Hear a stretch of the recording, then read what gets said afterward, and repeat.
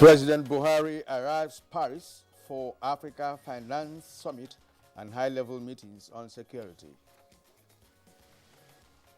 Power outage in Kaduna metropolis as NLC warning strike begins today. We are definitely frustrated because most of us, you can see, we are outside, there is no light. Those who have access to refrigerators, all their food stock have been perished. Police arrests 5 suspected rail track vandals. And on Good Morning Nigeria today, we shall discuss attacks on INEC offices and implications for the electoral process.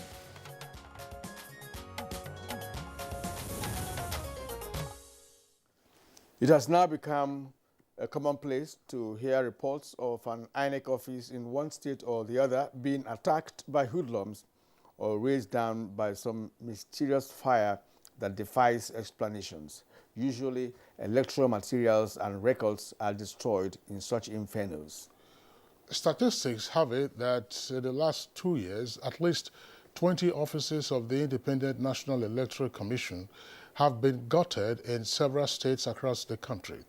Now, a breakdown of the fire incidents showed that the most affected states include Akwa Ibom, which recorded 4 incidents, Abia 3, Anambra and Imo have recorded 2 separate incidents each, and Enugu, of course, just last week. Other states that have equally witnessed fire incidents in INEC offices between February 2019 and May this year include Borno, Ebonyi, Jigawa, Kano, Ondo, Plateau, Rivers, and the Federal Capital Territory.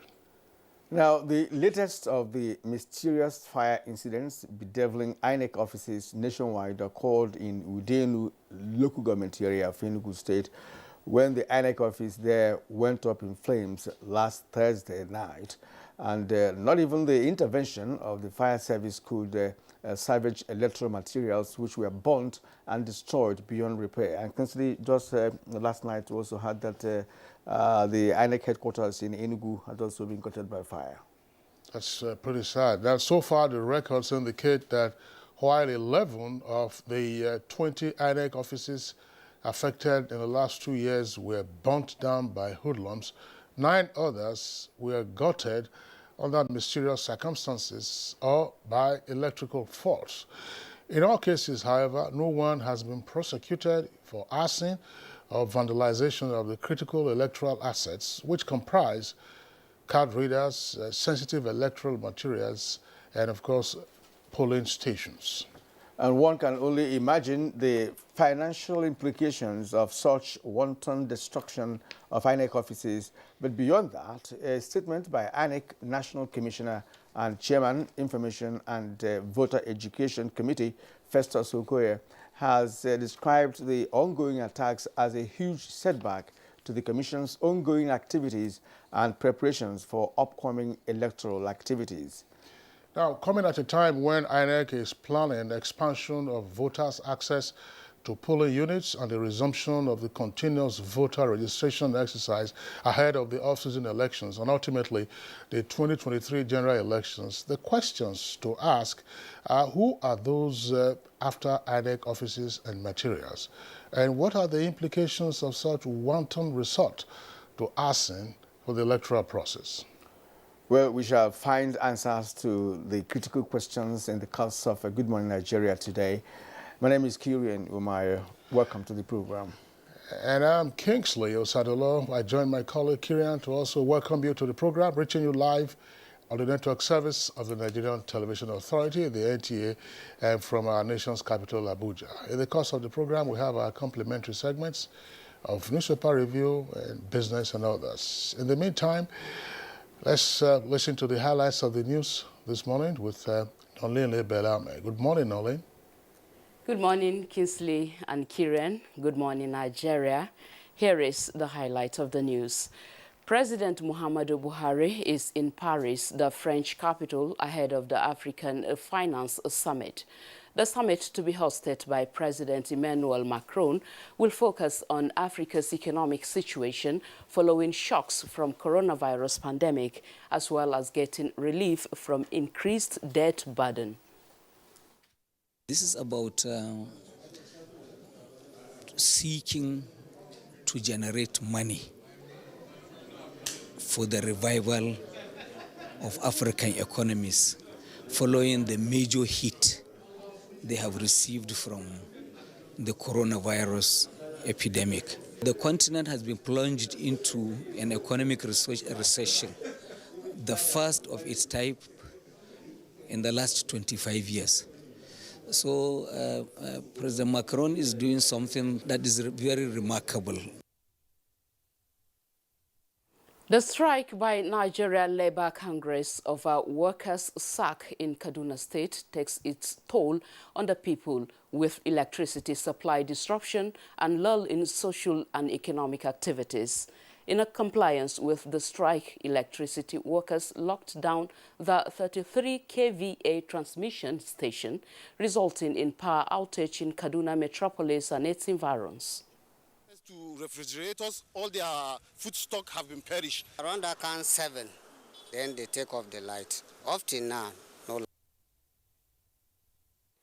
Meanwhile, the Kaduna State Police Command has apprehended 5 suspected rail track vandals at Dale village of Jama local government area and recovered 2 trucks loaded with locomotive railway sleepers. A statement by the Command Public Relations Officer, ASP Mohammed Jalige, says the suspects are currently undergoing interrogation and efforts have been intensified with a view to identifying all those involved in the destruction of critical national infrastructure. The police therefore advises the public to disregard the video in circulation attributing the vandalism to the Abuja-Kaduna rail track, as the 2 incidents have no direct link. The proliferation of light and small arms within and across Nigeria has continued to be the bane of ongoing efforts to end insurgency, banditry and other related crimes bedeviling the country. The fight against the ugly trend has, however, recorded a huge success recently with the arrest of a notorious gun runner from Niger Republic. By a combined team of policemen. I sell the rifles and ammunition to bandits at their various enclaves, especially in Zamfara and Niger states. However, from security to health now, 7 new COVID-19 infections have been recorded nationwide within the last 24 hours, representing the lowest daily statistics in about a year. This brings the country's total confirmed cases to 165,709. The Nigeria Center for Disease Control, NCDC, records show that Niger State reported 5 new COVID-19 infections, while Rivers State reported 2 infections.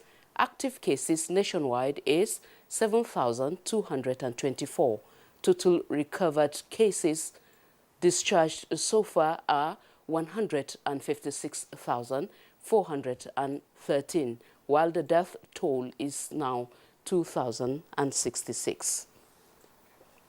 And that concludes the highlight of the morning news. Good morning, Nigeria continues with Kieran and Kingsley after this break. I am Norlin Ebel Ame. Good morning. My name is Boss Mustafa, the Secretary to the Government and the Chairman of the Presidential Task Force on COVID-19.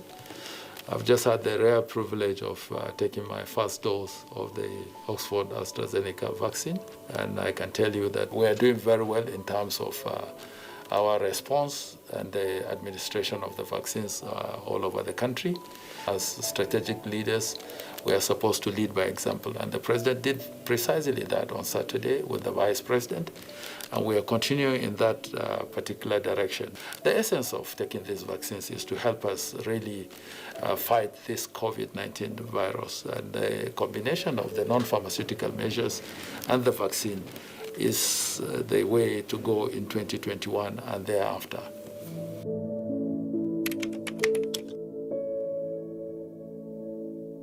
World Telecommunication and Information Society Day has been celebrated annually every 17th May since 1969. COVID-19 pandemic has highlighted the urgency of accelerating digital transformation and advancing the goals and targets of the Connect 2030 agenda of the ITU to leave no one behind. Nigeria, through the Nigerian Communications Commission, participates actively in commemorating the theme of the World Telecommunications and Information Society Day 2021, i.e. accelerating digital transformation in challenging times throughout the year with national, regional, continental, and international initiatives. I would like to congratulate Nigerians for this important day and this celebration, and wish to commit that the Nigerian Communications Commission will leverage the power of information and communications technology in digitally transforming our society and communities.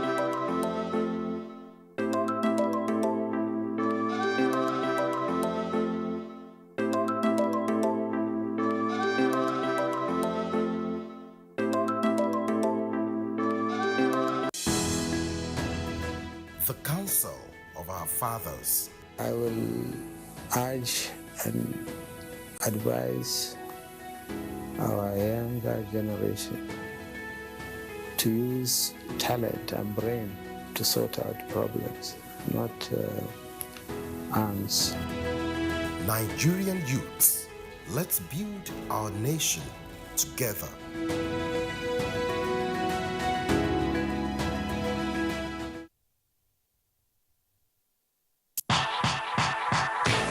It's the dawn of a new era on NTA's flagship program, the Sports Parliament, revitalized with lots of varieties, including feedback responses from viewers. Sports Parliament, the weekly sports show that exposes all the intrigues in the Nigerian sports sector and projects an agenda on the way forward for Nigerian sports. On NTA every Thursday at 10:30 p.m., running for 1 whole hour, discussing sports. The parliamentarians are more committed than ever to enlighten the viewers as the Sports Parliament takes it to a whole new level on the floor of the House. Keep a date with the Sports Parliament as motions are moved every Thursday on the floor of the House. Mr. Speaker, with his gavel to harmonize sports resolutions. The House have it.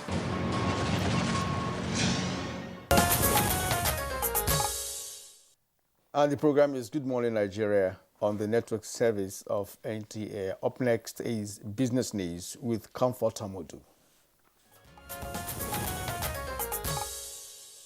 The growing demand for healthy living has exposed many consumers to the need to consume more nuts and fruits, thereby increasing the passion for date fruit, or dabino as it is locally called.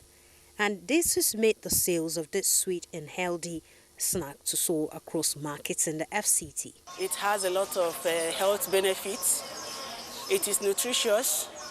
It improves the overall health of anybody, especially women. The bad aspect side of it is becoming too expensive. We have opportunity of exports, but Nigeria is a country that has large markets. We are talking about 200 million people. If we are producing to even feed Nigeria alone, you talk about the economic capacity of this span. And right now, for our exports to really attract the kind of foreign exchange we're looking for, we need to start thinking about value addition.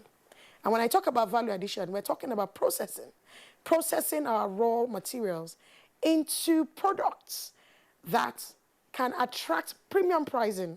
Based on this application, it seems the value and demand for dates will continue to rise.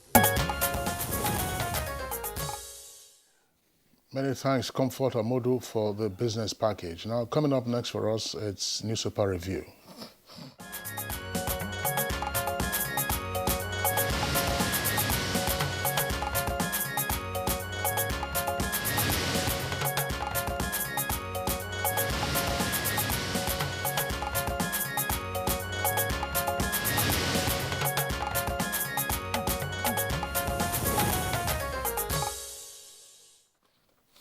And our reviewer, Bayo Tebi, just joined us. Bayo, good morning and welcome to the program. Thank you, Gideon. Good morning. Good morning, Kinsley. All right, Bayo, good to see you. Hope you had a pleasant weekend. Yes, I did. Good morning, Nigeria. All right. Kieran? Yeah, we have two papers this morning. The first is the Punch newspaper. Let's start with the Punch newspaper. Above the nameplate of the Punch newspaper, petrol imports rose by 100 million liters in January, according to the NMPC. The story is on page 30.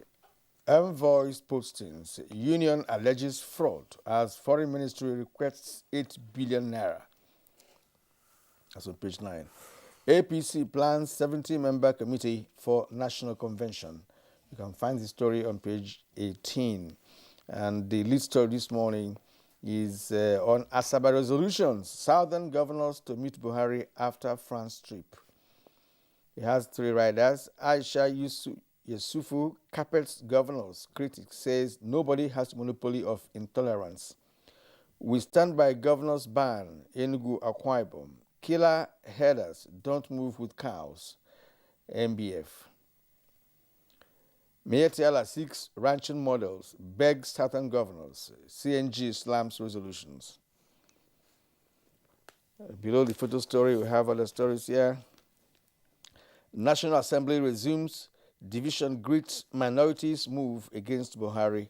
The story is on page 12. And we have Jonathan faults southern and northern governors' separate meetings. The story is on page 8. Also on page 8 is the Kaduna adamant as blackout heralds Monday's workers' strike. Copter food dropping, that is helicopter food dropping. ACF accuses federal government of conspiracy for shunning probe. That's on page 8. Herdsmen killed 17 in fresh attack as we buried 13 Taraba residents. It's on page 9. Gumi meets Afaka 37, insists on negotiations with bandits. Page 12 is where you get details of that story. That'll be all on the Punch newspaper front page. Okay, we also take a look at the window page of the Nation newspaper from above the name flag right down to the foot of the page. Headers killed 4 in Benue community attack. That's on page 4.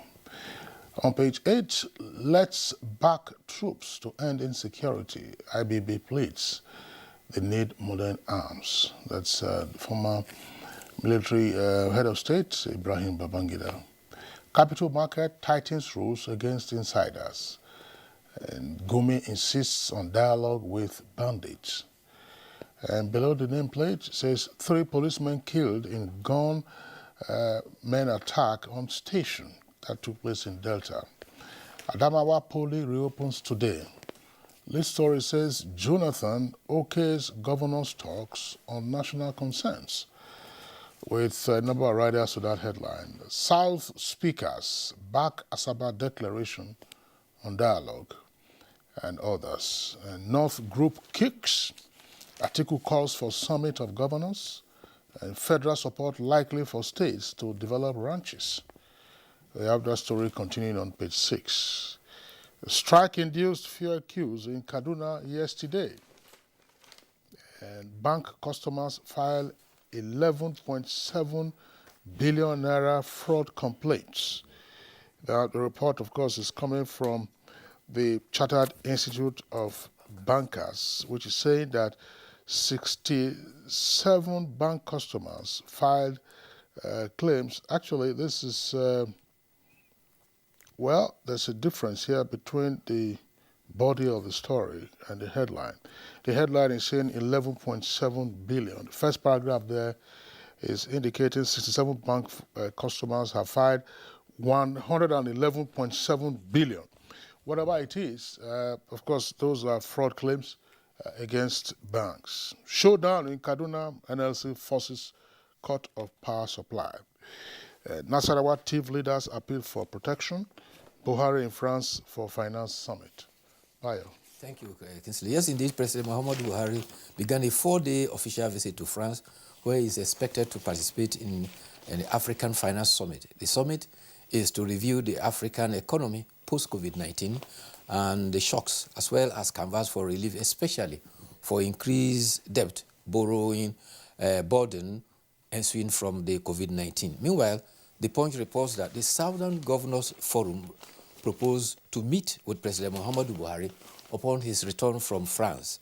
This is to present to him their 12-point Asaba declaration. But yesterday at Asaba, speakers of the state legislature of Southern Nigeria said Southern Governors' resolution are pathways to resolving problems facing the country.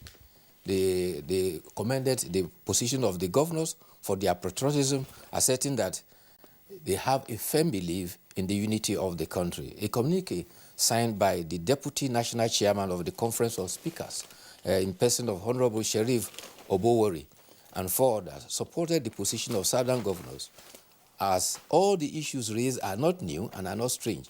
Rather, they argued that they require swift response from the federal government. But meanwhile, former President Goodluck Ebele Jonathan has admonished governors to shun what he described as antagonism. He said antagonism among governors was uncalled for. Rather, they should come together at a round table to discuss. The former president says the Nigeria's Governor Forum remains the best platform to discuss issues affecting Nigeria and proffer solutions that are to issues that are affecting the nation, and this will help President Muhammadu Buhari. He made this observation while at a function in Benin yesterday. He says, I don't really love situations where northern governors will meet, then southern governors will also vice versa meet. They will not help our country. The governors should meet through Governors Forum. They are the people who run this country. The president is just one person in Abuja. In the country where local governments are weak, it is the state that people fall back on. So if all the governors of the states meet, dialogue, interrogate things that are good for this country, then we will move forward. Meanwhile, the Cattle Breeders Association of Nigeria have called for the establishment of 2 or 3 model ranches as part of the measures to put an end to open grazing. Their Secretary General, Baba Ngerezema, is reported in Punch that he's pleading that Southern governors should consider the plight of pastoralists in their proposed ban of grazing. He said they should see that some of the pastoralists are bona fide citizens because many a herder were born and brought up in those places in southern Nigeria, and they know no other place other than those places. He urged the federal government to assist the state governments to establish model ranches. Ngazema says that we are not opposed to settlement of pastoralists, but there must be a model for pastoralists to see and emulate.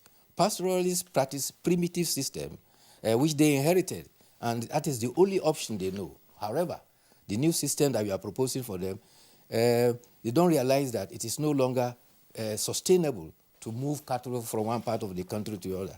So pastoralists are bona fide Nigerians whose rights and privileges must also be protected.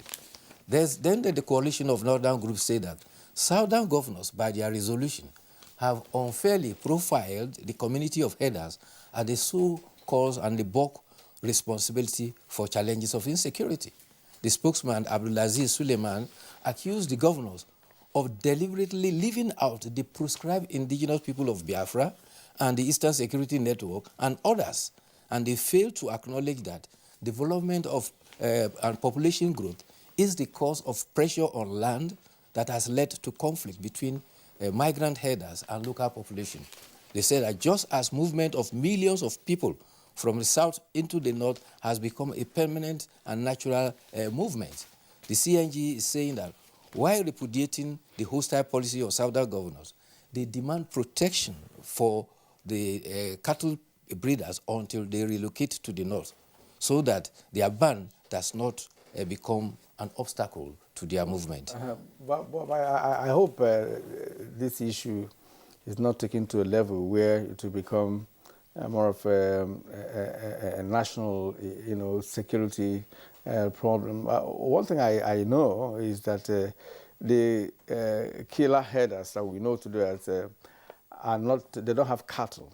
They don't have cattle. These are people who hide under the umbrella of herders to, rob and of course kidnap. The real pastoralists we're talking about are not really the killer herders in the first instance. And if you are going to ban open grazing, in my understanding, there has to be an alternative to that, because as the man rightly pointed out there, that some of those herders who were born and bred in the southern part of Nigeria, and they know nowhere else apart from the southern part of Nigeria. So I think what Jonathan also said, the former president has said, also makes a lot of sense, that northern governors will be on the other side and southern governors will be on the other side, and making resolutions and what have you.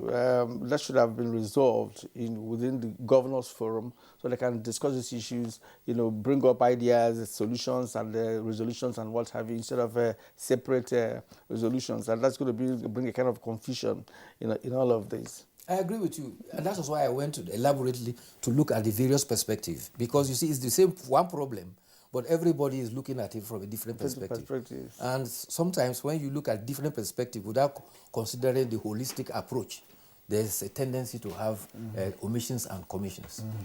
Well, the Asaba Declaration, the 12-point resolutions by the governors of the South has generated a lot of reactions from across the country. I do hope that we do not lose focus of the core essence of those resolutions, because they are aimed at solving national problems in their own view. What is it that we are doing to address those issues, rather than name-calling and attacks and unhelpful categorization? Because we hear all these comments, oh, this one said this one, you shouldn't have said this, you are disloyal, you are X, Y, Z. In the meantime, the problems continue. Yes. And nothing is done. And they will be looking for higher order issues to seek to deal with. One of the resolutions, and I'm surprised that nobody is talking about that, including those who are condemning the southern governors for meeting in Asaba. The governors said, look, the congestion in the Apapa Tinkan Port area has defied all solutions: presidential, vice presidential, gubernatorial, private sector, and XYZ. And that we cannot continue to allow the economy to hemorrhage on account of the losses incurred daily by persons who want to go into or out of those ports or just commute along that corridor. Therefore, the governors resolved, open up other ports in the eastern flank of the country so that you can reduce the congestion on the western flank of the country. But nobody's talking about that. And this is an issue, Kirian, you recall, we have talked about here on this program. At some point, they said, oh, there are no incentives for shippers to go to the eastern ports. I would say, look, there's no question of saying that. Provide those incentives. If the draft is not deep enough, then you get ahead with your dredging and then draft the ports. Oh, they said Onitsha Port is an inland port. You have Warri, you have Koko, you have Onne, you have Calabar, you have Akwa Ibom. So what are we doing? We are not focusing on those ones now. And at some point, Lagos continues to choke. There is one aspect of this conversation you raised now that we tackled in one edition of Good One Nigeria here, where we had a chairman of the shippers themselves. Shippers Council, right. He rightly said, look, that it is an importer determines where his goods goes. That even at a time when some of those ports we're talking about were opened up, somebody says, look, I want my goods to be taken to Lagos. That's where the market is. So that if eventually those ports are open and no importer is prepared to say, take my goods there, then the essence of doing that has been defeated. So that is the point. Everybody wants Lagos. But Kirian, part of his explanation on that occasion was that the cost of freight from Lagos, from wherever it is outside the country to Lagos, is cheaper than the cost of freight to the ports on the eastern flank. Exactly. And one of the issues they identified also had to do, of course, with sea piracy and robbery. But again, that is not the responsibility of the importers to tackle. You have a navy, and then you have other security outlets. But the point, Kira, if you recall, he also talked about incentives. What incentives? If you say for the ships that are going to berth on the eastern flank, look, you are going to reduce the cost of berthing and so on and so forth, and that also now impacts on the cost of freight. Of course, people will go to, why would you want to, if you have containers you are taking to the east, why would you want to come to Lagos? To collect it. To collect it, and then you go through 100 checkpoints of customs, police, road safety, everybody before you get to the east? You know, I think they sell in The Lagos. other day there was sell an example. the bulk of it in Lagos. Goods discharged at Lagos port were sent by batches through up to Onitsha level. And that was expected to be an experiment to see how they can also use that as a means of decongesting the Lagos port. Well, then the other buyer, this is, I mean, sorry, we're jumping in. Part of what has also caused this congestion, I recall in the 90s, when they were building all those tank farms around the Apapa, beachland, I was asking myself, what is the meaning of all of this? What is the meaning of all tank farms? And now you have tankers all over the place. They are queued sometimes from Apapa to well beyond my 12. They are coming straight down, or sometimes even getting to Sele. I don't know what they are looking for. Maybe they want to get petrol, maybe they want to get refined product. But these are the things that, I mean, we say, God forbid, we have handled this on Good Morning Nigeria some years ago. Yeah. What are the fire protection and prevention measures you have in those locations? None. The other two stories I think we need to look at. There is a development in Imo State. The Imo Police Command has announced that they have arrested a man who they claim to be a police spy, and he was part of those responsible for attacking the police command headquarters on April 3rd, including the attack on the correctional field. He's been identified as Michael Osondu. He claims to have been trained as a police spy, but they found on him a pump-action machine gun, 26 live cartridges, police uniform of DSP rank, which they believe is fake. The Commissioner of Police, Abu Tuyaru, says they are investigating. And in Kaduna, the Kaduna state government has said the state has been thrown into blackout because of the impending Nigeria Labour Congress strike today. Kaduna state government says it won't be intimidated over its initiative to right-size the state workforce. But the dilemma here is this. There is an independent private entity that is responsible for providing electricity. NLC, to its affiliates, have foisted blackout on people who do not own the electricity company, but because there is a dispute with the state government. And the state government is asserting that there is a ban on public procession, and they are all out to see what will come there. So this kind of initiatives is dangerous. The other dangerous one is about banditry, and this is happening in the local government in Shiroro. Bandits have visited about 400 households and collected 200,000 each, making about 8 million, and they have given them guarantee they are free to go and farm. And so they have a link with headers who identify those who have paid, and those who have not paid are not free to move around. So you have a banditocracy happening up in the local government. But this banditry is taking another dimension, right? And yes. I had a privilege of listening to Sheikh Gumi yesterday on one of the networks, right? And he was making it so emphatic that it is necessary for the government to negotiate with the bandits. Because the bandits say they are not criminals. They are just doing their business. They didn't start kidnapping by themselves. It has been there before they started.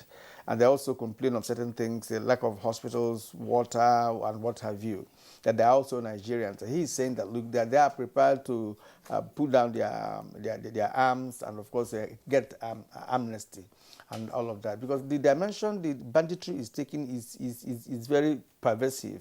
And by the time they move from, that what we mentioned now is from in the Niger state, yes. They could do that in some other states. How could that happen? Coming to households and getting money from them, guaranteeing them that they cannot go to farm, there will be no kidnapping again. Then that means they are government of their own, governing those ungoverned areas in in Nigeria. And just the previous week, you had the Niger State government raising alarm that about 40 communities have been taken over by suspected Boko Haram insurgents. Well, what you are saying is referred to as protection racketeering. You pay this much, we'll protect you. You don't pay, you face the consequences. Yeah, I call it banditocracy. Well, well, that's fine, but there's no point, in my view, seeking to glorify or justify the claims of the bandits that they are aggrieved because of the absence or inadequate infrastructure, that there's no power, no water, to accommodate the power and water and other infrastructure should be brought into the forest where they are, or the hilly locations where they are located. So that's the point to ask. And that, oh, they didn't just, I don't understand why. Sometimes these are some of the views that ordinarily should not find space in any public medium or even private medium, because it is insulting to the sensibilities of persons who have suffered in the hands of these bandits. But you raised a very critical point. I think that is something that is going to engage our stakeholders. If the NLC is protesting against the dismissal of, or the retrenchment rather, of 4,000 or so workers in Kaduna, why then are you mobilizing workers in various unions to paralyze activities in Kaduna? What is the privity between those unions and Kaduna State government? I mean, that's something that we're going to worry about. Let's call it a day for this segment. Bayo, thank you so much for your analysis. We hope to see you again tomorrow for more on Newspaper Review. You're watching Good Morning Nigeria on NTA Network Service. We'll take a short break now. When we return, we'll be focusing our attention on, of course, the very topical issue for conversation this morning. Contemporary times require practical skills to remain competitive and relevant in your organization. Therefore, take advantage of NTA TV College short proficiency courses to sharpen your professional skills. Intermediate camera operation techniques. Date 17th May to 11th June 2021. 4 weeks. Electrical power, earthing, lighting, UPS, inverter and solar system. Date 31st May to 4th June 2021. 1 week. Studio broadcast equipment and OB operations. Date 14th June to 18th June 2021. 1 week. English grammar and pronunciation for broadcasters. Date 28th June to 23rd July 2021. 4 weeks. The course fee for the 4-week course is 100,000 naira per participant, while the course fee for the 1-week course is 40,000 naira only. Accommodation inclusive. Venue for all the courses is the serene and secure environment of NTA TV College near Old Government House, Rayfield, Jos. For more inquiries, please call 0806-980-9807. NTA TV College, Jos. Training you to be the best you want to be.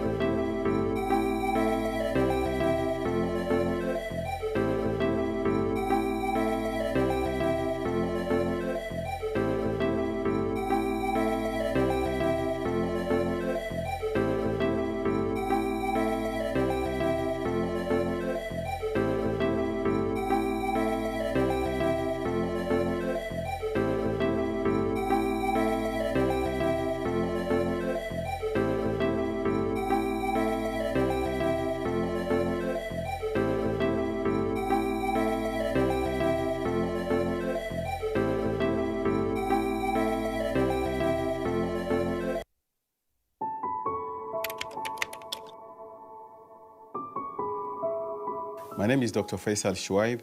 I am the Executive Director and Chief Executive Officer of the National Primary Healthcare Development Agency. Earlier today, I took my first shot of the AstraZeneca vaccine. Despite all of the delays, all of the doubts, here we are, Nigerians can finally access the vaccines. I hope that Nigerians will come out and get these vaccines because these vaccines are safe, they're effective, and they truly work. over the course of the next few weeks, we have to continue wearing face masks. We have to do social distancing. But I know eventually, once we're able to get herd immunity, then we'll be able to stop all of these non-pharmaceutical interventions. To get the vaccination, you should go to the MPHCDA website. There's a link on there that you click and you can register and schedule exactly where you want to get your vaccine.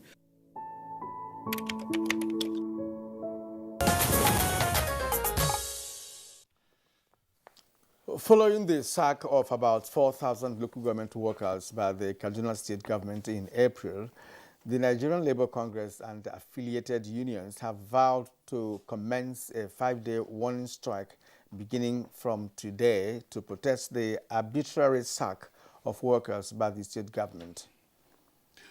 Well, we understand that staff of the Transmission Company of Nigeria, as well as the Electricity Distribution Company in Kaduna, have already shut down power supply to Kaduna Metropolis, just as various workers' unions have also directed their Kaduna State chapters to down tools in protest against the perceived anti-labor action by the state government. We're being joined now by our correspondent, Suleiman Abdullahi Regan Chukum, who is monitoring developments in Kaduna at the moment. Suleiman, good to have you on Good Morning Nigeria. Tell us what is the latest in Kaduna Metropolis with regard to the commencement of the warning strike by the NLC.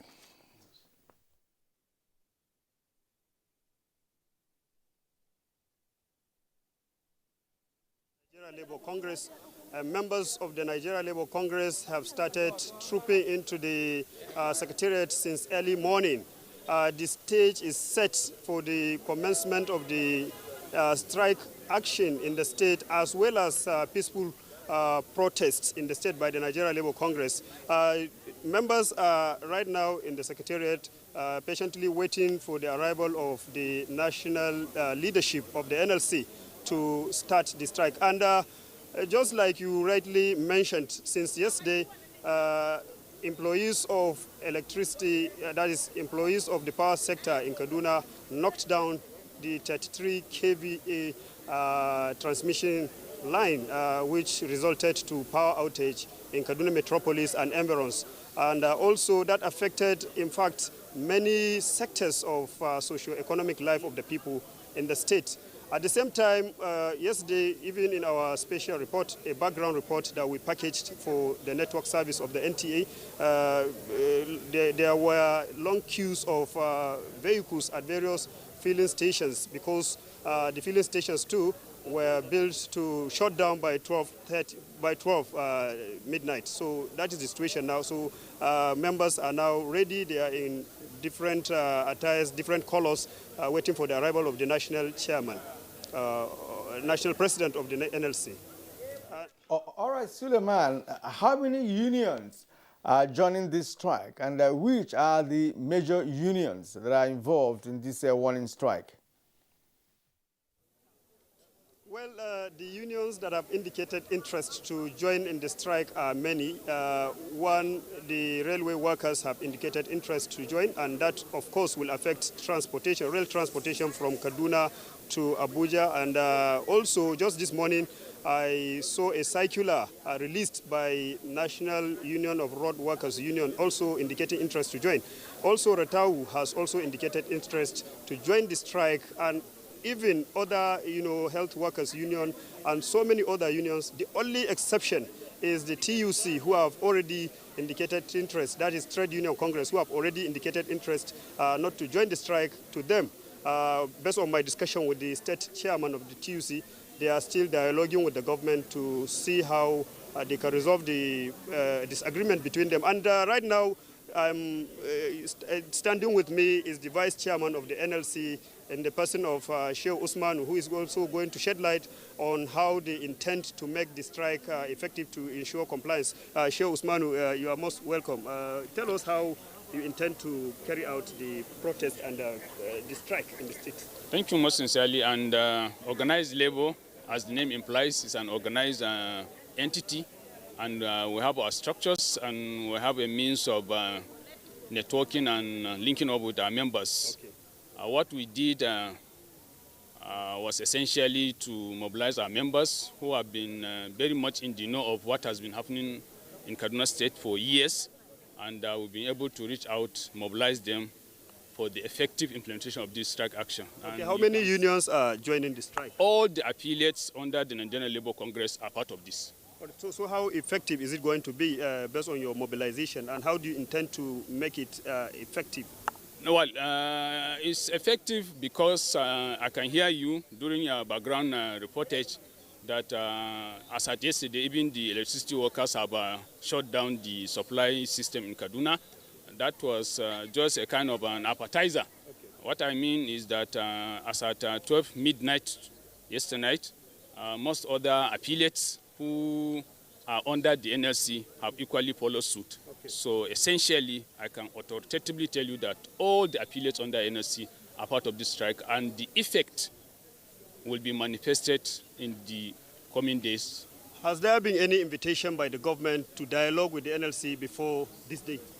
Well, dialogue is relative in my view, because when you invite people and issue out a certain position already taken by the government, in labor parlance, that is not dialoguing. Okay. What we take as dialogue is when issue arises, parties are invited, the matters are placed on the table, thoroughly and comprehensively discussed, and amicable means of resolving those issues are discussed and agreed upon. That is dialogue.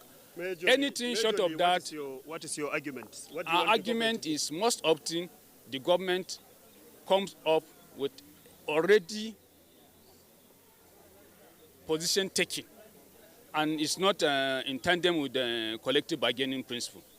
Let me repeat, in most cases the government comes with already determined position, and labor in most cases are put to a tight corner, not to have any space whatsoever to ventilate their feelings, come up with maybe alternative ways of addressing the issues or concern of the workers. And in that way, avoidable tensions are being created, and the workforce, increasingly in the public sector, is being put to a situation that is not productive. Thank you very much, Mr. Vice Chairman. That is the Vice Chairman of the State NLC in the person of Shehu Usman.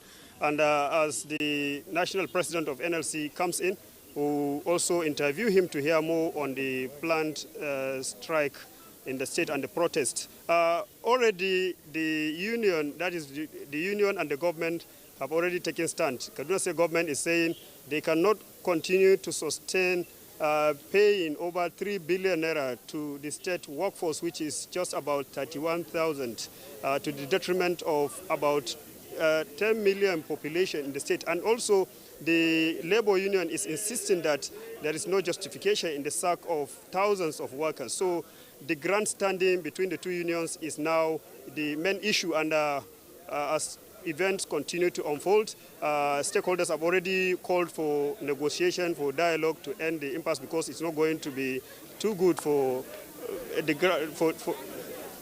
all right.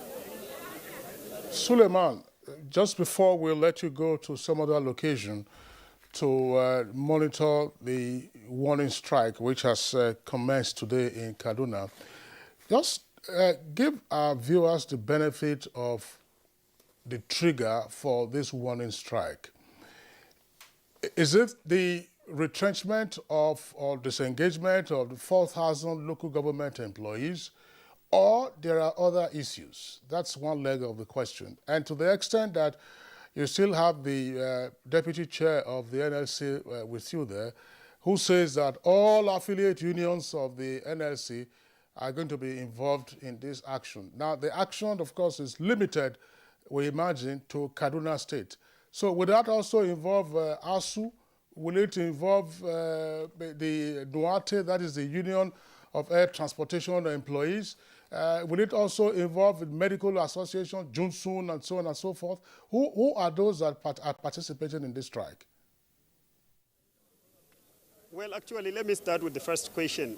Initially, local government workers were sacked, and also teachers were sacked. And you know they have their own unions The Nulge National Union of Local Government Employees is there for the local government employees. And also NUT, National Union or Nigerian Union of Teachers, is also there for teachers. And there were some protests even when this action was taken of the sack of this category of workers. And the NLC is now protesting the plan by Kaduna State government to further rationalize the workforce. That to the government, according to the press release or the press conference they had with the State Commissioner for Local Government and also the head of service, is still a speculation. But then the NLC is out with other affiliate unions, including the Health Workers Union, the Nulge and NUT. All of them are participating, apart from the TUC, to put a halt to this plan they think the government is going to execute,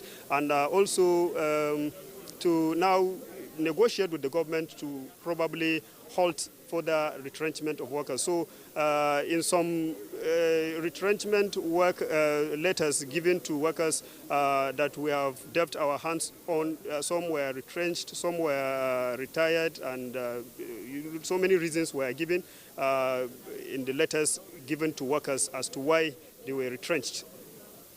All right, Suleiman, thank you very much indeed. Do keep a tab on the situation, as you may likely give us further details before the end of Good Morning Nigeria. Thank you indeed. We are now back to the studio. You are still watching Good Morning Nigeria on the network service of the NTA. Before we begin our conversation segment this morning, which is on the serial attacks on INEC offices and implications for the electoral process, here is Abdulsalam Jibril with a background report. The next general election holding on the 18th of February 2023. It is countdown already to the 2023 general elections, and political activities across the country have begun in earnest preparatory to the polls. The electoral umpire, the Independent National Electoral Commission, INEC, has also begun preparations since the chairman of the commission, Professor Mahmoud Yakubu, announced that the elections will hold on Saturday, 18 February 2023. However, attacks on INEC facilities, which manifest as fire incidents in some parts of the country, have become cause for concern. At least 20 offices of the Independent National Electoral Commission have been gutted by fire in the last 2 years. The most affected states include Akwa Ibom with 4 incidents, Abia with 3 incidents, Anambra and Imo states with 2 incidents, and Enugu joining the fray only last week. Other states that witnessed fire incidents between February 2019 and May 2021 are Borno, Ebonyi, Jigawa, Kano, Ondo, Plateau, and Rivers states, as well as the Federal Capital Territory. While about 11 INEC facilities were burned down by hoodlums, 8 others were gutted by fire under mysterious circumstances, mostly attributed to electrical faults in these states, including the FCT. This month alone, 3 INEC facilities have been attacked. On the 2nd of May, the INEC office in Esien Odem local government area of Akwa Ibom State was attacked and destroyed. This was followed by another fire incident at the Ohafia local government area office of INEC in Abia State on the 9th of May. And 10 days after, on May 19th, fire again gutted INEC's office in Udenu local government area in Enugu State, leaving the premises in rubble with nothing to recover. INEC maintains that in many of these attacks, its office building was extensively damaged and electoral materials and office equipment destroyed. Consequently, the Commission is to convene an emergency meeting with all the resident electoral commissioners on Wednesday, May 19th. Experts have also called for an immediate review of the measures necessary to secure INEC assets across the country towards ensuring that future elections are held as at when due. The question to ask is, why the sudden and increased spate of attacks on INEC facilities? Will these attacks constitute a setback on the Commission's preparations, including the ongoing conversion of voting points to polling units as well as the continuous registration of voters and the conduct of polls. Guests on the program will speak to these issues and more shortly. With us in the studios now to discuss this issue, let's welcome Andy Ezeani. He is head of the Publicity Division of the Independent National Electoral Commission. Andy, pleasure to have you this morning. Good morning. Good morning, viewers. Okay. Also here with us on the studios, it's a regular guest on Good Morning Nigeria, Ezenwa Nwagu, Chairman, Partners for Electoral Reform, and also convener, Say No Campaign Nigeria. Ezenwa, delight to have you on Good Morning Nigeria. Thank you. Good morning.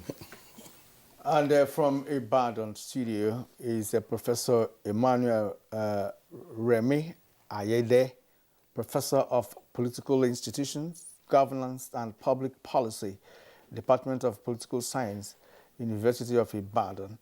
So you're welcome to the program. Good morning. It's my pleasure to be here this morning. All right. We also expect a guest to join us, a retired top police officer who will be joining us from our Kano Network Center once the connection to that center is cleared up by our engineers. But let's begin with the head of Publicity Division of INEC, Mr. Andy Ezeani. Mr. Andy Ezeani, of course, you listen to the background report by our correspondent, and there have been reports, again, also in the media about fire incidents, arson attacks, just plain vandalism of INEC offices and structures. Give us a picture of what has happened, say, the last year or two. Well, thank you very much, K.O. I wish I could really give a thorough overview or a picture of what has happened. The reality is that the Commission actually is baffled because we can't really understand why it is happening. You know, in the last 2 years, as the report has shown, at least counting 19 situations we have had. And it cuts across the country. That is the most baffling thing. If you listen to the report, you are going to find out that we've had it Plateau, Kano, Jigawa, Enugu, Abia, all over the place. And the Commission does not stock any combustible materials. I mean, we don't deal with, with gas, with all things like that. So we don't understand why this happens. It cannot be that there is any particular thing that the Commission has that attracts fire. So the Commission is baffled. Unfortunately, as it happens, we have not had a situation where we can get at the root of this, what is actually causing this. We are talking of national assets. The work that the Commission does is not anything that we think that attracts fire, but it happens. So we don't really know what is happening, but we do know that it portends danger for the society. What has been lost in some of these fire incidents? Most of the time, actually, we have materials, that are necessary for the conduct of election and electoral activities. You are dealing with. The good thing is that we always have backup for our data. Actually, that's the critical thing that is there. We have not lost anything that we cannot recover. But in terms of the actual assets, yes, it is expensive for the nation. Because whenever you lose things, actually, that's already on the ground, you begin to rebuild. The budget of the Commission is not inexhaustible. And so when you have a limited budget, and then you have to spend millions and millions trying to rebuild what already was existing, that's a lot to the nation. That's basically the thing. But in terms of the data, in terms of the key things that the Commission requires to proceed with its service delivery, most of the time we have backups. Well, we also heard that apart from arson, that some of your offices that were gutted by fire, perhaps maybe as a result of poor electrical appliances or some other reasons apart from real attack by hoodlums. Have you investigated to find out whether it's just arson or other reasons for getting your offices burned down in different parts of the country? Yes, that's why when I started, I said the Commission is really baffled. If it is carelessness, I mean, this is a unique carelessness that is recurring. And if it is in terms of arson or, burning in a commission by political interest or things like that, you will think that these things will happen probably during election or immediately after election. But for such incidents that are occurring at off periods in the election cycle, you begin to worry. But then again, we must have to also note that the commission is not within the purview of the commission to investigate and things like that. So when they happen, we pass on, we call in the security agencies, and we make our reports. It is from them that we expect often to find out what the root cause is. In some instances, we have come by this report that electrical appliances here and there. But the commission, actually, like every other person, should be worried that electrical appliances problems are recurring as such a sensitive institution over and over again. Has INEC actually investigated their staff in those offices? Because in some cases there could be an insider involvement in all of this. Have you really investigated to find out whether some of your staff could be part of what is happening to your offices? Because, like you said, it's happening across the nation. There is no indication anywhere. There is nothing that actually points along that line, because actually there's no reason for that. Nobody will know, but I don't think there's any basis for that from the staff. Nothing that we have had so far points to that direction.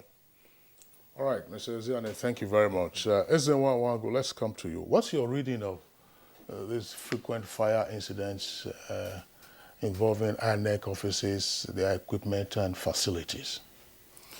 Well, thank you. Good morning again. I think that I would rather stay on a case-by-case basis rather than create the kind of hysteria that we're beginning to see. Akwa Ibom is unique in the sense that by 2019 there were obvious, attack on INEC facilities.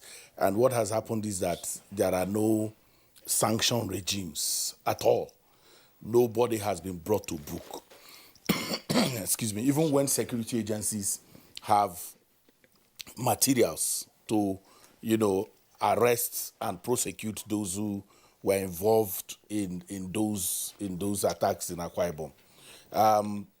So we could be clear that where there are political undertones to the attack on INEC facilities, that it is within the plate of the security agencies to be able to deal with that. And sometimes they do have materials to deal with that, as in the particular case of Akwa Ibom, which as we speak, nothing has happened. And it's not the first time. In 2015, if you remember, in Kano, the commissioner there and were burnt in his house, and as we speak, nobody has been prosecuted. So we need to put a searchlight on the capacity of the security agencies to at least unveil, put out the circumstances under which these things happen, and then we can then be able to say that there's an attack on democracy, there's an attack on democratic institutions when we come from that point. But in Enugu, for instance, you will see that there is no investigations, that from what I've heard, there are no breakages. So it comes to what you were talking about perhaps negligence, perhaps lack of capacity within INEC itself to be able to deal with these challenges. In many of the cases, it's not clear that it's political. So I'm more interested in us looking at it from the point that there are things that has to happen. And Mr. Andy was talking about the fact that there has not been any indication. Even if there is that kind of thinking that it is orchestrated by political, we must not lose sight of the fact that there are internal collaborators who will assist to do that. And so there might be.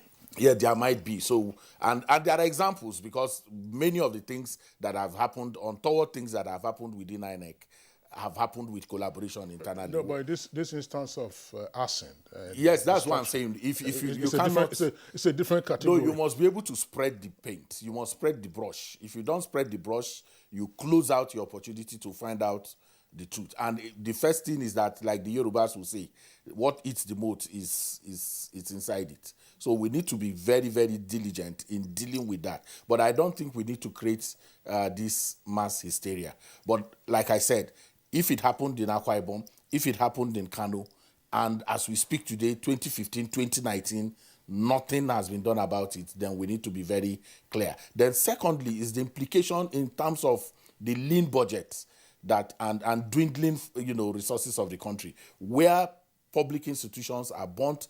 As we speak now, Akwa Ibom has not been rebuilt. Not one block has been added on that, on the things that were destroyed in those local governments and in Uyo, in Akwa Ibom. So I am more interested in seeing INEC determined to collaborate and sometimes call out security agencies, because it is not, it doesn't augur well that you, for instance, you report 14 cases to the police, only to eventually go for prosecution. And then the 10 others, nobody asks questions, nobody pushes to find out what has happened about them. I think that emboldens, even if there are criminals who are thinking in that direction, that nobody will be sanctioned for the things that they do.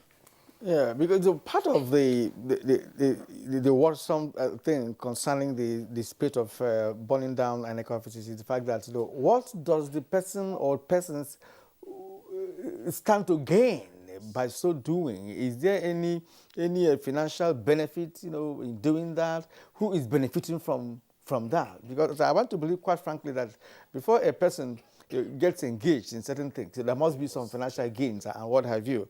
Perhaps there's a point about psychological warfare. Mm. You create a situation in which those who work in that environment begin to think that they are not safe, and therefore, if they are not safe, why are they not safe? Who is going to benefit from that? So it's not as simple as you make it. Okay, right now we are being joined by retired Assistant Inspector General of Police Bala Hassan. He is in our Kano studio. Sir, good morning and welcome to the program. Good morning, Nigerians. Privileged to be here with you this morning. The signals are clear right now. And let me also stay with you. We've talked about wanton destruction of INEC facilities across the nation, and we're wondering what could be the reasons for that. What is also worrisome is the fact that most of the destructions we've been talking about, nobody has been arrested and prosecuted for that matter. In your view, first of all, what do you think should be the cause of the spate of burning down INEC facilities across the nation, and what could be the reasons why many of them have not been arrested and prosecuted? Well, in my view, this spate of arsons across, especially in the south and southeast, maybe to undermine the electoral process, because very soon election will be coming to intimidate voters so that they will not come out for the forthcoming elections.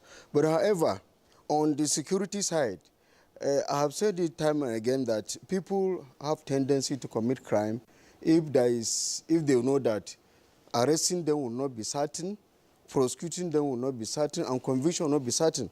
So that encourages people to go and commit crime.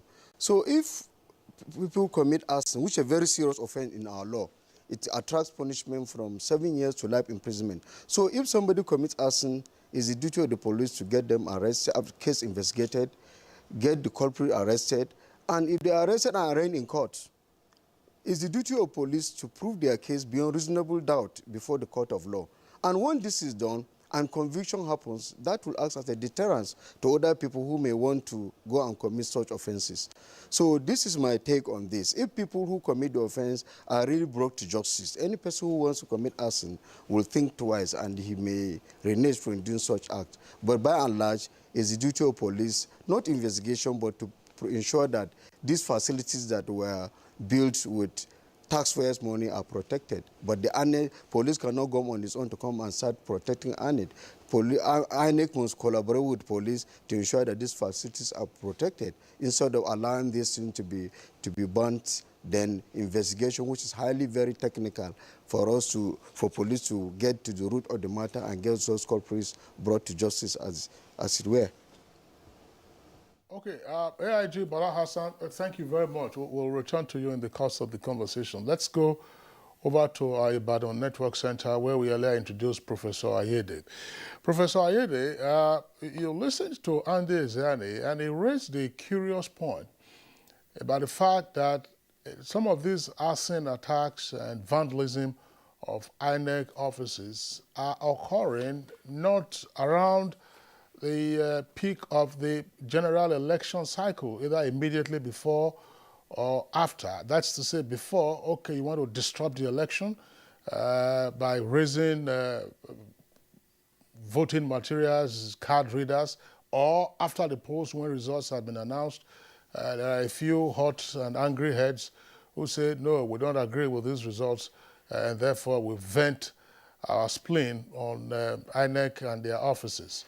But here we are, the reports that we are hearing, particularly in the southeast now, and indeed in other parts of the country, INEC offices are just going up in flames. What's your reading of what's playing out?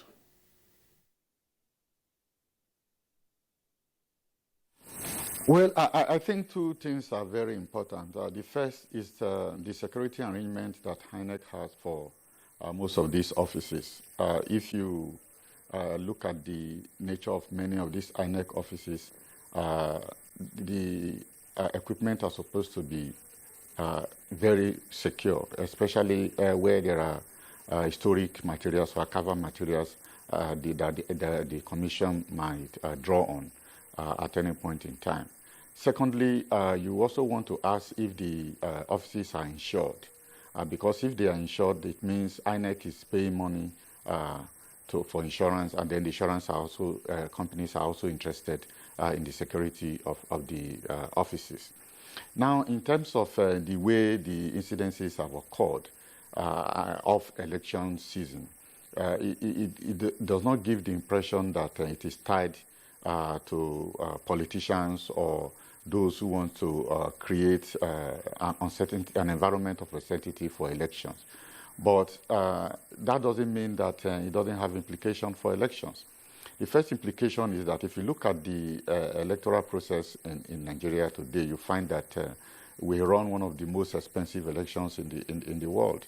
Now, if you now have all these incidences of destruction of INEC property, then it means that the budget for election will even increase further. And secondly, it doesn't also show that INEC is enjoying popular support if such incidences continue to occur. And why one cannot blame INEC directly for the incidences, since there are no reports that shows that it is caused by INEC or members of staff of INEC, or that it is the product of conspiracy, by politicians working with insiders in INEC. It's difficult to begin to speculate about the connection with the democratic process. But it's important that if such incidences continue to occur and nothing is done about it, then the question of the security and safety of INEC officials, as well as those who may want to be active in the electoral process, becomes very paramount. And that is why, ultimately, it has very negative consequences for the democratic environment. I think that those incidences have to be thoroughly investigated, and there must be culprits, and those culprits must be made to face the consequences of the action. If this is not done and the incidents continue to occur, then it's a very negative environment for democracy to thrive. All right, talking about consequences and how the culprits could be brought to book, Andy Ezeani, what kind of collaboration exists between INEC and the security agency with respect to protection of INEC facilities across the nation?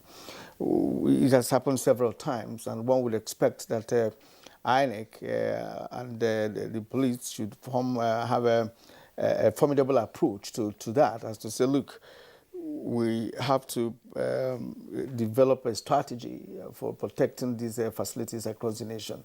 What has happened in that direction? Well, if you ask me about the relationship between the Commission and the security agencies, I mean, on the face of it, you can say very close and good relations.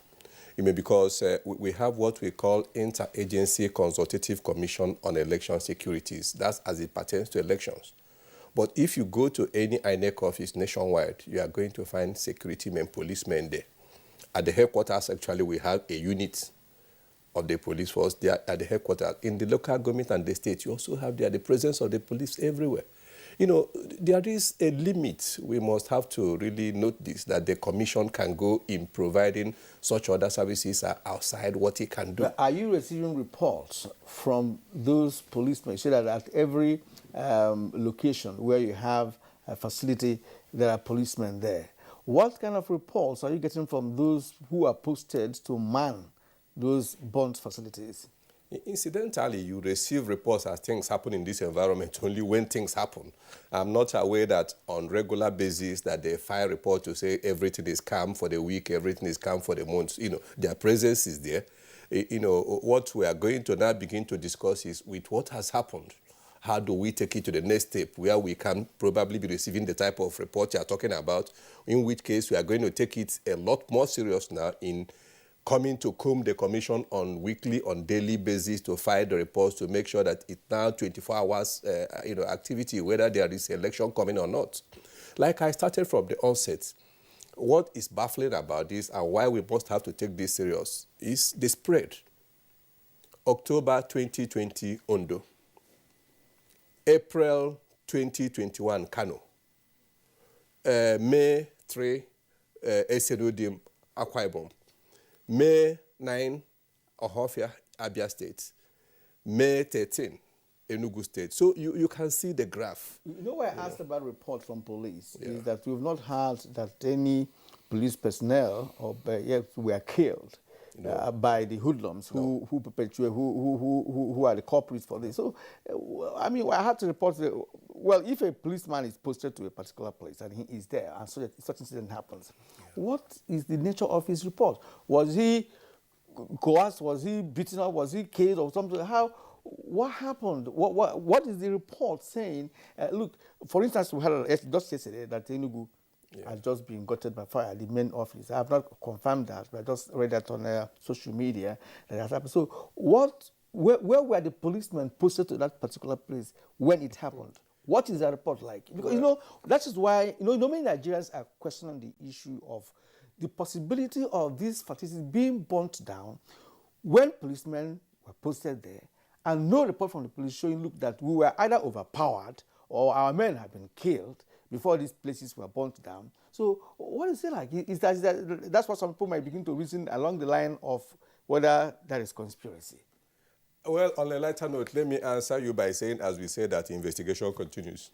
So I guess the investigation goes on. It's not only that no policeman had been killed. No staff or personnel had also lost his life in this. So it's important to note and for us to take it beyond that now to know if we have not lost life, if nobody actually had physically, been affected in this, then that means it happens almost at a time that, you probably don't have anybody that is physically involved. That also leads us to one step to begin to look at all this. Okay. I think there's a deficit in policing generally because and intelligence, and we are not dealing with that because focusing on the Nigerian police, for instance, you do know that there is the NSDC. That's called civil defense. Civil defense that we are told protects national infrastructure. We know that there is Directorate of State Security Services that has capacity to mine intelligence and then provide. And when there is no coordination in terms of how these agencies do their work to protect national institutions, we must be very clear in saying we have not had value for money in terms of how that's going on. If you have a pattern like this, as it has been stated, my sense is that the Directorate of State Security Services should be able to tell Nigerians in clear terms whether these are external or extraneous, or whether they are natural. If that explanation is not coming, we can't continue to, because if you say hoodlums, there has to be somebody has to break into somewhere to be able to come from the outside. And if you have taken the scope of INEC offices across the country, you will see in front of most of those offices there is the APC, the what do you call, the armored personnel carriers. You have police all over the place. You have SSS. If you want to, just a visitor, you want to visit somebody inside, the place is made to look like a fortress. So if then it's happening that your offices are getting burnt, because the coordination, that interagency consultative committee on election security is for election, but the day-to-day protection of that these assets has more to do with different institutions. And if you go to those offices, you see these persons that I talk about, whether they are the civil defense or the SSS or the Nigerian police, you do see them in those environments. We must begin to ask for value for money in terms of how people do their work and the reports that they present. And we should be able to call out these institutions, because if it's taking that pattern, we shouldn't wait until this mass hysteria is created. Oh, INEC offices are being burnt across the country. When we do that, we also trigger, unknowingly, we trigger, some fear, and then some also ideas for some people. But if it's caught if we cut it at this point now, where we educate Nigerians and say, look, on case by case basis, Ondo, what happened? What is the report about Ondo? Was it a breakage? Was it internal? So I remember that when Ondo happened, somebody was dispatched from Abuja. The national commissioner was there. When he came back, did he tell us anything? What did we hear about it? There's a closure. Nigeria closes every matter. After Kano, the burning of those places, what happened? Was there a closure? We must come to a point where we conclude issues and say, when it happened there, this is what happened, this is what happened, and this is what happened. Thank you very much. Let's bring in AIG Bala Hassan into this. Retired AIG, of course, give us the benefit of your policing experience as well as law, because SNY is raising a very critical issue of supervision, coordination, and then action on reports brought in by a number of agencies that are involved in security efforts. Obviously, I mean, the DSS, you would imagine, would have their ears to the ground and have their eyes wide open to pick up any information. And then the police who are physically present should also have their own reports if they are going after any of the hoodlums, as if that's not a new ID. They will also have that. And the civil defense to say, look, this is what happened. But in particular, look, a fire incident occurs, say, in Akwa Ibom or in Kano where you are or elsewhere. Do we have a comprehensive report from the various agencies where people sit down, I mean, not the general public, by the way, because it's not every matter you put out in the public domain, to say we are evaluating what happened, these are our reports, this is what happened there, this is what we are going to do to go after the suspects, get the suspects, drag them in, and of course, seek to prosecute them and nail them, plus preventive measures. Do we have a sense of this, or is everyone acting in a different silo, and in the end, the matter gets buried? Well, as for investigation of cases of arson and deliberate burning of INEC facilities, I will expect when it comes to arson involving conspiracy within INEC, there is not much a policeman guarding INEC office within the perimeter can do, because if there's conspiracy, not much can be done.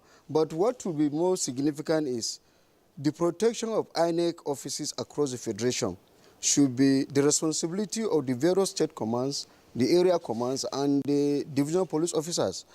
With what is happening now, one would expect in every command, most of these offenses happen at night. So in every command, there is what we call the command incident duty officer, because after 6 o'clock, the commissioner will have closed, most senior officers have closed. The command duty officer has a responsibility to go around and check critical infrastructures like the prison, the INEC office, commissioner's residence, all other important places, and see that the men who have been posted there, they are not only there, but they are at alert.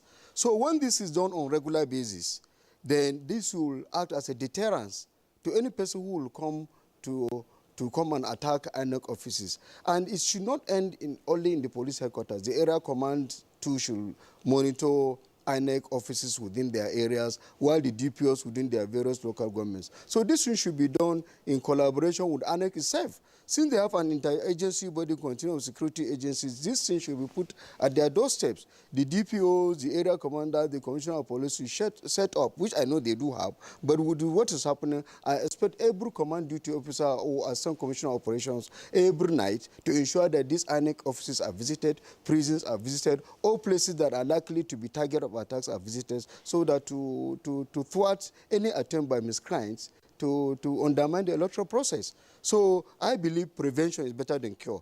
If we can reinforce all these INEC offices and ensure that every night these places are visited till morning, and a report sent to the INEC offices, which will be sent to their headquarters there. I think closer monitoring of what is happening in the offices will help to deter this type of arson that, of course, is a very serious offense. But there is no policeman you put to guard INEC offices, then a miscreant comes in, then he will just allow him to burn the places, because the offense of, as I said earlier, it's a very serious, it's a felonious offense. Any offense that carry imprisonment to life, to subject of life imprisonment, the police has power to use all means available to deter, to prevent that thing from happening. So it's not just enough to put police officers to guard INEC. Those police officers should be visited and ensure that during their tour of duty, they are vigilant and they are doing what they're supposed to do, so that after their tour of duty in the morning, nothing happens to the facilities, and all these reports should be sent from the local level to the area command level to the commissioner's level, who I know will have a close interaction with the Abuja, whereby they'll be relating this thing on 24-hour basis. All right, thank you. I'm really worried about one aspect of, what retired AIG said. If a policeman is posted to guard INEC office and arson is coming there and he is present, he will either confront them or he runs away if his face will be overpowered. And from what we understand about police posting, it is day and night. It's 24 hours. Right. And even if the arson is carried out in the wee hours, the policeman will know. That's why I earlier asked you about, the report from the police guarding those places. Now, behind every crime, there must be a motivating factor. There must be a sponsor. There must be a beneficiary. Money must have exchanged hands. There's no criminal that will go out in the wee hours or in the middle of the night to go and burn down a place without benefiting from it. So I want to bring in Professor Ayede here, who is in Ibadan. So, do you think that there is conspiracy when it comes to the issue of the arson on INEC facilities? Because, as I just painted a scenario, that there must be a motivating factor, there must be a sponsor, someone is benefiting from it, whether there's election or no election. So what, in your opinion, do you think is the reason why this has persisted? Because we just heard about Enugu yesterday. More could happen as time goes on.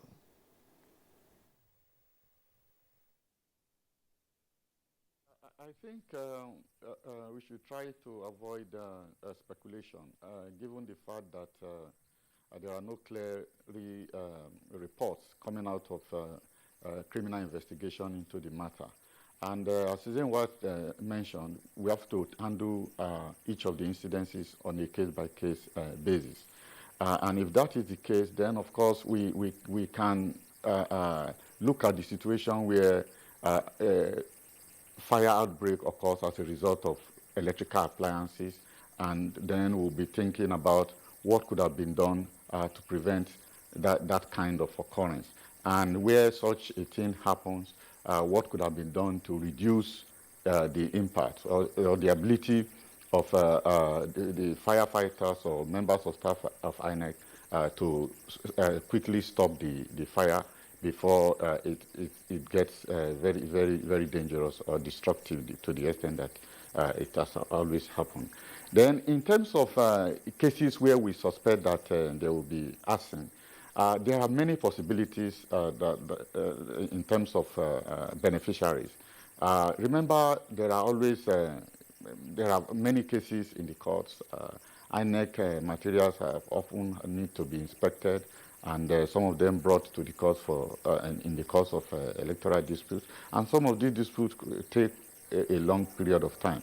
So that can be a basis for some form of conspiracy to destroy some of the INEC materials. The other one could be that there may be criminals who might think that INEC offices are places where they can get useful resources, whether things that they can steal, whether it's office equipment. We are not even sure if the card readers, people don't think that they can be used for other purposes apart from registration and verification of elections. So there are multiple reasons why people might even be mistaken to think that by breaking into INEC offices, they stand to get economic gain from some of those. Then, of course, we talk about the politically motivated part, where some people, either because they are angry of the way things are going, even though it is off-season election, people are angry about what is going on. Then politicians are talking about 2023, and they say we want to destroy that place and see if without INEC functioning, there will be election in 2023. Then the last part, which I think is important for us to also emphasize, is the fact that INEC should not always be content by the fact that vital data is protected. The destruction will not affect the next election. They will have to mobilize alternative materials for elections and all of that. They really need to publicize the full implication or the extent of damage, to their equipment, to their materials when these things happen, and draw the attention of the public and the relevant security agencies to that matter. I think a lot needs to be done in terms of prevention. I remember when I was on sabbatical at the Electoral Institute, I know that certain measures were put in place to ensure that if there is fire outbreak, it will not have very adverse consequences on the materials they have there, because of the kind of engineering intervention that they did to do that. And I think that's one other areas where INEC needs to look into. For instance, if fire measures, anti-fire measures are properly put in those offices, would the destruction would it have been reduced drastically? And I think these are other forms of preventive measures that INEC need to look into. I think we can't continue to treat these fire incidences trivially. We need to treat them with all the seriousness that they require. All right. Thank you very much, Professor Ayede. And gentlemen, AIG Bala Hassan and Kano Ezenwa and Ande Ezeane here with us in the Abuja studios. We're going to take a short break now. When we return, we'll continue with the conversation. These days, people get their news and information from more media sources than ever before. Some of the news and information given are fake, unverified, doctored, and manufactured to create confusion, stir disaffection, and cause disunity. Before you believe or share any news, ask yourself, is this real? Is it from a credible source? Is it verified or verifiable? Fake news is dangerous. Whether you do it for fun or for political gains, real people can get hurt. Fake news, don't create it, don't spread it. This is a public service announcement from NTA.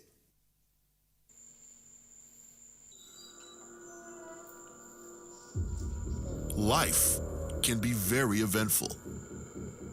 We curiously expect things to happen, even when we don't know what. Our human nature makes us like and repost lots of information. Some are unverified, inciting anger and hate. Sometimes innocently, other times the urge to break it first. This, in most cases, has caused destruction in many nations.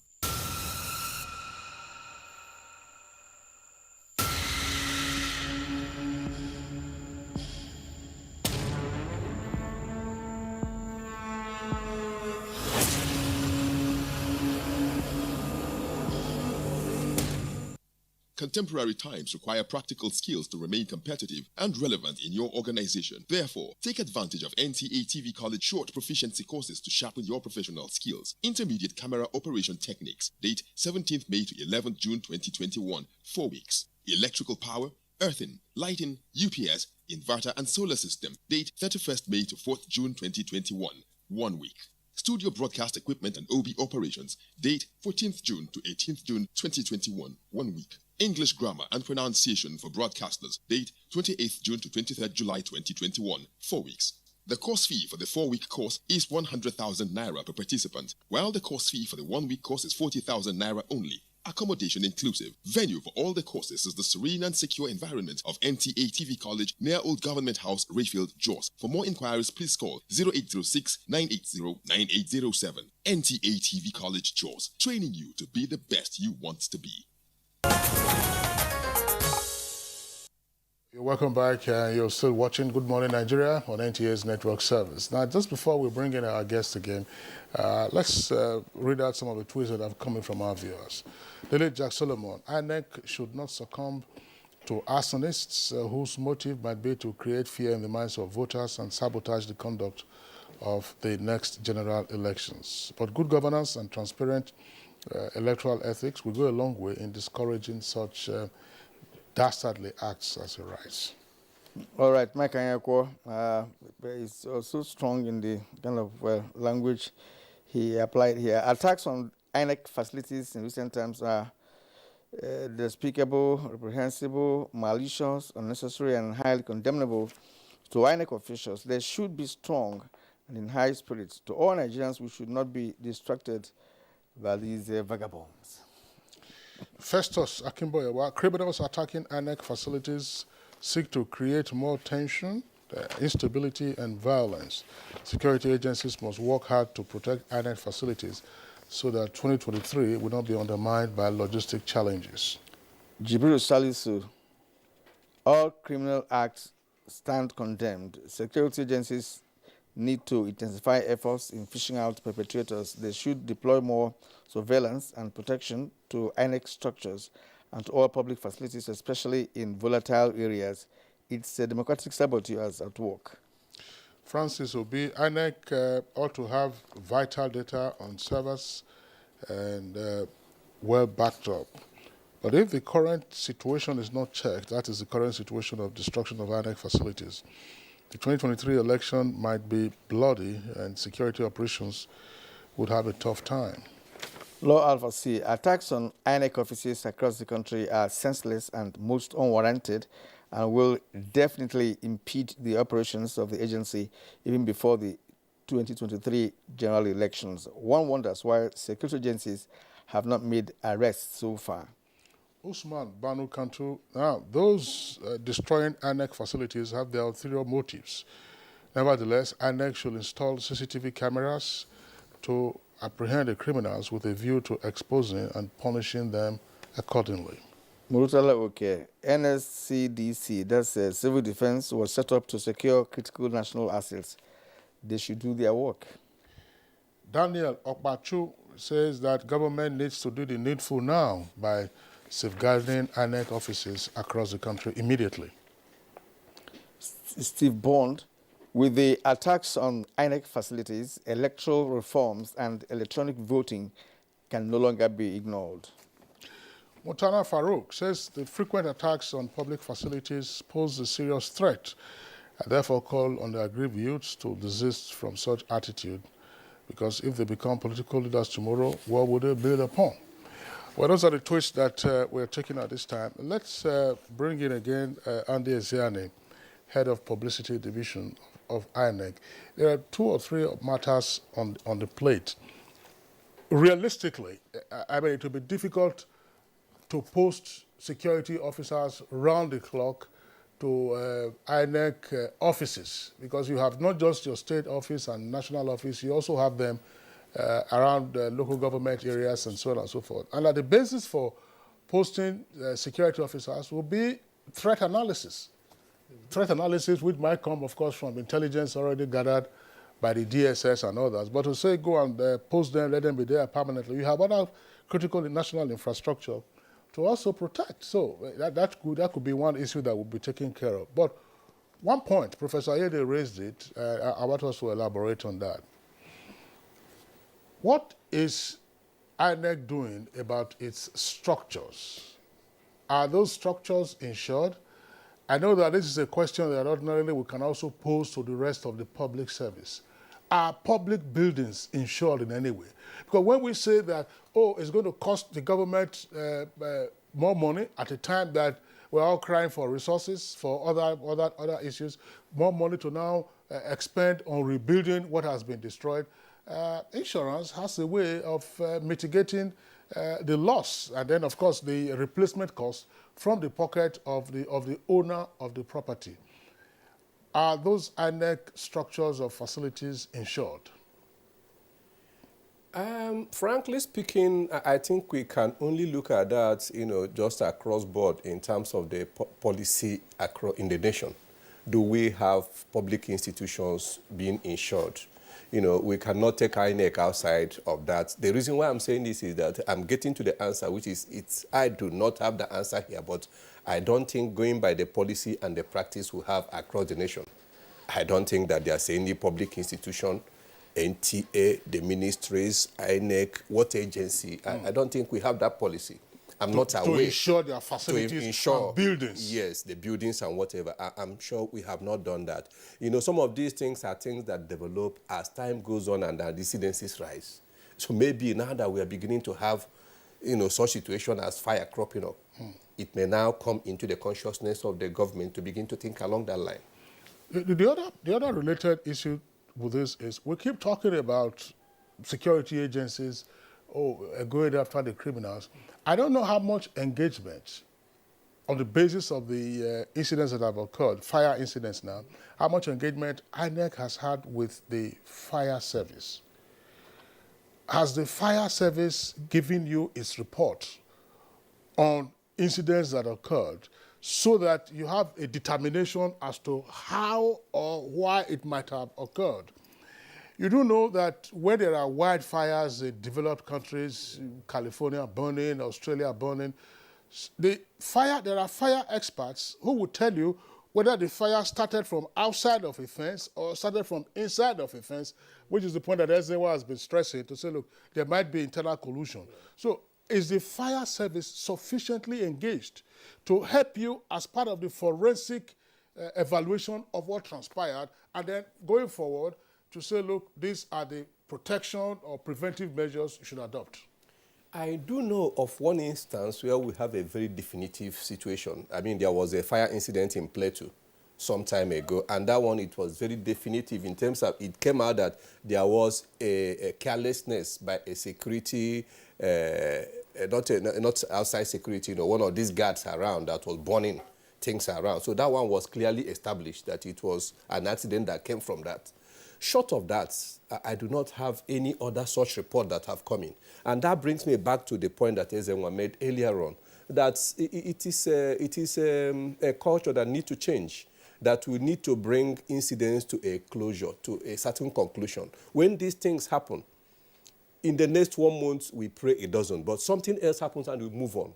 We do not have that culture, and that's why I'm getting back to that issue that, yes, there may not have been reports at the back that definitively tells you that, look, this was electrical. The one that happened, the last one we are dealing with now, Enugu, already preliminary reports we already have from the security agency, they are electrical fault. But you need to have this thing nailed at the end of it to say that that's precisely what happened.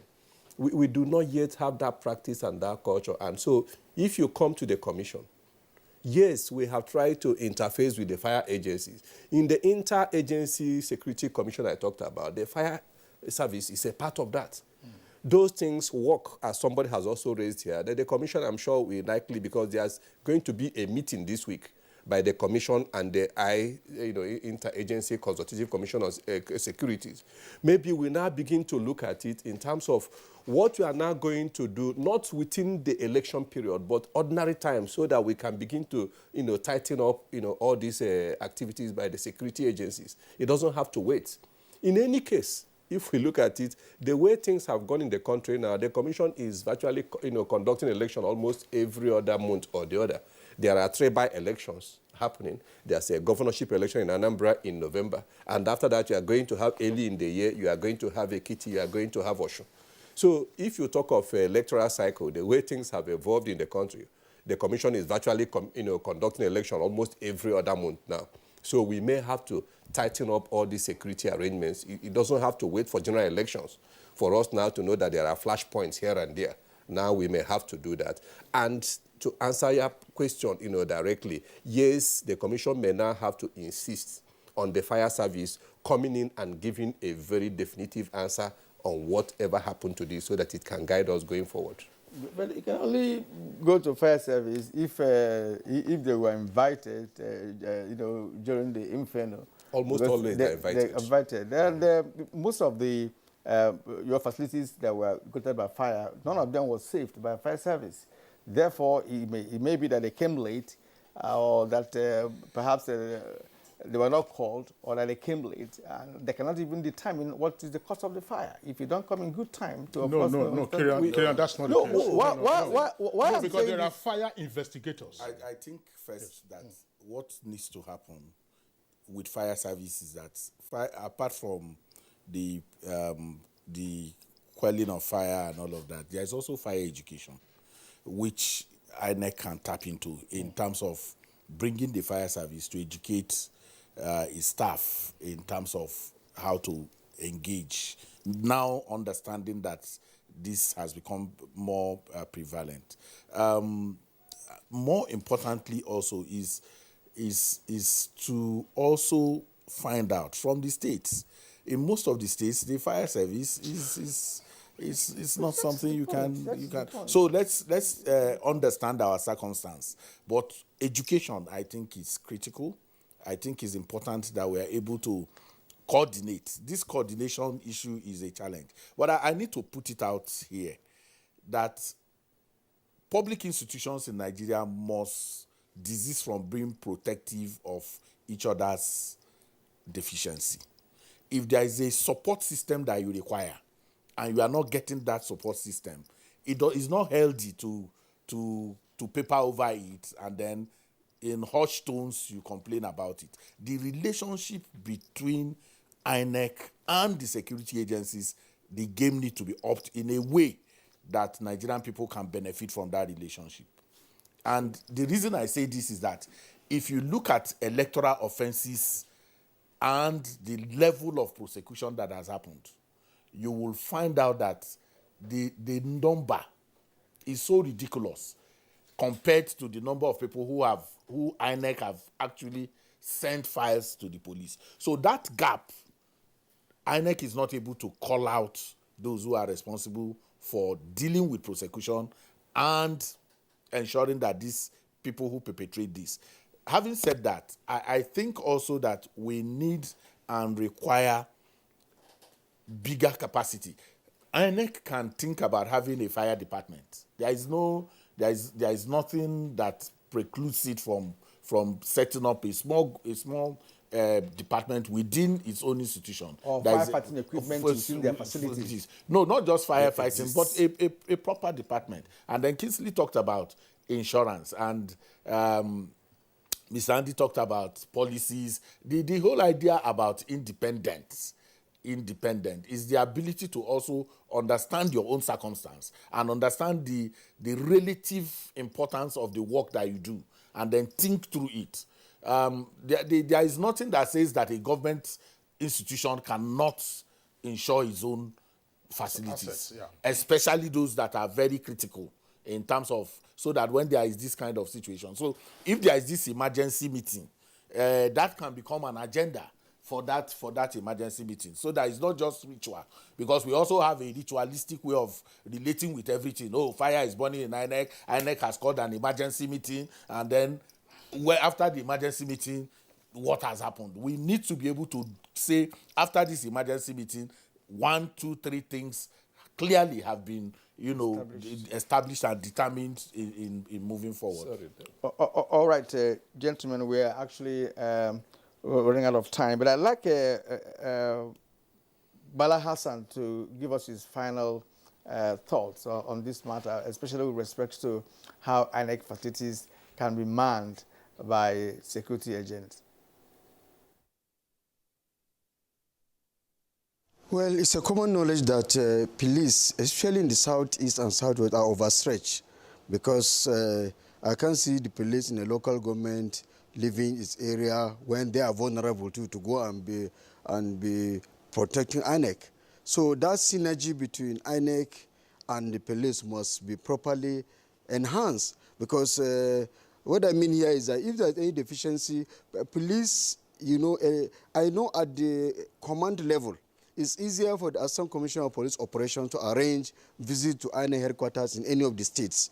But for a divisional police officer that he has a car that is not fueled, properly fueled, the motor is rickety, the INEC must come to the assistance of the divisional police officers that is outside the state capital to ensure that when there is arrangement for security there, the divisional police officer makes it a point of duty to go and visit those men posted there to ensure that no arson takes place. And of course, the INEC too should arrange for private security guard to augment, because I can't see a divisional police officer sending more than 3 or 4 people in the local government, because he too has to protect his own station. So that thing must be there. We should explore the facilities of private guards, and we should work in synergy with the divisional police officer to ensure that every night, any person on night duty comes there and visits the INEC offices and the outskirts. But for state government, for the state headquarters, I don't have much fear, because the operation department is there. It's easier for them to mobilize patrol vehicles to go there, visit the INEC headquarters. My fear is the villages around the local governments, whereby they are very vulnerable. So if a DPO cannot successfully protect the station for want of facilities, I can't see how he can extend it to INEC. So INEC must work in scene area whereby they supply some facilities, arrange to repair vehicles, work with the DPO to ensure that those facilities in the outskirts of the state capital are being protected. So that's my final take on the security on this particular topic. Thank you very much, AIG Bala Hassan. Andy Ezeani, you have some closing thoughts in 20 seconds. Yes, I want to take it off from where the DIG just stopped, and that is to bring it to the public that this actually is what INEC goes through. He talks about INEC augmenting the facilities or securities of the security agencies. That is what INEC goes through. The cost is, the budget is not inexhaustible. If we now have to provide, I was in Ondo when they had the fire incident incidentally. The fire service did not have the necessary equipment, and we had to go all the way to the airport to get what they have. The commission stretches itself, and what is the budget of the commission? All right. Begin to think about all this. Just a while ago, I was talking about the capacity of the fire service and all of that. Well, it's only the Federal Fire Service and I think a few states that have really ramped up the quality of their fire service. Andy Ezeani, Head of Publicity Division of the Independent National Electoral Commission, would like to appreciate you for being our guest this morning. Thank you very much. Andy Ezewa, Ezewa Wangu, Chairman, Partners for Electoral Reform, the regular guest on Good Morning Nigeria. Thank you for being here today and for your insights. From our Ibadan Network Center, Professor Emmanuel Remi Ayedun would like to thank you for being part of our conversation this morning of Department of Political Science at UI. From Kano, we're joined by retired AIG Bala Hassan. Always a delight having you on Good Morning Nigeria. So that's it on our conversation segment. Let's take sports now.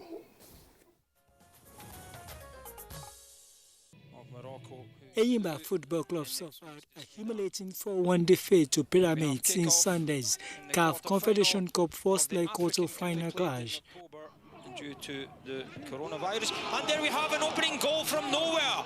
Former Remo Stars forward Victor Bauma gave the People's Elephant an early lead in the first minutes, but it was not enough to save Fatai Osho's men against their away defeat. The Egyptian side secured victory thanks to a brace from Ibrahim Adal and efforts from Ramadan Soib and Adala El Sahid. Sobi Ramadan, who has an empty net here, and that's 4 for Pyramids FC. Eyimba now have a mountain to climb to advance to the semi-final, needing a resounding victory at home in next week's second leg. In tennis, Rafael Nadal beat world number 1 Novak Djokovic to win a 10th Italian Open title on Sunday and set down a key marker 2 weeks out from the defense of his Roland Garros crown. It is a 10th title for Rafa in Rome. Second, Sid Nadal won through 7-5, 1-6, 6-3 in 2 hours 49 minutes against the defending champion in the 57th career showdown between the pair.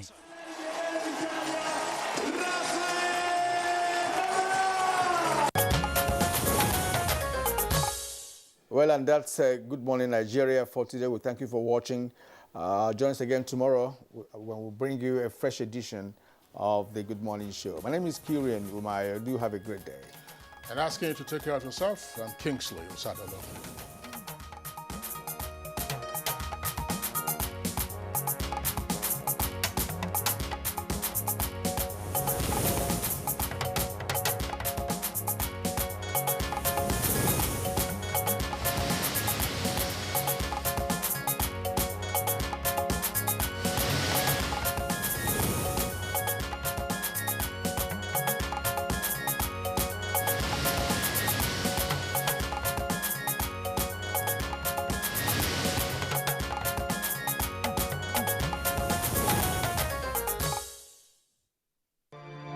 Nigeria, our great nation with vast and rich land.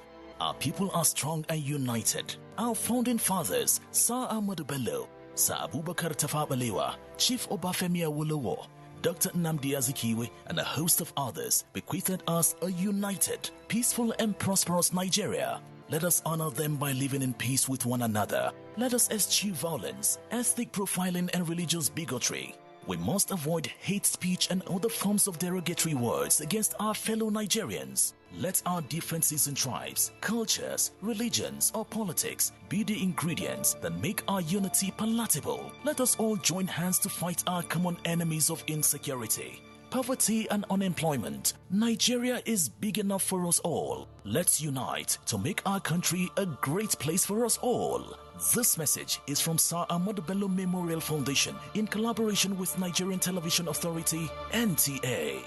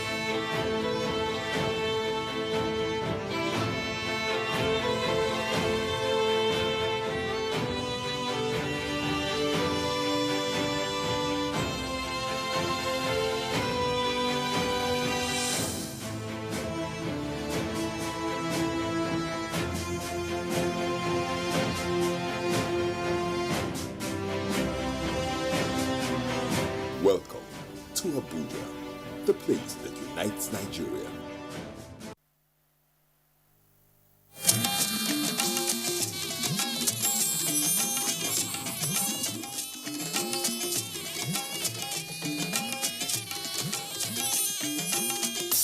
This is the network service of the NTA.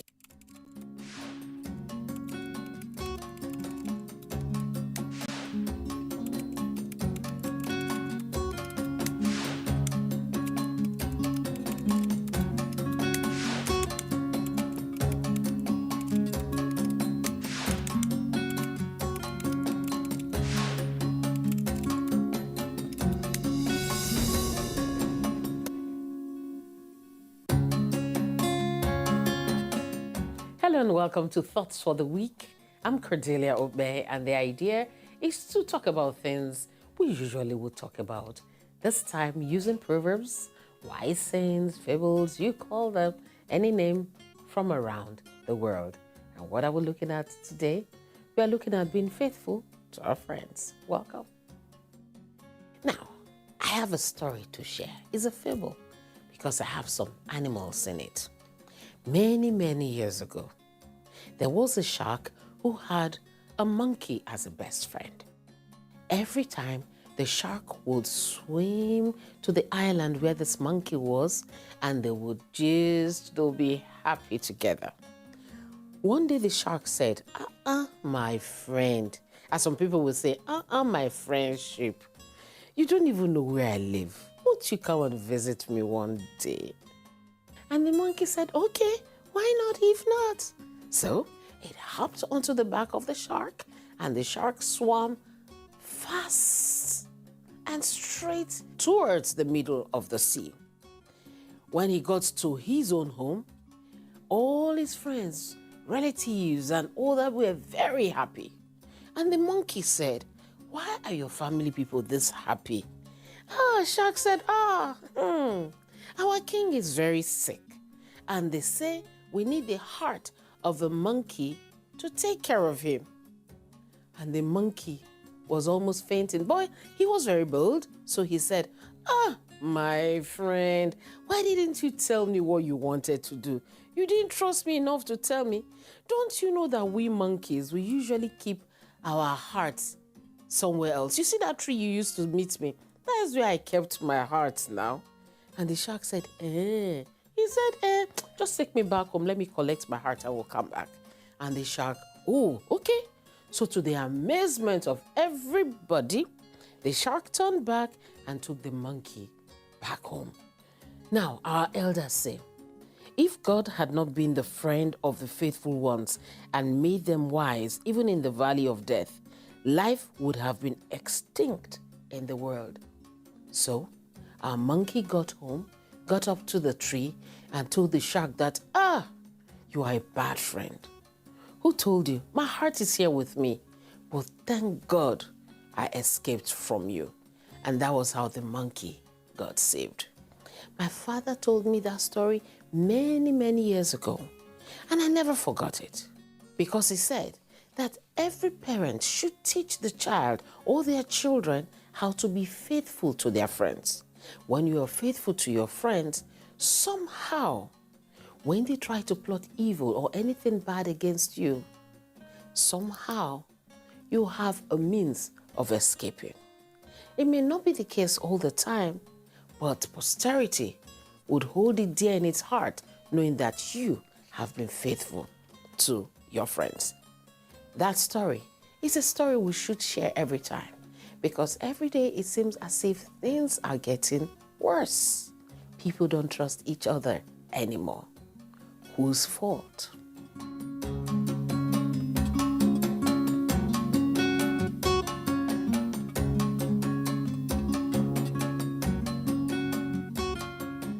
Now, for our thoughts for the week. Are you a good friend? Or are you a friend who is deliberately leading other friends into evil traps just because you want to make your own ends meet? Are you teaching your children to be faithful to their friends, but at the same time to be very wise? Think on these things. Till we'll meet again next time. Take care of yourselves, my friend. My name is Cordelia Obe. I'll see you next time. Bye-bye.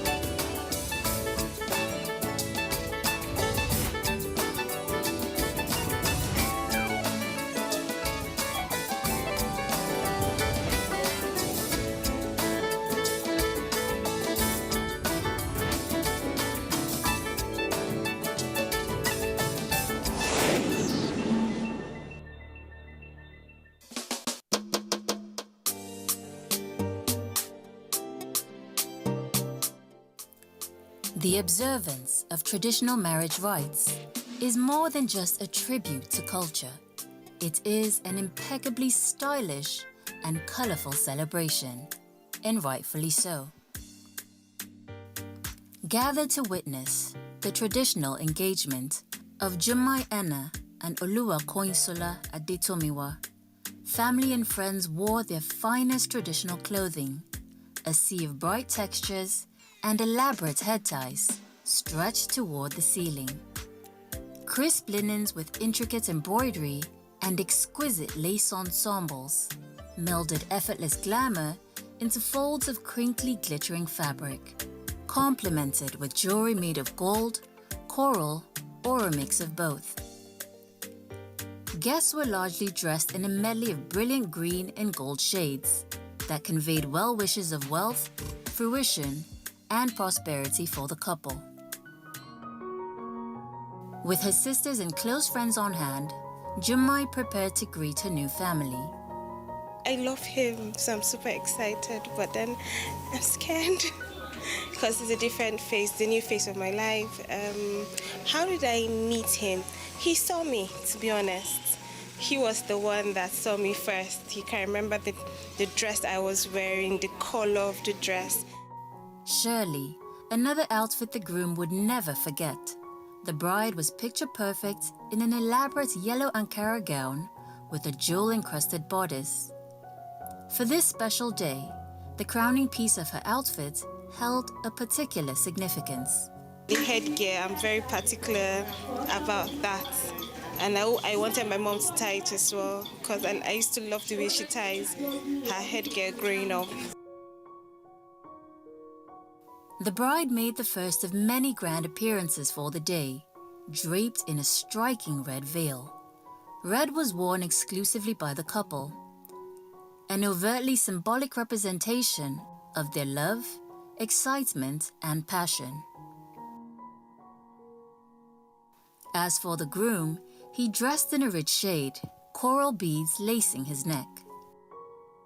Koinsola is my grandson. Very honest, very helpful, very kind. He always likes to come and visit me. He is very, very nice.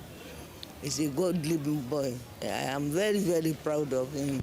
I know he will be a good husband, a good father, a loving family we will bring up, and they will prosper together in Jesus' name. And then the intimate celebration spilled outdoors, where the decor combined elements of the couple's shared Yoruba and Hausa heritage to create a simple but elegant atmosphere. The mothers of the day were all smiles in matching iridescent lace. He's starting his own life now. I'm so happy. I'm so happy for him because he's a very good child to us. He's wonderful, he's kind. So I'm really happy, and I'm happy that he's taking a wife from a family that is also beautiful and lovely, and God-fearing. So I just give God the glory. I wish them happiness. I wish them joy, unspeakable joy. I wish them all the good things of life. They will see children, they have their own children and their children's children. And what we're doing to them today, I pray that they too will do it for their own children in Jesus' name. So I wish them joy, happiness, beautiful life together forever. This journey shall be purposeful, that they'll find joy in it, that they also should not take God out of the equation because it's not by might, it's not by power. So I encourage them to continue to pray because they will be by themselves. Their father will not be there, mother will not be there. It's a journey that they've decided to take on their own. So they need God to support them. And I pray that they will not leave God out of it and they continue to seek God's support all along the way. It is important that they communicate. It's important that they be friends with each other. It's important that they are free. They have nothing hidden. I'm happy that she's getting married. That is every mother's wish. I wish them peace, their love. I wish that their love will never end. I wish them joy, happiness, plenty children, because I have plenty children. So I wish that they have plenty children. And I wish that God will grant them favor before God and before man. My final wish for them is that both of them will serve the Lord. Because once they are serving God, the earth is theirs and the fullness thereof. I wish them peace. I pray that God will bless them with resources, because without resources, the family will not stand. And I pray that God will bless them with children. I pray that God will bless my sister with the fruit of the womb, so that it will keep their bond together.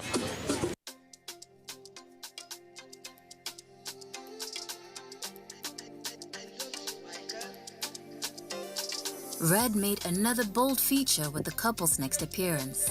This time, the groom traded his earlier look for a fully regal red-striped ashoke. The accompanying groomsmen kept the spotlight on Koinsola, opting for simple white native suits and gold caps. Jemai made her second entrance in an equally elaborate red sequin gown with corset details, studded shoulder crest, and fully stoned ashoke that complemented the groom. I go pray for you, and I go fight for you. My desire for you is more than I can explain. Show by $1 million, $1 million. Tell your mommy I go pay. How much is $1 million? $1 million. $1 million. You know, say, be yo. They call me Davy, Dodo. Now come and chop my dodo. Give me the yo. They call me Davy, Dodo. Now come and chop my dodo. Hello, ni Davy, mi o le jo. Oni ko le fẹsẹ̀ rajo. Ìbàdí jo, awẹ́lẹ́wà. Fún wọn tán, baby o. Them say we no go last. Them say now we do pass. So they jealous, our love. It's more than I can explain. Check out my dura. Kaye wa dara. Kola yi. Come and take both sarawa. I go pray for you. And I go fight for you. My desire for you is more than I can explain. Show by $1 million, $1 million. $1 million. Tell your mommy I go pay. How much is $1 million? $1 million. $1 million. Hey, I saw us 2020.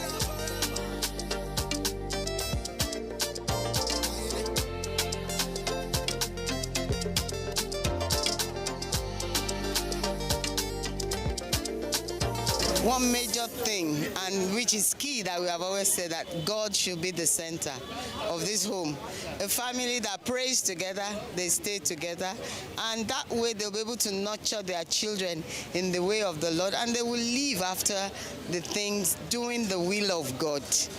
We believe that once they're able to do that, they will not have issues at all. God will bless them. Yes, my thing is, they should see themselves as a team, and they see God as their chairman. So whatever they are doing as a team, they must work together. They must be transparent with each other. They must seek God's guidance. And importantly, they must always go to church. So that their children, as they grow their children, their children will be going in the way of the Lord. It's important. May God bless the couple. A man shall leave his home, he shall cleave with his wife, and the two shall become one. And I want to say that marriage, you need patience. You need communication, because you need to be communicating. If you don't communicate, the marriage cannot stand. But we pray that their own, they will communicate and it will stand. They need commitment. They have to be patient. And they have to trust each other. And by the time they do all this, you discover that their marriage will be a perfect one. Because communication, trust, commitment, patience, are the key. But above all, there's one thing, which is prayer. Above all these things, prayer is very, very important. You have to lay your marriage on a solid rock, which is our Lord and Savior Jesus Christ.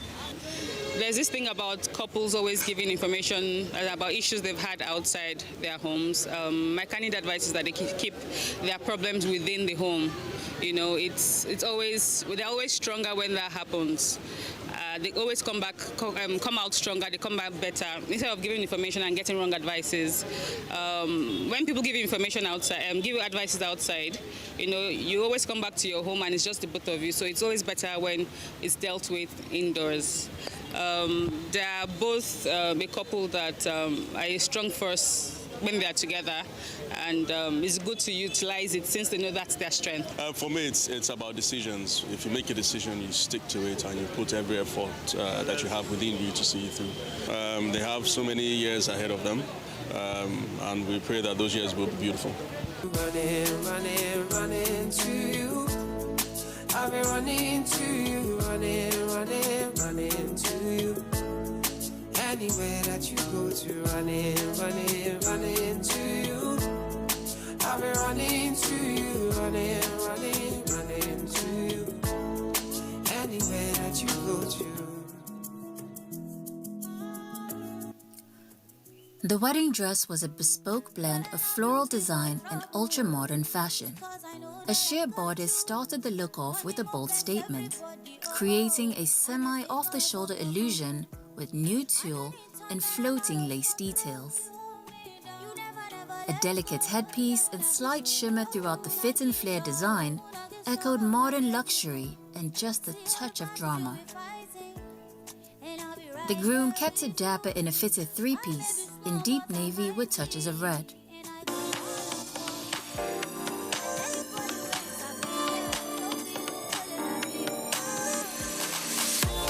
The dress code for the reception was black tie formal, setting the tone for an evening of elegance and sophistication. Guests were glammed up in decadent fabrics, sleek tuxedos, silk peaked lapels, structured dinner jackets, jumpsuits, and colorful cocktail dresses with timeless appeal.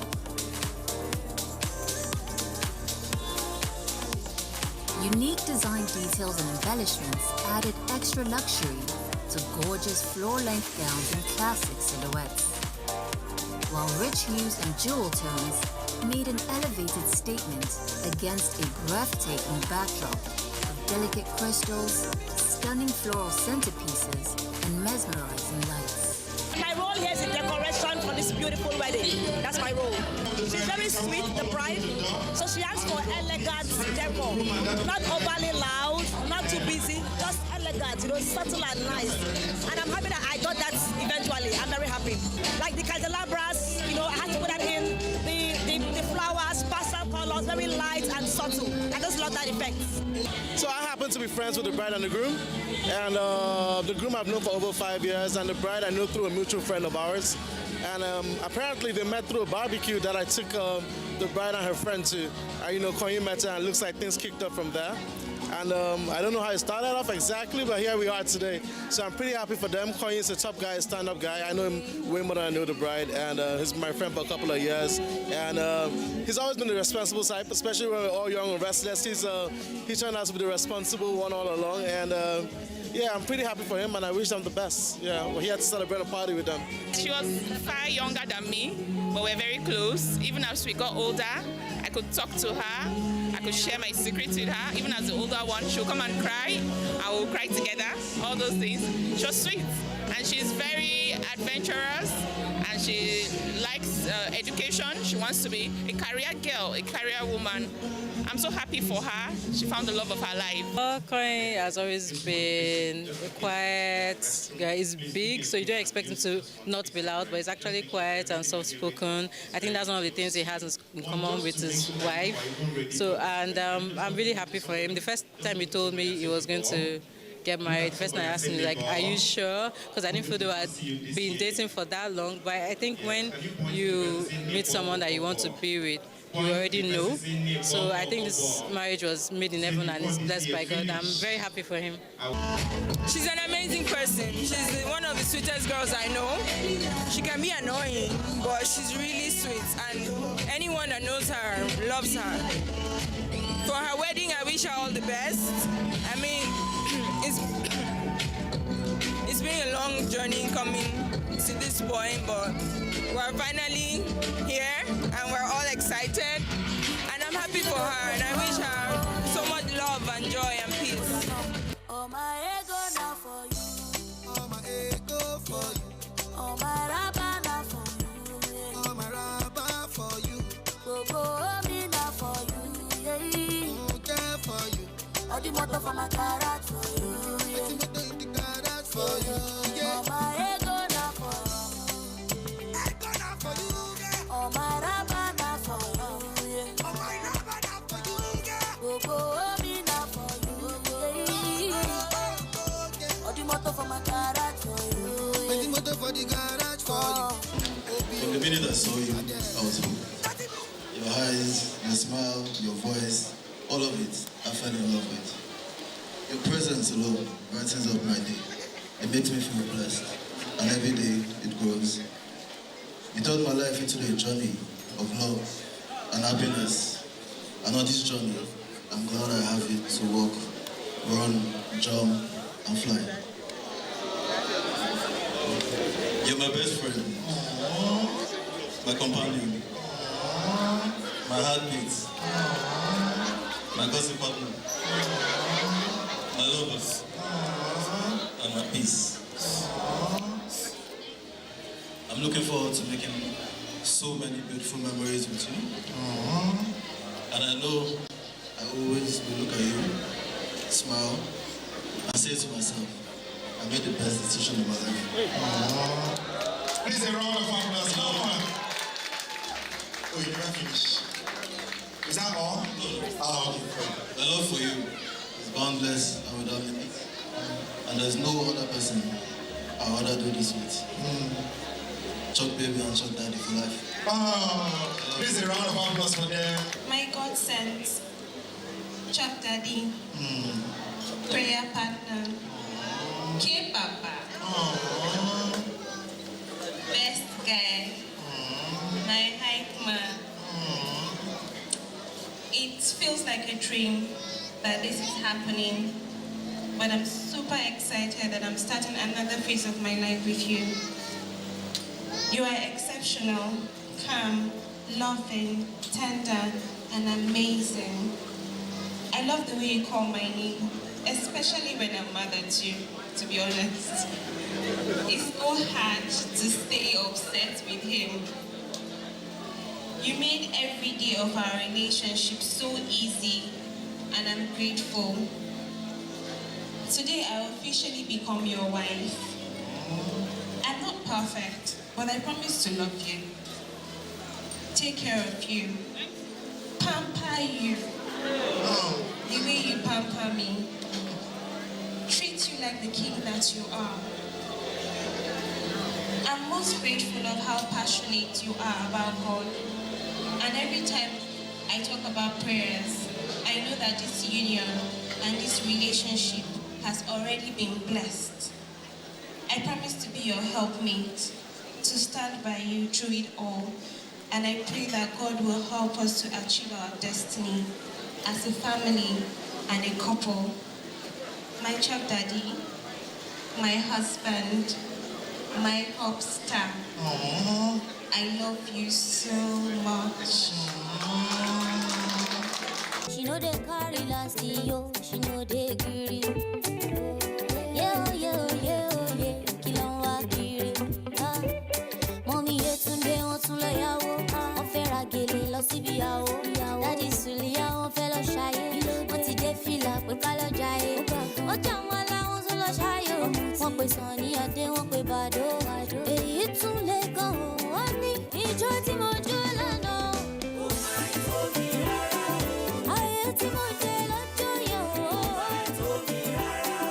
Onílù ṣàmà rọra o. Ìjọ tí fẹ́ máa wọra o.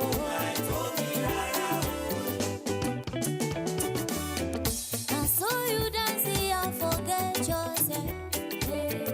You take jalopy block Mercedes Benz. Uncle Chide see us. You grab your auntie Susan. Susie she dance the fire. You say you don't go leave her. One fellow down. For the couple's final look of the evening, Koinsola established himself as the most fashion-forward man in the room, with an embossed monogram jacket featuring a sharp-tailored cut and all-black complementing pieces. Jumai's dress was one of a kind, covered entirely in twinkling crystal mesh. The form-fitting gown was peppered with sweet Swarovski butterflies and looked simply jaw-dropping. I've been on a case for about 4 or 5 years. I've been trying to follow up, sending her DMs, trying to call her, send her messages, She finally agreed to answer me, and The night he finally said we should get into a relationship, I prayed, I cried, and I told God that this was going to be my last. from the first day that I set my eyes on her, I knew she was the one. So, I had to go after what I wanted, and that's how that consistency was still there. So I knew she was the one. She's a very lovely person, and my heart just couldn't resist. She made my life better emotionally, spiritually. Everything. She's extra caring. She's a lovely person. I feel so much peace when I'm with her. I feel so much love. She's like she's my best friend, I tell you, and I love her so much. He makes it easy. I don't know the word to use right now, but he has made our whole relationship very easy. He is calm in worst situations. He's calm even when he's upset. You hardly find that in a man. He's loving. He's super loving. He can be annoying. Trust me, he can be annoying, but he has a tender heart. And he goes all the way for me. Like I always say he's my best guy, because, if I didn't get married to him, I think about it, who will I have married? I love him and I'm happy, actually. He makes me happy. He makes me at peace.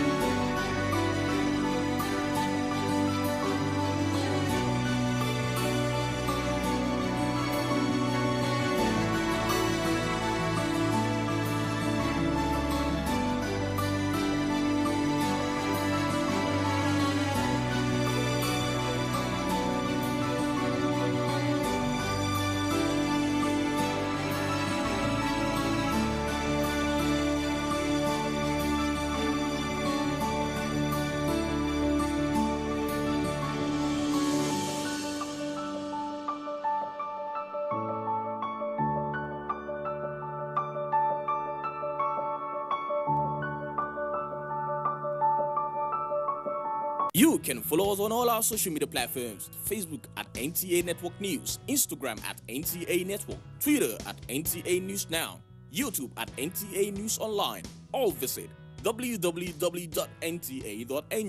For live streaming, visit www.nta.ng/live. Now, you can stay updated on the go, be it on your TV, iPhone, laptop, or iPad, or download the NTA mobile application from your Play Store or App Store. NTA, you can beat the rich.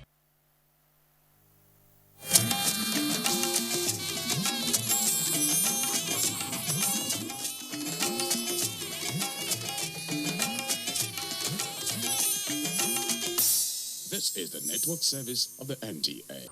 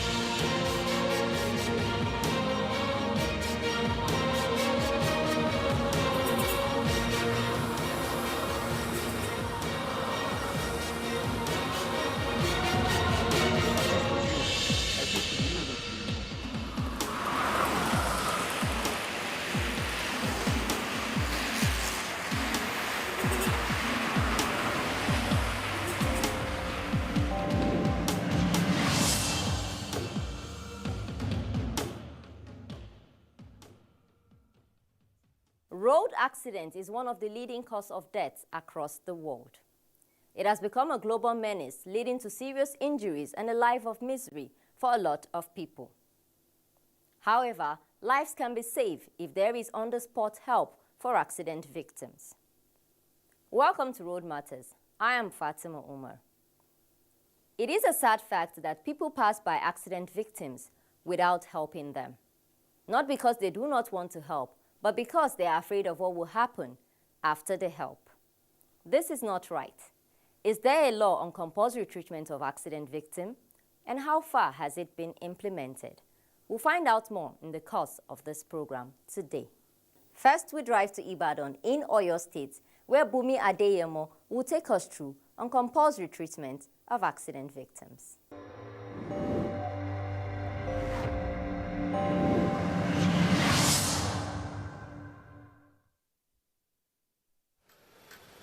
It is a common knowledge for hospitals to deny treatment to injured victims without any form of official clearance from police authorities.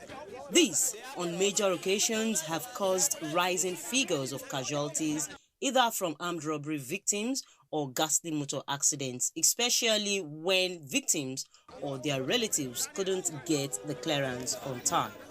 Out of the people I had met and discussed with, I discovered that when they encounter such accidents, at the end of the day, they don't normally have the opportunity of being who they were before.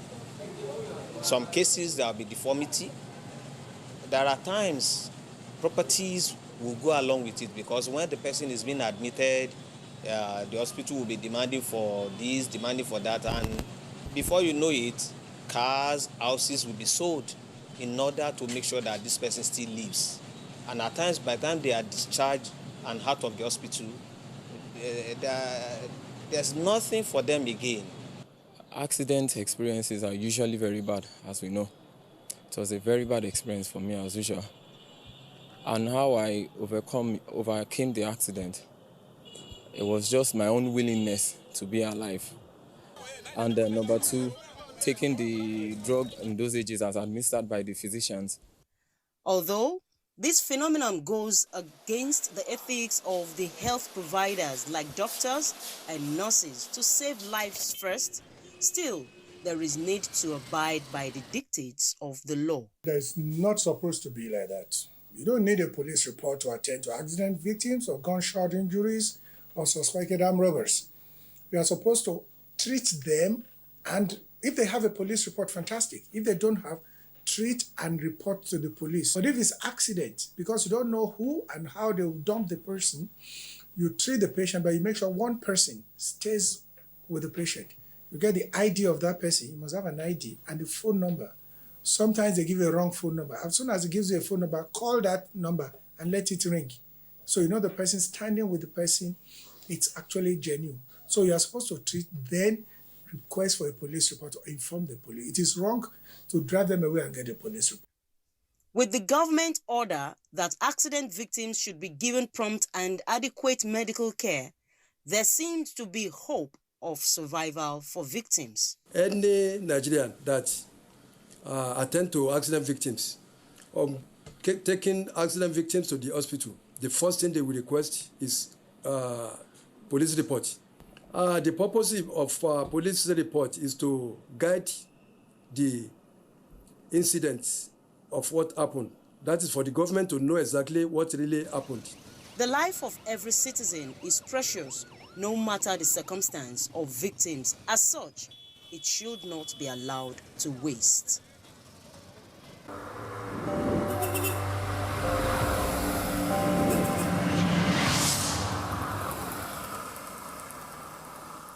Road accident victims have found it difficult to get prompt medical attention, which has caused hardships and sometimes loss of lives. Let's move to Awka in Anambra State, where Ifeoma Uche will take us through on compulsory treatment of accident victims there in Awka.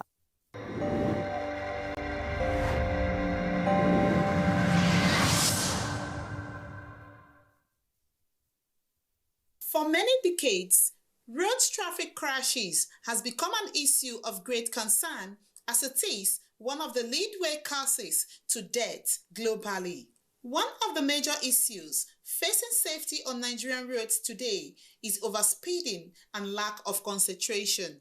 It has become imperative for the Federal Road Safety Corps to intensify efforts to check the trend and also tell us the compulsory treatment for accident victims. When a crash occurred on the road, it is expected that the public inform the Federal Road Safety Corps or any other road safety emergency agency, to conduct rescue operations. When we are informed, we go straight down to the scene of the crash to ensure that we evacuate the victims of the road traffic crash and take them to the nearest hospital for further medical help.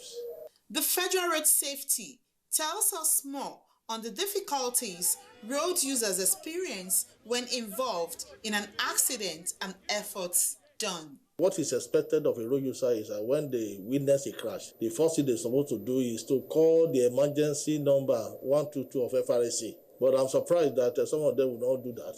When I'm saying that, the next thing they would do was to start snapping pictures of the crash, taking pictures, neglecting, the victims of that road traffic crash instead of rendering help. And in some cases, you see them even, ensuring that they conduct the rescue themselves when they don't have the required expertise, rendering first aid to the victims of road traffic crashes and further worsening the situations of the victims. Again, when such things happen, you see some of them constituting a nuisance by parking as passerby trying to see what is happening, even disrupting the activities of the road safety officials who are there to ensure that they evacuate the victims. You see all of them gathering. They don't have any business at asking, but because of the crashes that occur, all of them want to go to that place and start looking when they don't have any business there. These are part of the problems that we have.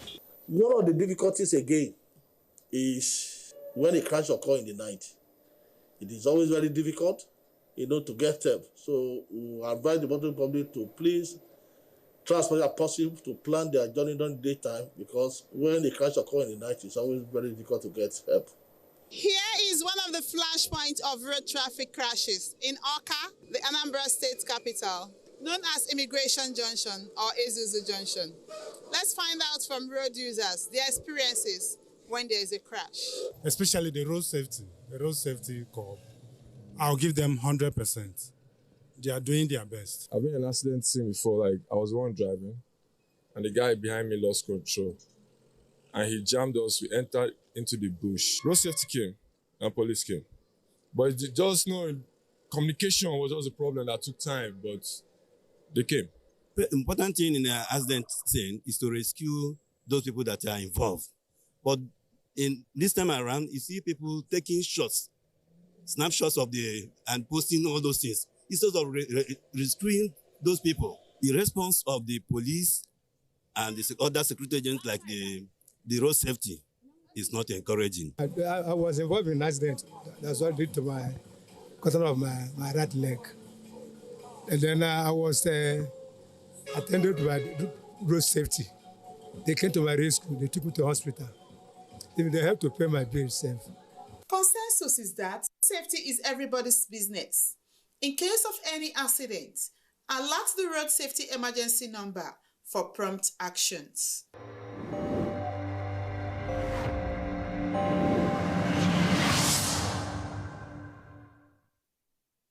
Thank you, Ifoma, for that contribution from Oka. Let's now move to Uyo in Akwa Ibom State, where Ekomobong will take us through on the compulsory treatment of accident victims there in Uyo.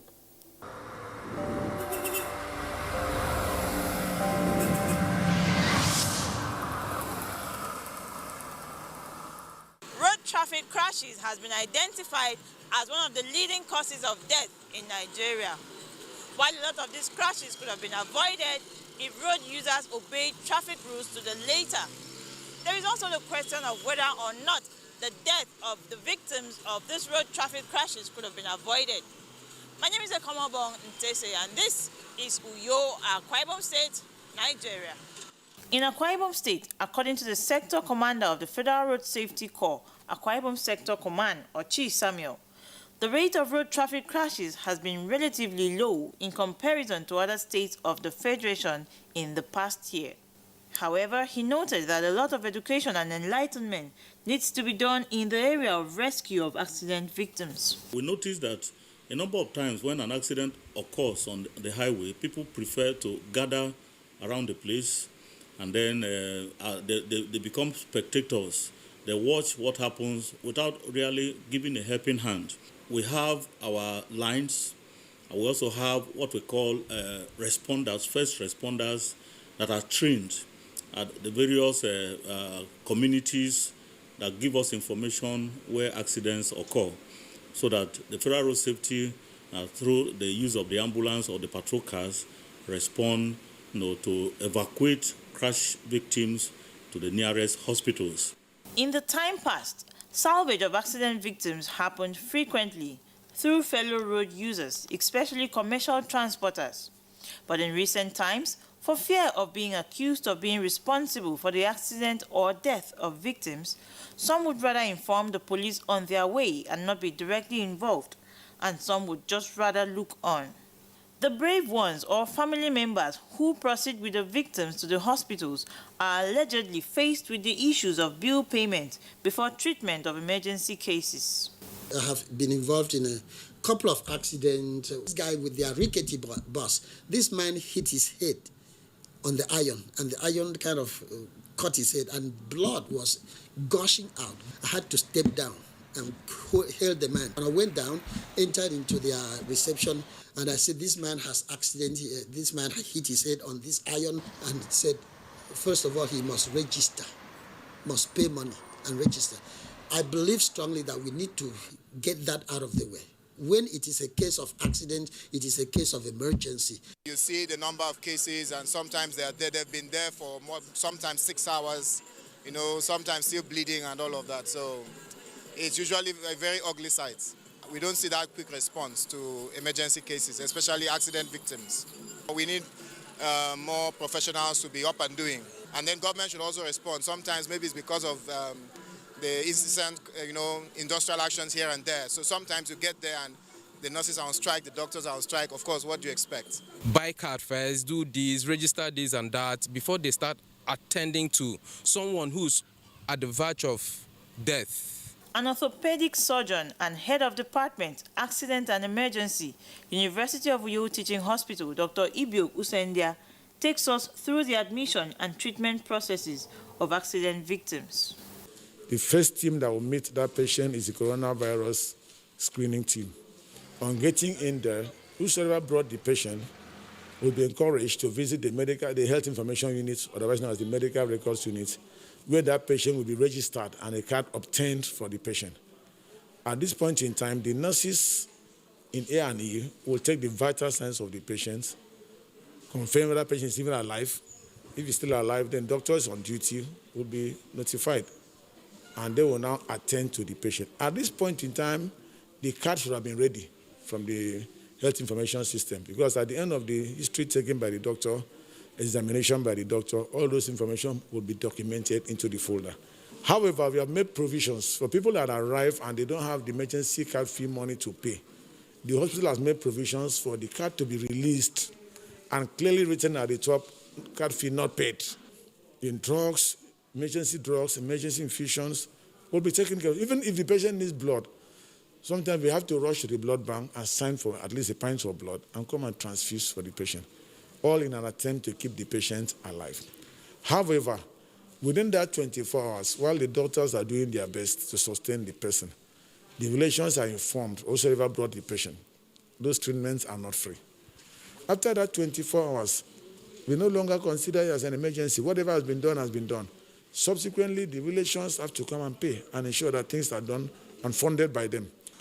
While some occurrences are beyond our control, it is pertinent to take the necessary precautions, especially on the roads, to avoid road traffic crashes. And when they do occur, the humane thing to do is to lend a helping hand and support all the way. My name is Ekomobong Ntese.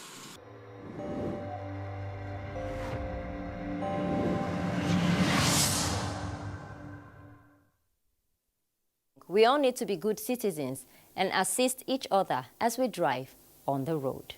There are bound to be victims from road accidents due to carelessness of drivers, bad roads, and road mishaps. And if the victims do not get the help they need, it could lead to loss of lives or permanent injuries. We should all be our brother's keepers. Now, there is an emergency number 112 for assistance. Is there a response when doubt?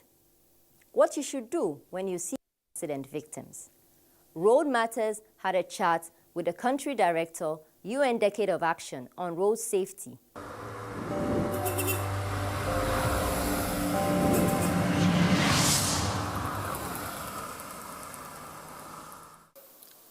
For us in Nigeria, we think is a work in progress. We still do have strong challenges in terms of issue of road safety compliance. The legislation is being changed, modified from time to time. We are good. We have an agency called Federal Road Safety Corps, who has been charged to address these road safety issues. But as you do know, road safety can never be domiciled in one single agency. It's every person's business. But what has happened is, in 2014, the National Health Act was passed. That National Health Act provided that a proportion of funds, 1%, not less than 1% of the consolidated revenue, annual revenue of the government or the federation, should be set aside for basic healthcare in the country. And that basic healthcare cut across all strata, both at the primary and the secondary level. Among the basic healthcare funds, within the basic healthcare funds, 5% of that basic healthcare funds provided in that act is set aside for emergency medical treatment.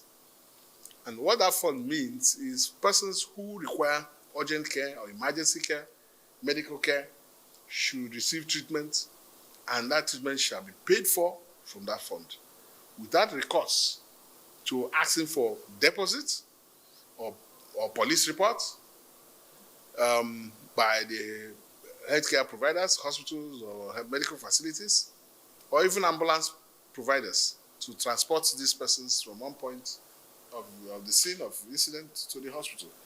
And then when they get to the hospital will no longer ask for deposits, and they'll go ahead and treat, at least for the first 48 hours. Okay? Pending when the life has been saved.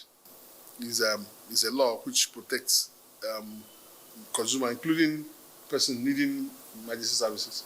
not to be denied of service, not to be denied of emergency care by any facility because of they're unable to pay.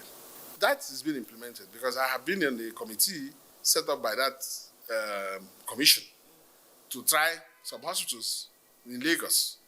If somebody was stabbed, a girl, a banker, just closed work and was going and was stabbed in the neck. And of course, people ran away. A good Samaritan saw her, picked her, rushed to the hospital. And the hospital was dilly-dallying, and dilly-dallying. They said, okay, no, they're not going to treat it. Send the person go somewhere else. In the process of going somewhere else, the girl died. So the family reported. It is a law, but as a consumer, you must know your rights. Even there's amendment of the Police Act.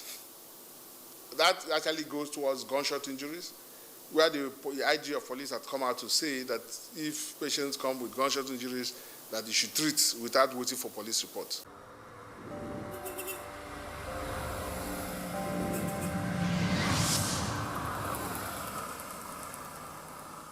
In July 2019, I was driving in from Wuse 2 down to Wuse between the Zone 4 bridge and the Wuse Market Bridge. A crash happened, and I didn't exactly know what led to the crash, but all I could see was a lot of people, gathering within the scene of the crash. And the crash was fatal. The victims of the crash were screaming at the top of their voice.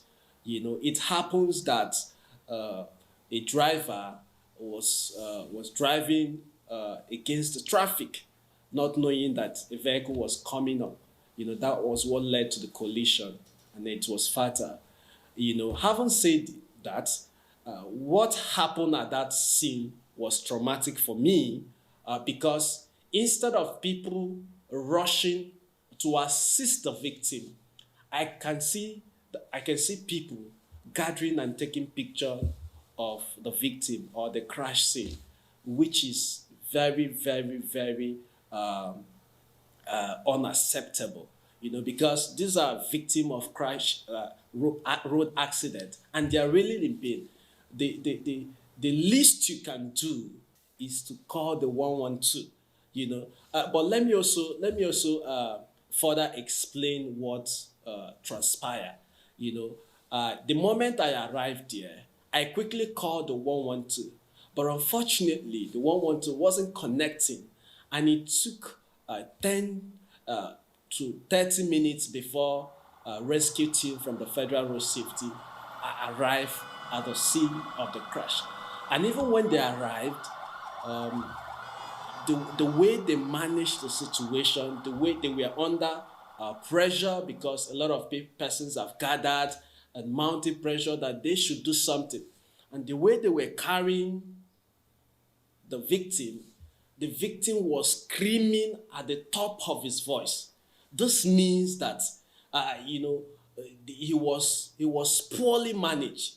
I didn't see any structure within the team of the rescued members of the Federal Road Safety.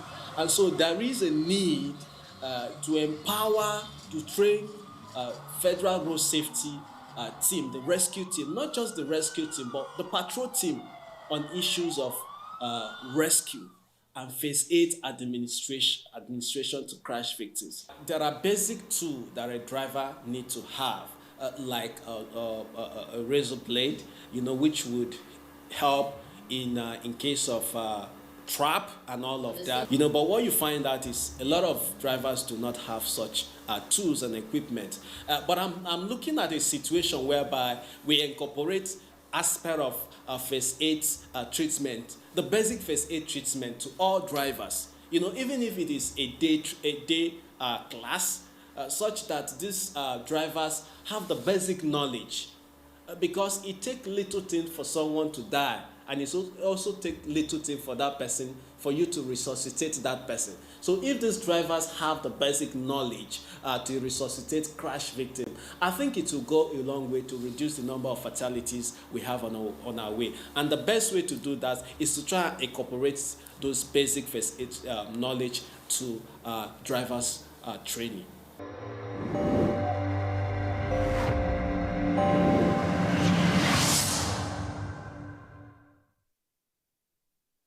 There is an urgent need for the implementation of this act and for all to be kind to one another to save lives.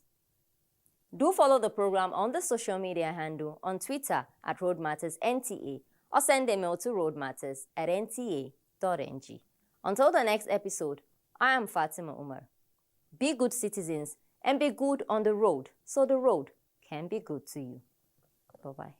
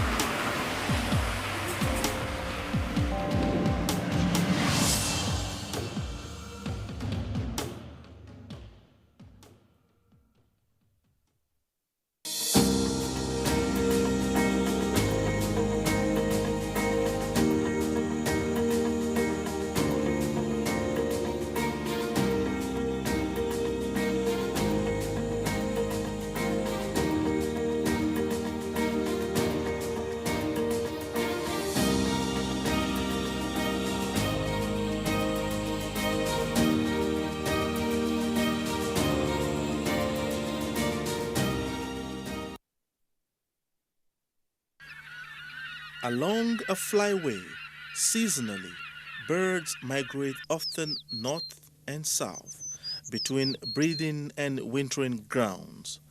Many species migrate, and these occur naturally on one hand, even though out of necessity compelled by other environmental factors on the other hand.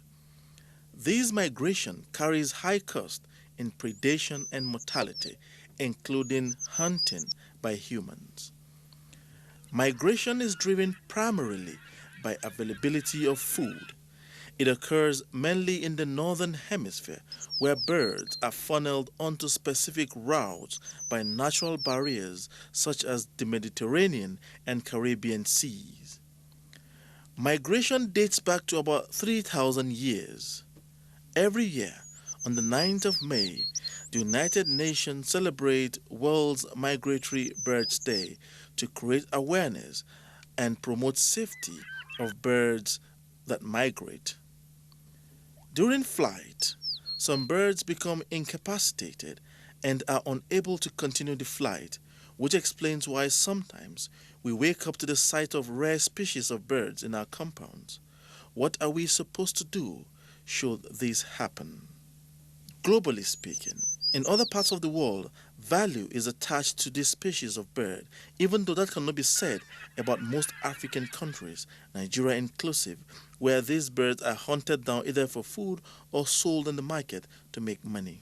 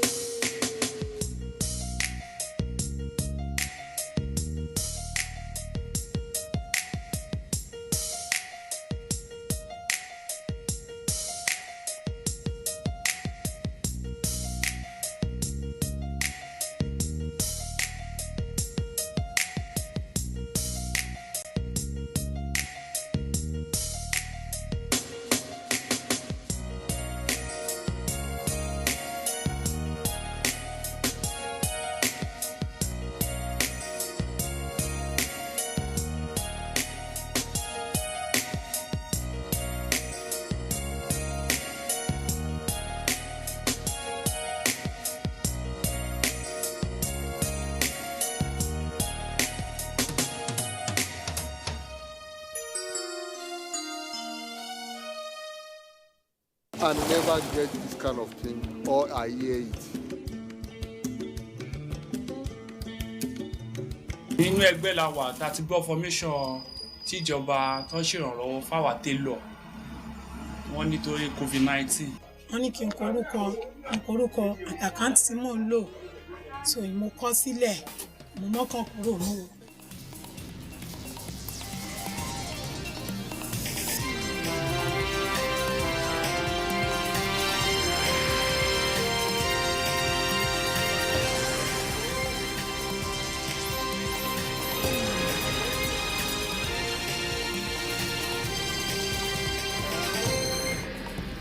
Morning and welcome to the news at 10 on NTA News 24. I am Nolin Ebel Ame. First, the headlines. President Muhammadu Buhari arrives Paris for Africa Finance Summit. This is about seeking to generate money for the revival of African economies. Nigeria Labour Congress on warning strike in Kaduna against reduction of state's workforce. For them to come together and resolve the issue so that we poor masses will be able to survive. Nigerian gun runner who sells ammunition to bandits in Nigeria arrested.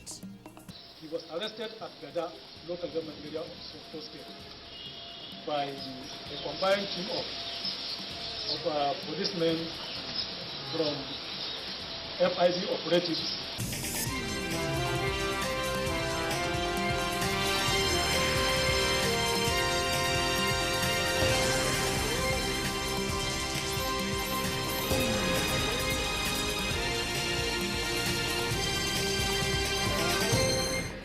We begin the news by telling you that President Muhammadu Buhari is in Paris, the French capital, ahead of the African Finance Summit.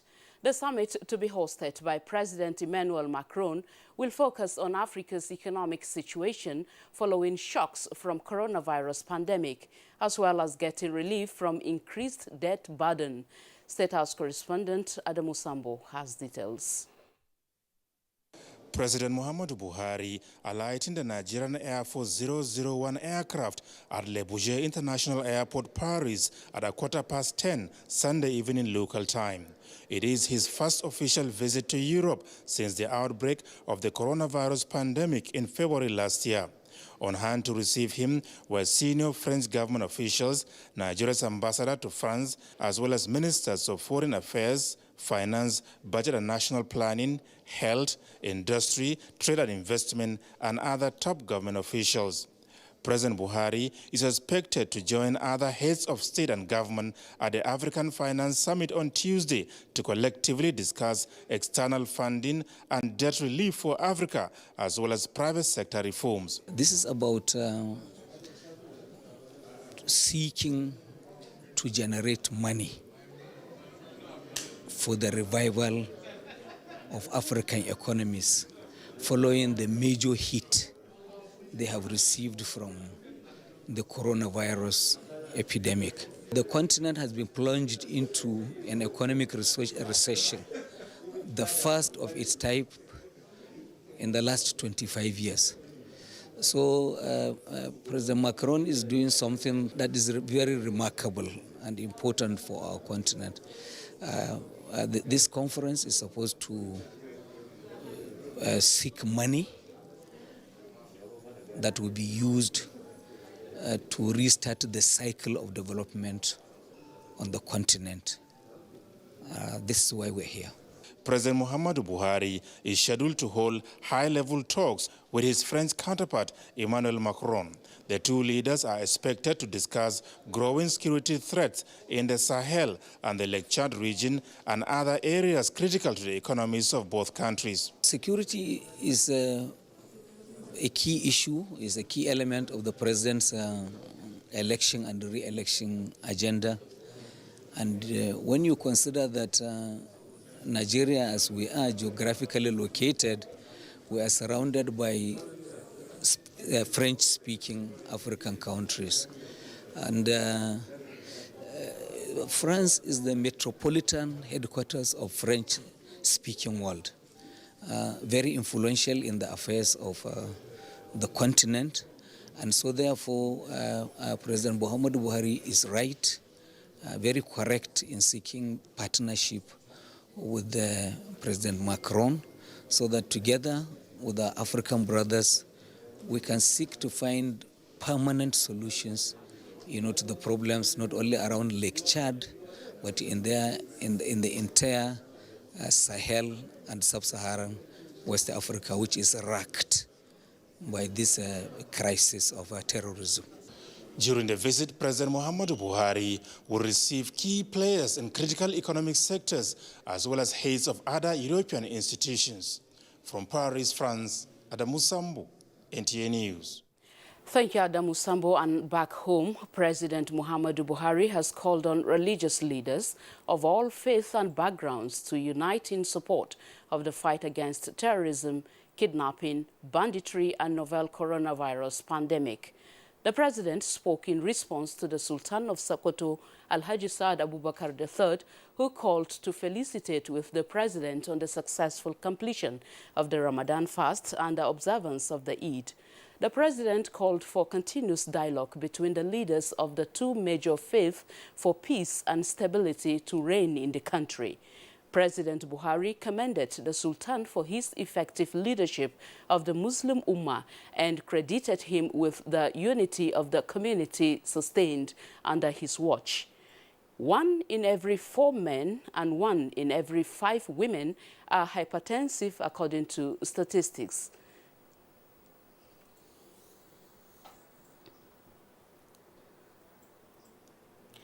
All right, now we will be joining Abdullahi in our Kaduna Network Center. He's going to talk to us on the recent strike action. Hi, Abdullahi. I'm with you. Well, right now we are at the State Secretariat of the Nigeria Labour Congress, and the national president of the NLC, in the person of Comrade Waba, has arrived, and he has addressed the press as well as members who have gathered here. He's not only here alone, he is also here with the leadership of other affiliate unions who have joined in the industrial action, and he has given reasons as to why the NLC has actually embarked on the warning strike and also the protest. Right now, I'm standing with him, and he's going to shed light on what they have planned to do in the next 5 days in the state. Comrade, you are most welcome to Kaduna. You are on ground, you are at the State Secretariat of the NLC. What do we expect in a couple of hours and subsequent days? Well, thank you very much. As we are aware, the action is twofolded. The action is twofolded. One is the withdrawal of services, which has started effectively. The airports are not functioning to come to Kaduna. The rail station certainly is down. The oil sector, particularly our unions that dispense products, have also withdrawn their services. Same with the power sector and also the entire public service. That is the first instance. The second instance is also to have such a rally where we'll also go and address workers at strategic locations. The purpose of this action, as we are aware, is the refusal of Kaduna State government to respect extant laws that are provided in the labor law, particularly section 20 in respect of declaring redundancy. The law says employers shall, is mandatory. It's not anticipatory, it's mandatory. That before you declare redundancy, you must consult the unions to tell them the extent of redundancy and the reason for the redundancy. And even before you go further, before you give any worker his letter, his check must be ready with the left hand. You mean all this were done without consultation? All of this was not done. I heard of the claim to say that he has consulted Nolge. You just heard Nolge addressing the people here. Nolge leadership just addressed the people to say it's a false information. No consultation. All the public sector unions are here. Nobody has been consulted, and you are free to consult all of them here. And therefore, on that issue, we were then informed. The National Executive Council was informed, because the issue has gone beyond a state. It's the issue of law. It's the issue of law that everybody is supposed to respect. Both unions and governments and employers ought to respect our laws. Laws are sacrosanct. So those laws have been violated with impunity. And that's how letters have been issued to workers. First, you remembered the issue of the teachers that were sacked under competent teachers. As we speak, those teachers have not been paid. Secondly, is the issue of local government workers. First instance, over 5,000 were sacked. In this current one, 2,000 were issued letters. We have the latest. We have also those from the primary care agency, 1,700, and those from SUPEP, 4,000. All of those we have the letter, and we are aware 11,000 have already been penciled. And that's why somebody will ask, why didn't you protest before now that these workers were sacked? This is the fourth time we are coming here. In other protests, we didn't withdraw service. In the other protests that we are here more than 3 occasions. You remember when the teachers were sacked? 30,000 workers came out with their letters to say that we have been sacked. And everybody saw, the world saw it. And therefore, this is the first time, it's because it's adamant nature that we are now joining strike to the issue of protest. So this is as a matter of last resort, which the law allows. Could you accept negotiation with the state government? Yesterday he claimed, and I want to say it's false, that we are invited for negotiation and we didn't turn up. His false information. I have it on record. It was around 9 p.m. somebody called. I have his name, I have his number, I recorded it. To say that the proposed meeting by 9 had been shelved because we have not received any invitation and that information is actually false. You know the way they behave. It's just to put information, withdraw the information so that they can just gain public sympathy. But there was no formal invitation. So from this point where we are now, the state secretariat, where are we heading to? Yes, we are going to the state where we have the state secretariat, where workers, we are supposed to stop at every point to actually address them. As we go, we'll be asking workers and citizens. Thank you very much, comrade. And that was the national president of the NLC, and we'll keep you updated as the protest and strike continue to unfold. That is the situation for now. Right, very well, Abdullahi. Thank you so much for the update. Our correspondent Abdullahi there in Kaduna via broadband. And now moving to health matters.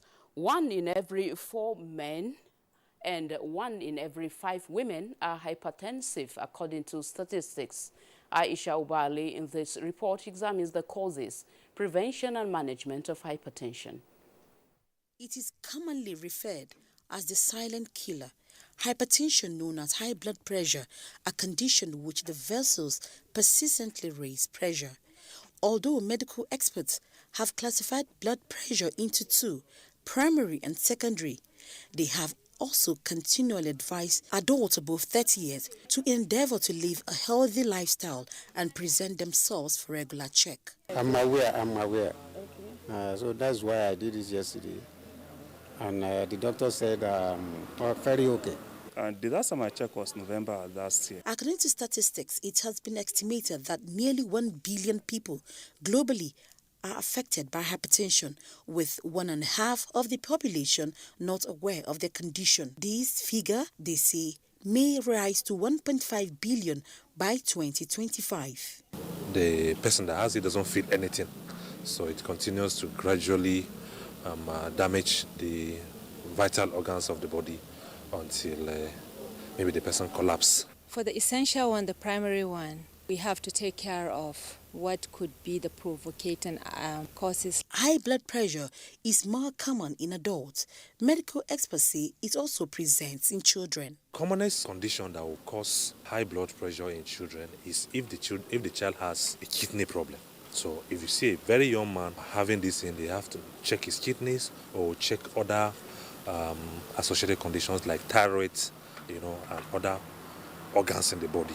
The World Hypertension Day, which is marked every May 17th, is to create awareness and also make people understand that it can be prevented and controlled. But if the pregnant woman, after having had her baby, she was already what we call pre-eclamptic and eclamptic, who knows, and she continues with her habits of heavy fats diet and being sedentary, not even moving because she has a little baby with her, then hypertension might come to be her neighbor. The World Hypertension Day was first inaugurated in May 2005, and 16 years after, it has remained an annual event.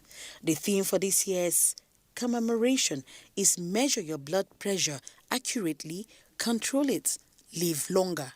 In Abuja, Aisha Obali, NTA News. Let's now look at update of COVID-19 cases in Nigeria. 7 new COVID-19 infections have been recorded nationwide within the last 24 hours, representing the lowest daily statistics in about a year. This brings the country's total confirmed cases to 165,709. The Nigeria Center for Disease Control, NCDC, records show that Niger State reported 5 new COVID-19 infections, while Rivers reported 2 infections. Active cases nationwide remain at 7,224. Total discharged cases so far are 156,413, while the death toll is 2,066. Meanwhile, Bauchi State Primary Healthcare Development Agency has commenced the administration of the second dose of the COVID-19 vaccine, while urging the people to also continue observing the non-pharmaceutical preventive measures. Mahmoud Ibn Muhammad reports. Having already vaccinated over 47,000 people with the AstraZeneca COVID vaccine, Bauchi State has recorded over 80% success in the first phase of the exercise. The guidelines worldwide is to receive the second dose between 3 to 12 weeks.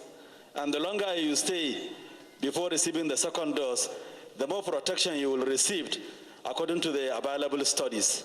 Appeal to our people, to the population in Bauchi State, not to be complacent in the sense that to think that COVID-19 has passed. No, we are still with COVID-19. 9 weeks since the administration of the first jab, the State Primary Healthcare Development Agency has begun administering the second dose of the vaccine with Governor Bala Muhammad, his wife, the State Deputy Governor, some senior citizens and frontline workers.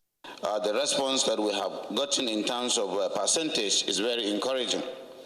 We want to call on the federal government to work with the states to make sure whatever needs to be done is done, to deploy resources to procure these vaccines for total coverage of our citizenry. We have to know that the vaccines are not a perfect fix for COVID-19 infection. We still need to practice other precautions like wearing masks, social distancing, hand washing, until public health officials say otherwise. With only 14 cases so far under management, the state has recorded only 540 cases this year with no casualty. In Bauchi, Mahmoud Ibn Muhammad, NTA News. You're still watching the news at 10 on NTA News 24. Up ahead, Nigerian gun runner who sells ammunition to bandits in Nigeria arrested shortly.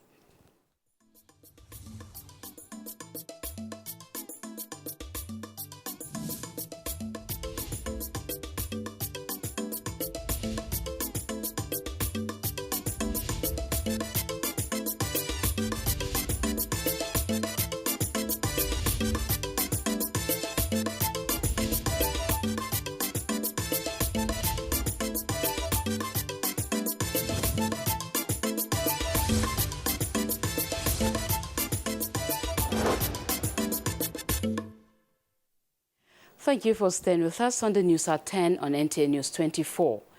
Now, a notorious gun runner from Niger Republic who confessed to have sold no fewer than 450 rifles and 8,000 live ammunitions to bandits in Zamfara State and some other neighboring states within the past 3 years has been arrested. Jamilu Ibrahim has details. The proliferation of small and light weapons within and across Nigeria has over the years been identified as one of the major factors that have heightened the sustainability of terror by insurgent groups and other criminal elements in the country. Zamfara is one of the states of the Federation worst hit by the problem in recent years, which obviously makes the ongoing fight against armed banditry, kidnapping and cattle rustling bedeviling the state seemingly interminable. Despite the various measures taken to check the proliferation of the firearms and to disarm those who illegally possess them, the ugly trend appears to have continued unabated. The recent arrest of a 30-year-old Nigerian who allegedly specializes in supplying firearms to bandits in Zamfara and some other neighboring states is a clear testimony to that. He is a native of Malbasa town in Niger Republic.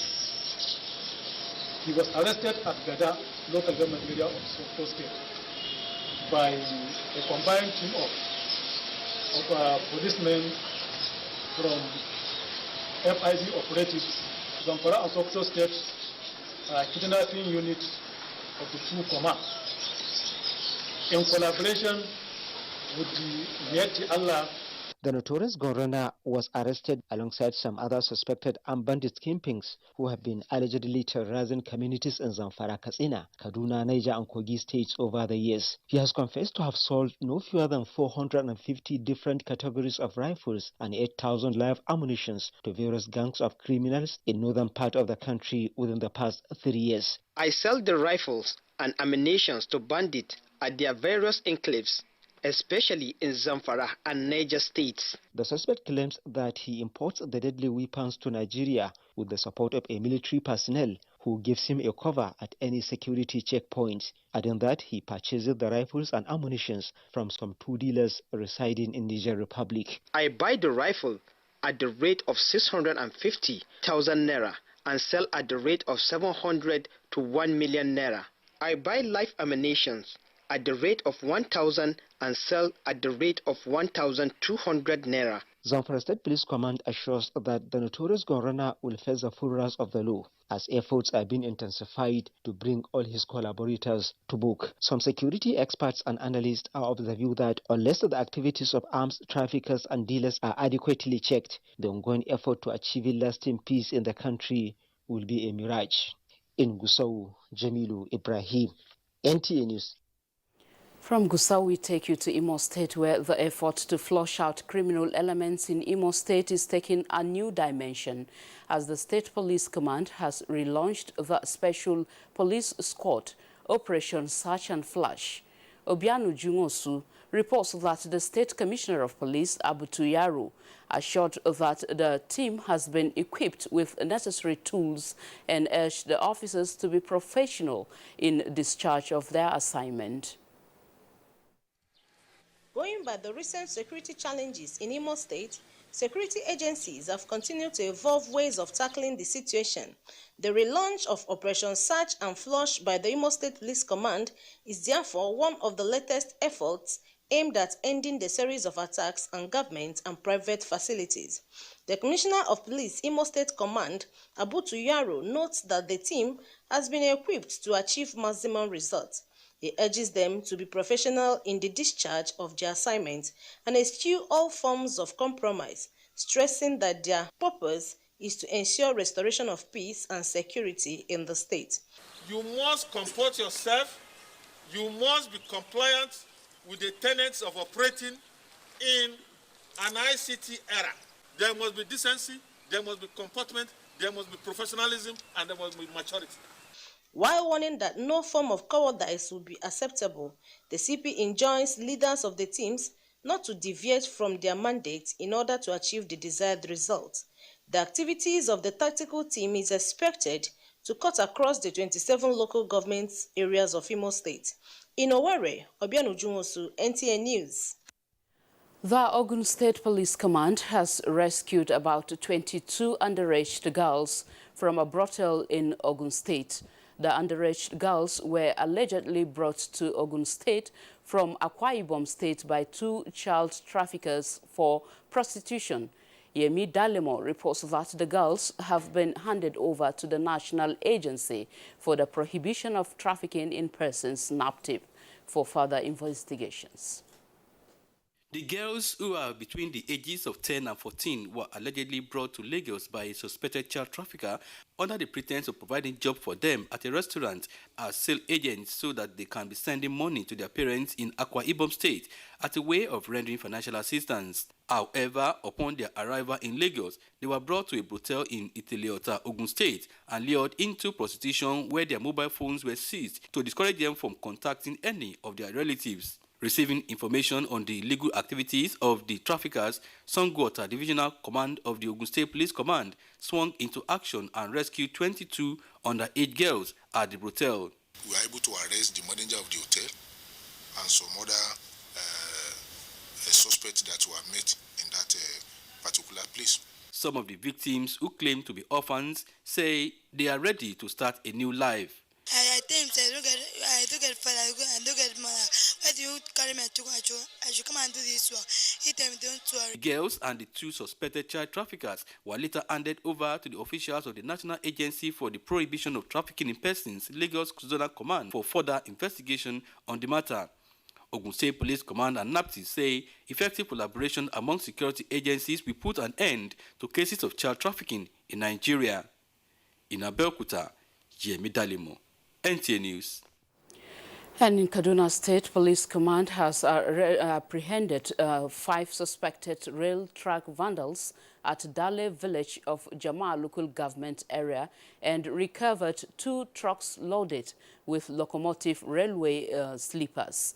A statement by the Command Public Relations Officer, ASP Mohammed Jalige, says the suspects are currently undergoing interrogation and efforts are being intensified with a view to identifying all those involved in the destruction of critical national infrastructure.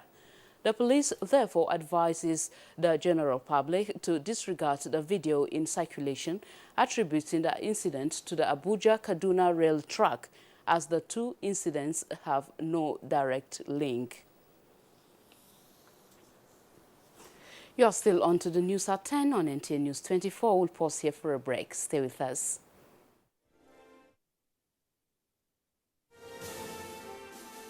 Advertising your goods and services on the right channel gives you an edge over your competitors. NTA News 24 has all the platforms for your target audience. The station is on DSTV channel 419, GoTV channel 46, StarTimes channel 101, and Free TV channel 703.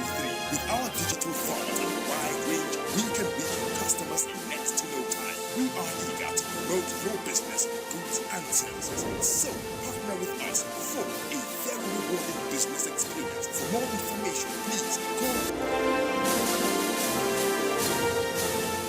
or visit our office at NTA headquarters, Area 11, Garki, Abuja. NTA News 24. News and more news. Thank you for Nigeria. Desperate times require. People are strong and united. Our founding fathers. This report takes a look at self-security as a complement to security operatives' efforts in fighting security in challenging times.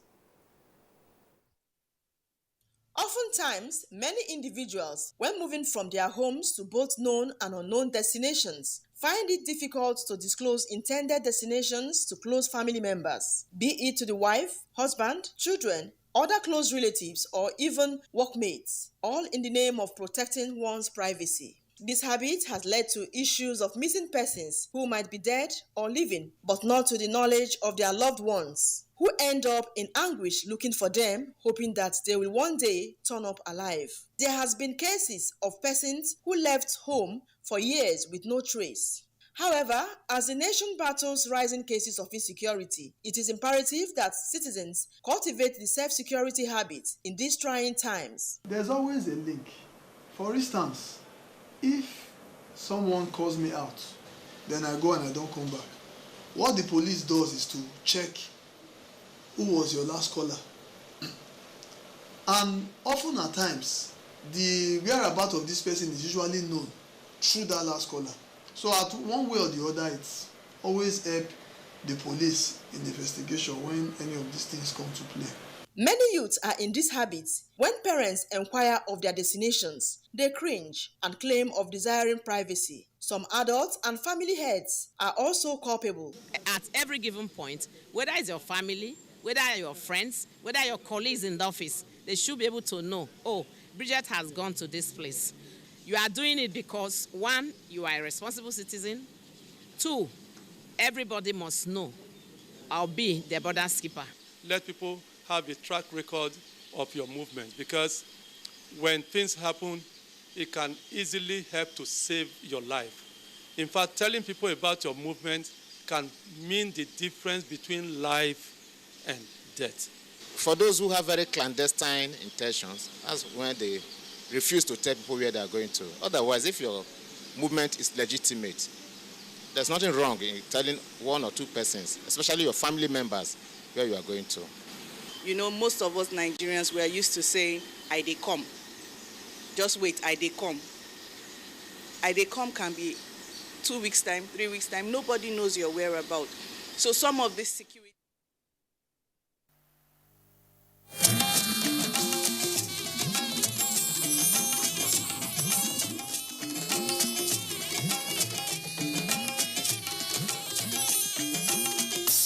This is the network service of the NTA. You will have to jump off a cliff just knowing that you will not crash.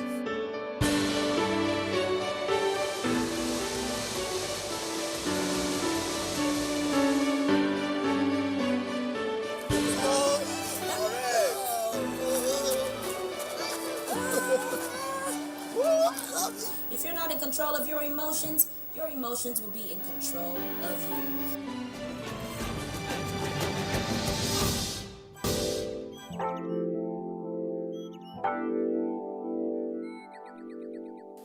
Thank you so much for tuning in. This is Emotions with Omenesa. Thank you so much. Thank you so much. I always thank God for the opportunity to speak into the lives of people. We have gotten so many feedbacks about this show, and thank you. Thank you. Thank you. We are here because of you. Thank you. Emotions is a show that is on emotions. We talk about everything that has to do with emotions, from low self-esteem to anger management to love to hate to learning how to do this and learning how to do that, you know, because your whole life is really channeled by your emotions. So that's what this show is about, and I'm just so grateful. So today our topic is on something that is very sensitive, and it's something that has happened to me, and it's something that I've dealt with, and that's PTSD. What is PTSD? Post-traumatic stress disorder. Post-traumatic stress disorder, how do you know that you're suffering from PTSD? Well, first of all, you do have to know that 1.5 million of Nigerians suffer from PTSD. So it's not an alien thing, okay? You are not alone, and there is nothing wrong with you. PTSD comes from a tragic event, from something that had to do with violence, or from a sudden death of a loved one. Something major happened in your life. A major event happened in your life. And then you start suffering from flashbacks, nightmares, vivid dreams, fever, panic attacks. There is always fear. You always feel scared that someone is going to attack you. Maybe because you were raped. Maybe because armed robbers came into your home. Maybe because you were thrown out of a car. Like I remember a few years ago, I was in a car with armed robbers. And I was taking a chaplain course in, where is that place? Is it in Zuba or something? But it's like a bit far from Abuja. It's like on the outskirts. And after that incident with armed robbers, it was so hard for me to go back to my classes because I got scared that, oh my gosh, everybody here are armed robbers. Whenever the car would slow down, I would actually think that it's slowing down because the driver is an armed robber. You understand? And I start reliving. I literally started to relive the incident. And I started getting scared. So PTSD is post-traumatic stress disorder. It is reliving an event emotionally. Reliving an event emotionally. Cold sweats. You're shaking. Paranoia. Anxiety. You start mind reading. You start catastrophizing. You start looking at the future as if it's bleak. You start to put two and two together that don't even have anything to do with each other because you are so used to negativity that you actually start to put things together to create a negative outcome because that is what you are used to. Maybe you were always abused. You were verbally abused constantly. So you don't believe that anybody can actually speak to you nicely. So you preempt abuse even before you are abused. And I'm sure that you know about the law of attraction. Whatever you preempt, whatever you keep on expecting is definitely going to happen. So not only were you a victim, you now induce more bad luck, for lack of a better word, on yourself because now you're preempting all of these things. You're preempting a catastrophe to happen because you are catastrophizing. Okay? So PTSD. For me, my first encounter with PTSD, when I knew that it was PTSD, was when my mom died. Oh my gosh, I started having panic attacks. It was terrible. I started shaking and I would have and I would start hyperventilating. I would start taking deep breaths, but the more deeper I took the breaths, the more I felt I was going to explode. It's like a tear that's in your heart. I started seeing how she died. I started seeing how she looked when she died. I started hearing things that she didn't say. I started finishing the sentences that she didn't say when she died because I was in so much agony. The root of PTSD is agony, which becomes agonizing. It started with agony. It started with somebody beating you mercilessly. It started with being raped. It started with being cussed out. So much shouting in your home. You are always an idiot. You are always a demon. You are always a bastard. Every day, every day, every day, every day. It gets to a point where you really start believing these things. And maybe somebody walks into an office or you smell the perfume of that person who used to abuse you. And you start reliving the incident. So like I said, PTSD is reliving a negative event, but you're now reliving it emotionally. It's a terrible thing. Now, what causes it? Loss, violence, rape, losing a loved one, injustice. You know, maybe you were thrown out of your house or something major, a major life event happened to you and you didn't heal. You didn't totally heal. You know, you use other things to mask it. And I can say this because I've been there. And in some cases, I still go through that in some other areas of my life. But because I'm fully aware of what PTSD is, I, gather myself when those moments come. And if I have to cry, I cry, But you do have to recognize what PTSD is. If you do not pay attention to the emotions that come with it, it could really mess you up. Because then you start dealing with suicidal thoughts. You start thinking, why am I even here? I can't go back, I can't go forward, so what am I doing? If you don't have a strong support system, it will really, really be bad.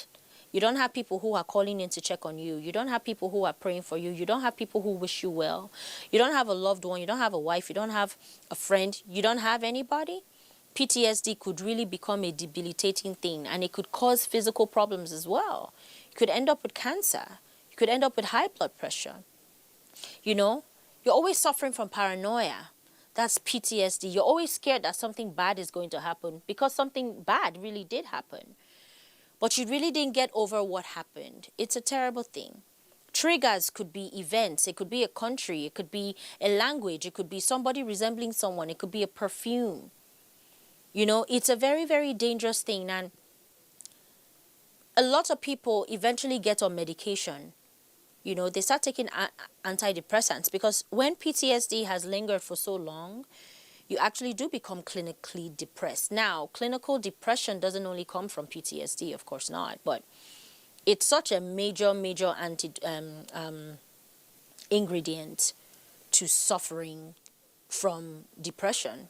And of course, it's so funny, PTSD also comes with depression. You start having flashbacks. So I'm just talking about my experiences and then what I've also seen being in the nursing profession and what I've seen in the lives of people, also being a counselor. is that the best way to handle PTSD, you start taking deep breaths.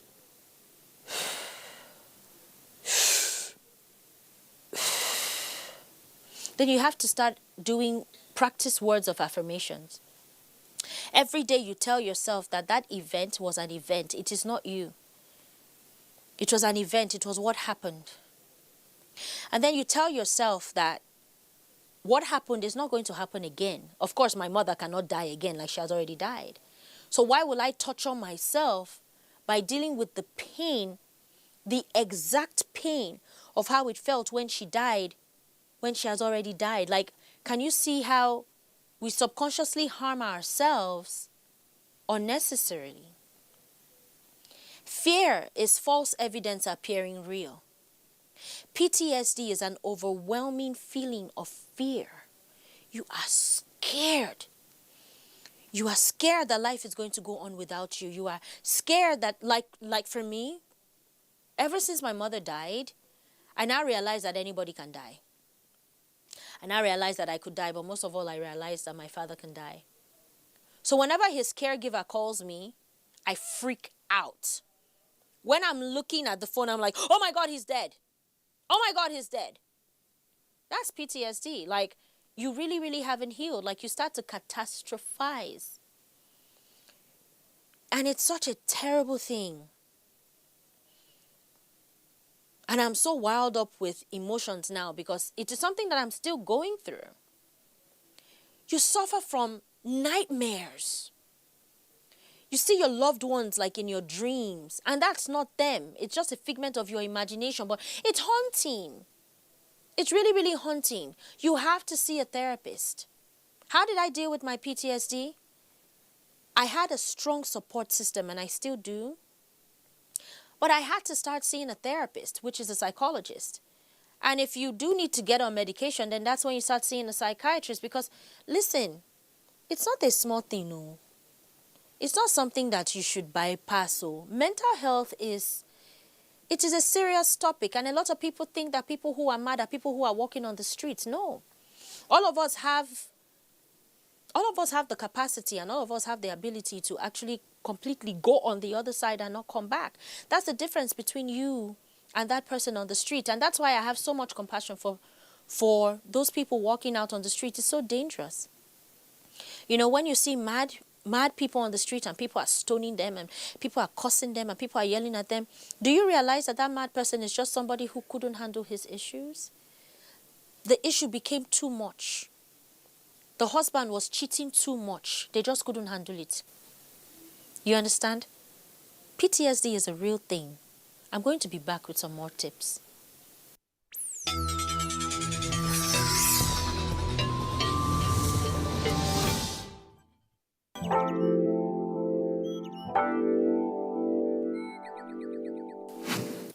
So welcome back. We've been talking about PTSD, post-traumatic stress disorder. 1.5 million Nigerians have this disease. It is a disorder. And I also suffer from PTSD. I have not been completely out of the woods. PTSD comes from a very, very tragic situation that happened to you. Either loss, rape, violence, dysfunctional family. I mean a really, really dysfunctional family, like beating to where you're bleeding. Your mother using a blade on your skin. These are major issues. A boss who talks down at you every single day. In your home, you are a demon in the morning, you are a bastard at night, and you are a vagabond the next day. So much verbal abuse, so much attacks. I was talking about when I went to massage a client many years ago on my way back. Everybody in the car were armed robbers. And it was so traumatic how they put a knife in my face, took my wedding ring, took my phones, took everything, then threw me out of the car. That image stuck with me. How about times in my life where people took advantage of me?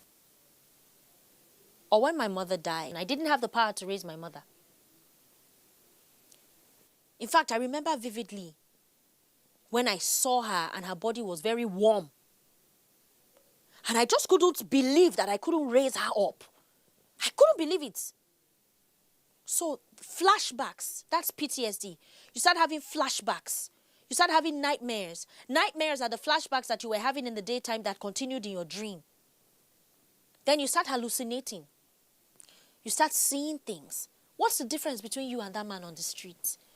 What's the difference between you and people in an asylum? The difference was that you went to the other side and you were able to come back. You cried for 3 days straight. You suffered from depression and you were able to bounce back. But that man on the street and that woman on the street, like I said, her husband was cheating on her for too long and it was really, really weighing on her self-esteem. She goes to church and the pastor tells her, continue to be submissive. And it was weighing and weighing and weighing and weighing. And one day, she snapped. You got tired of your boss not paying you. It's been 1 full year. Your landlord has made a mockery of you. Your wife insults you every day and your children don't respect you. You snap. You got so angry. You're suffering from bitterness. You're suffering from unforgiveness. You take a knife. You kill that person and then your eyes clear. You snapped. The difference between you and that person on the road is that that person didn't snap back. We have all snapped. We've all done irrational things. But not everybody has had the opportunity of bouncing back.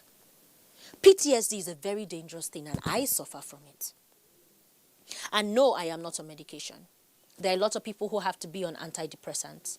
My medication, first of all, is my acknowledgement that I do suffer from post-traumatic stress disorder.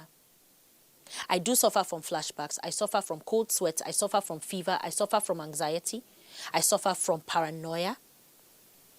But because I'm fully aware of what PTSD is, I use the information to gather myself.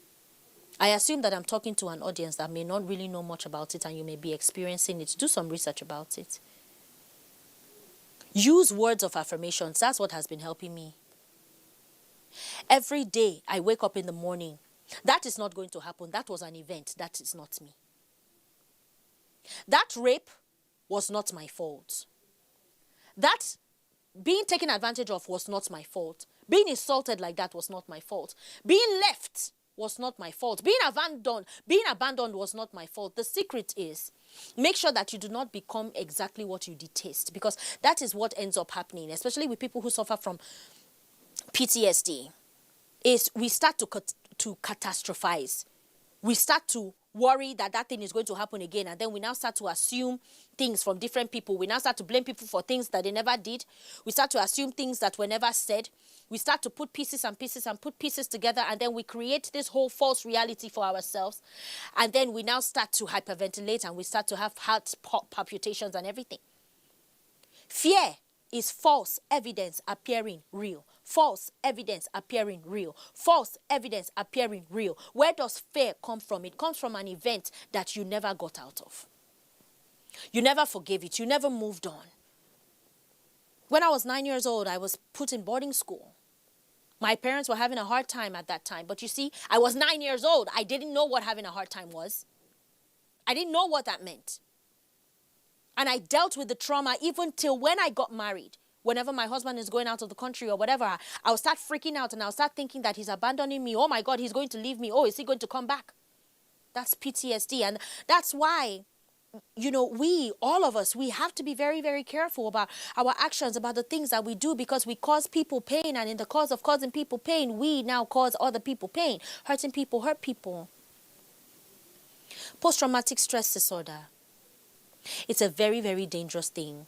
If you suffer from PTSD, please see a doctor, see a therapist. I do not subscribe medication because antidepressants only numb the emotions. They just numb your feeling. It's like cocaine. You can't use fire to quench fire. You can't use cocaine to break a cocaine addiction. You can't use alcohol to break a drinking addiction. You have to go that's for me. You do have to go cold turkey, or you should go turkey. Cold turkey. What is cold turkey? When you just dump that addiction. Now, what some doctors do is, because that the addiction or the disease or whatever is so deep in your system, They now have to wean you off it, which is what the antidepressants do. So it's like somebody who is a chronic chain smoker. There are people who, if they've been smoking all their lives and they decide to stop smoking, they will suffer from what we call withdrawals. They will start shaking. If they used to smoke at 2 o'clock, when 2 o'clock comes, their whole system, their body has been programmed to smoke at that time. They will start shaking. They will start having heart palpitations. They will start hyperventilating. But cold turkey is when you're going through those withdrawals, you go through it for 21 days. It takes 21 days to form a new habit, uninterrupted. And it's very hard. The first 5 to 6 days is extremely hard. It's just like getting over a loved one. It's like getting over a breakup. It's like, you know, our whole body is controlled by emotions. Our whole body is controlled by chemicals. The chemicals control our emotions. So that's why we have to be careful, and that's why we have to take things seriously. You know, triggers for PTSD. It could be the perfume of somebody. Oh, and you completely remember that event because that's the same perfume that that person had. Or this person looks like so and so. You wonder why you don't like your boss. Maybe your boss looks like your father who was so abusive. You wonder why you disrespect your wife. Maybe her father looks just like your mother who was abusive. Of course, like in your mind, how can a man look like a woman and whatever? No. Incidences is what gives us our resemblance. So we can't just ignore that we are having nightmares, we are having heart palpitations, we are scared of people. There are people who don't even leave their homes. Like that's when it has gone to a phobia. You're now suffering from a different thing altogether. But post-traumatic stress disorder, like I said, is living a tragic moment, but you're reliving it emotionally. You start fearing that that same thing is going to happen to you. If you don't want to get on medication, which I don't suggest that you do, make sure that you're doing words of affirmations. Make sure that when the emotions come, for me, when I have my triggers with PTSD, I write it down. Right now I'm feeling sad. Right now I'm feeling scared. Why are you feeling scared? Oh, because Emeka just walked in. So Emeka just walked in. So why are you scared? Okay, well, Emeka reminds me of Susan, who slapped me and burnt all my clothes when I was like 10 years old. Oh, okay, so can you see how that is not Emeka? Yes. Who was it? It was Susan. But is Susan here right now? No. Susan may have even passed away. Was that event today? No. That event was 15 years ago. So can you see how it's false evidence appearing real? Yes. So what do you do now to counteract that emotion? Emeka is my friend. Emeka is my co-worker. Emeka is my producer. Emeka is a good person. Emeka will not harm me. You have to completely, it's self-talk. That's the most powerful tool for people like us who suffer from PTSD is self-talk. They didn't leave you, they only traveled. You see, because of how I went to boarding school at the age of 9 and the situations and the circumstances which brought about it, it set me up for being scared for people leaving me. Even at this age, like I get scared, like I literally freak out, like, and sometimes it's either I'm not close to somebody because of the fear of them leaving me, or I'm over close where I'm clingy and needy, which of course will make the person run away from me because nobody wants anyone to be clinging on them. So can you see how just one thing can just like skyrocket to like a whole bunch of events in your life? I'm really, really sorry for those of you who suffer from PTSD. I'm sorry that you were raped. I'm sorry that you were in a violent situation. I'm sorry for those of you who lost their parents unexpectedly. Like I lost my mom. And they say that the pain goes away. It's a lie.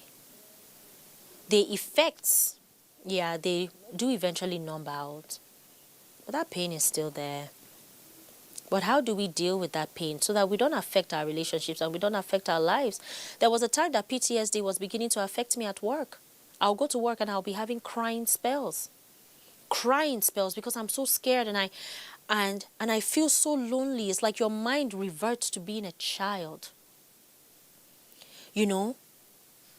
most of the time, people who suffer from PTSD are people who were abandoned, people who were left, people who were bruised really, really bad at a very, very impacting age, at a very, very tender age. And so your whole life and your whole conclusion is formed on just that one basis or that one base.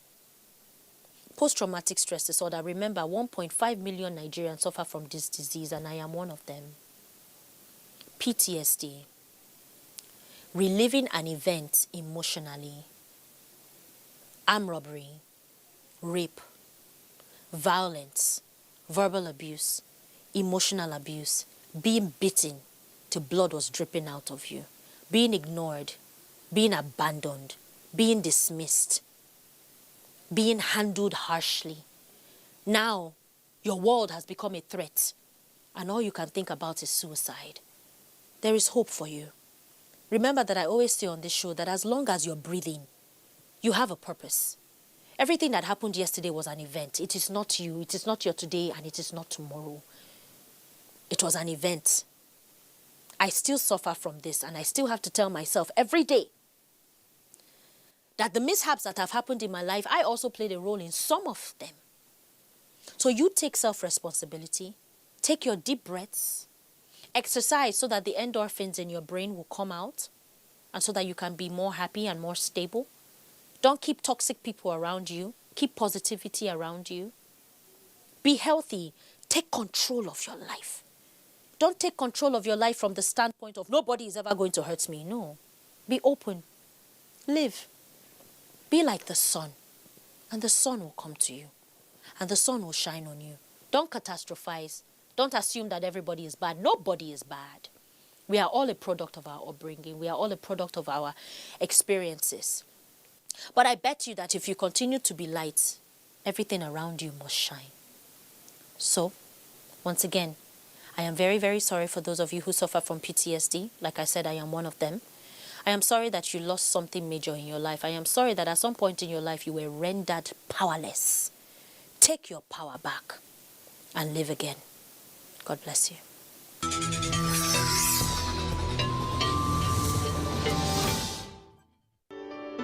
You will have to jump off a cliff just knowing that you will not crash.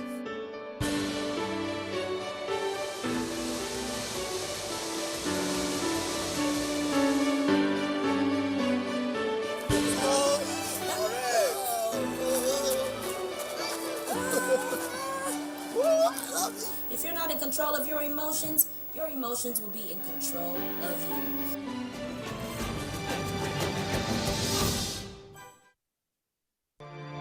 Nigeria, our great nation with vast and rich land. Our people are strong and united. Our founding fathers, Sir Ahmadu Bello, Sir Abubakar Tafawa Balewa, Chief Obafemi Awolowo, Dr. Nnamdi Azikiwe, and a host of others bequeathed us a united, peaceful and prosperous Nigeria. Let us honor them by living in peace with one another. Let us eschew violence, ethnic profiling and religious bigotry.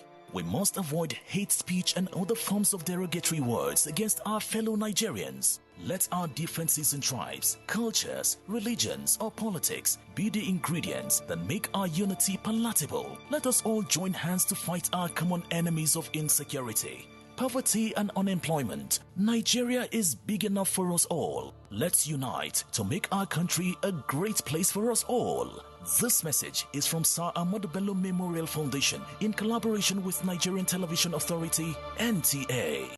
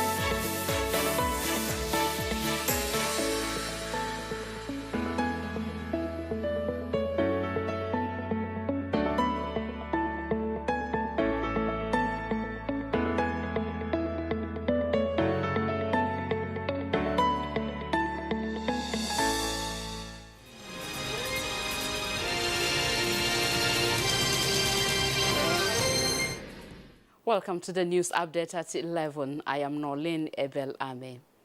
President Muhammadu Buhari is in Paris, the French capital, ahead of the African Finance Summit. The summit, to be hosted by President Emmanuel Macron, will focus on Africa's economic situation following shocks from coronavirus pandemic, as well as getting relief from increased debt burden. This is about seeking to generate money for the revival of African economies following the major hit they have received from the coronavirus epidemic. The continent has been plunged into an economic recession, the first of its type in the last 25 years. So President Macron is doing something that is very remarkable. The strike by Nigeria Labour Congress over workers' sack in Kaduna State takes its toll on the people, with electricity supply disruption and lull in social and economic activities.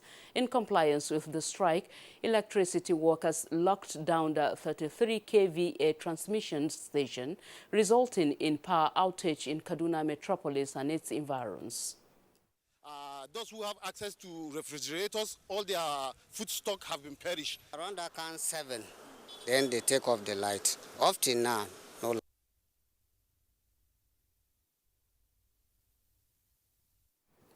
The proliferation of light and small arms within and across Nigeria has continued to be the bane of ongoing efforts to end insurgency, banditry, and other related crimes bedeviling the country. The fight against the ugly trend has, however, recorded a huge success recently with the arrest of a notorious gun runner from Niger Republic.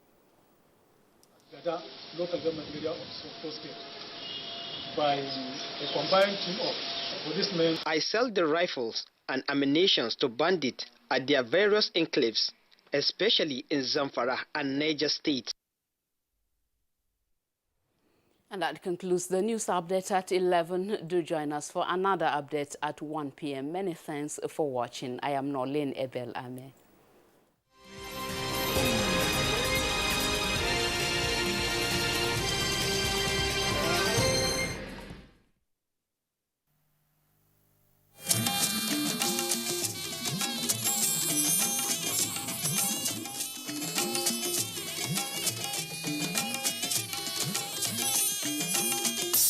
This is the network service of the NTA.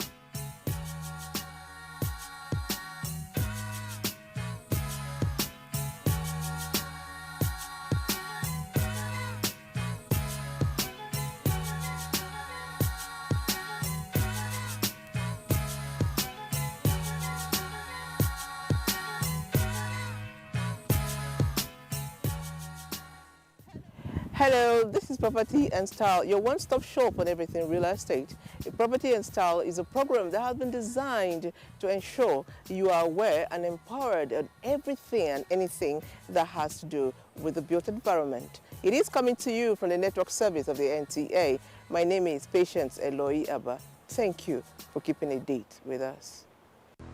NTA Properties Investment Company Limited, a subsidiary of the Nigerian Television Authority, specializes in creating comfort in all areas of life, such as real estate investments, that is, land, houses, and office spaces, mass leasing, savings and loan scheme, and so much more.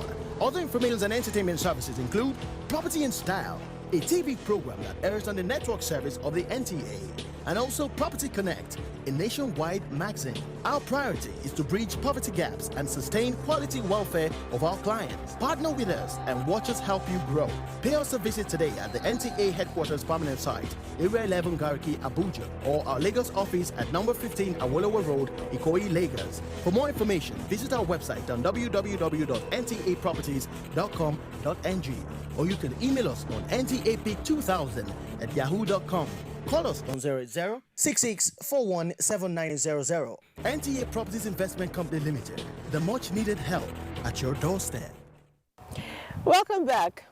So you go house hunting, a house to rent, and finally you get the house. Have you ever sat down to study your rental agreement? Do you know the clauses contained therein? Are you aware that the obligations to the landlord as well as the tenant?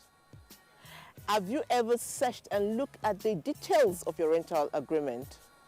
On today's program, we'll be taking a detailed look at this. Again, it's about interior decorations on today's program. How to make your house beautiful, how to make your environment beautiful, and a whole lot more. Once again, thank you for keeping a date with us. Don't go away.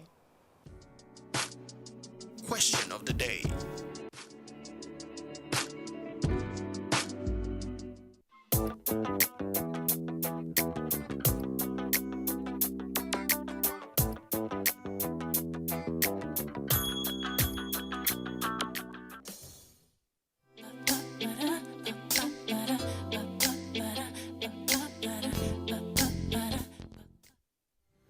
The living room, as defined by the Oxford Dictionary, is a room in the house for general and informal everyday use.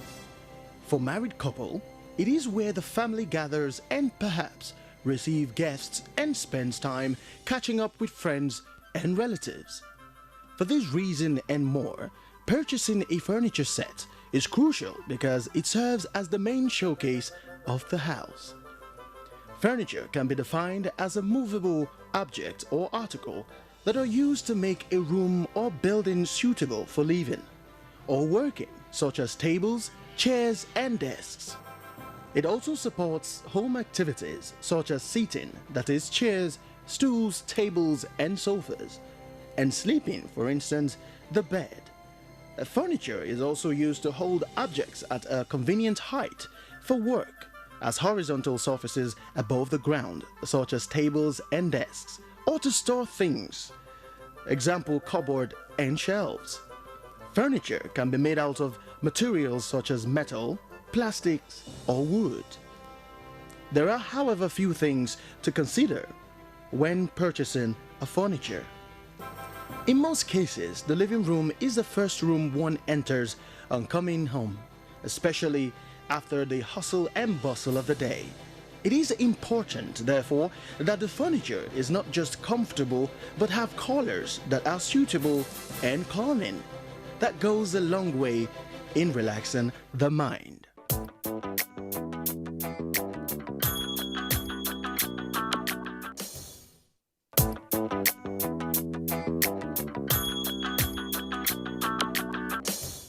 You have your bed, you have your dressing areas, you have your relaxing areas, and you generally just have the place really nice and beautiful. Okay. Serene environment, very cozy.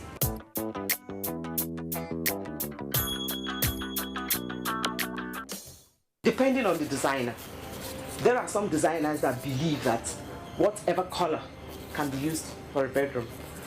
You know, for instance, I was looking at a discussion by a renowned designer in New York who says that a bedroom can have as bright as red, for instance, on the walls, and it doesn't really matter.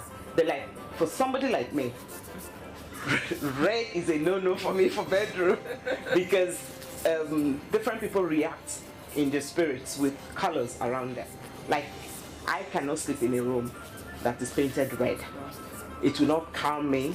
It will make me hyper. It will make my spirit vibrate. You know. So, for me, I'd rather you have as much neutral colors, cool colors in your bedroom. Then you now add other colors to it depending on your color preference. Yeah.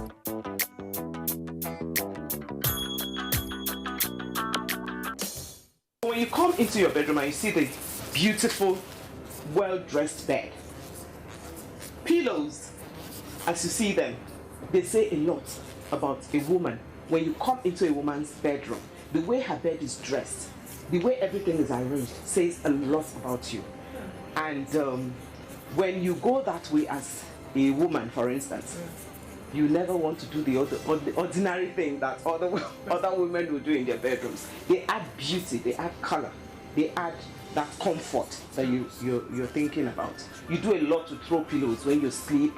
You know, you can like support yourself and other things like that.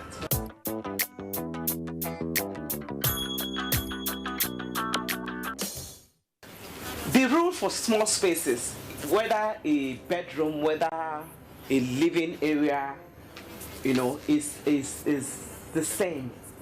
What do I mean by that? When you have a small bedroom and you want it to look large, the first thing you have to do is to work on your walls. Try as much as possible to make them look neutral. You use neutral colors. You can use white. You can use like cream. You can have some mixed colors on the wall that gives that, because once you give them those neutral impression to people, you discover that everywhere looks bigger.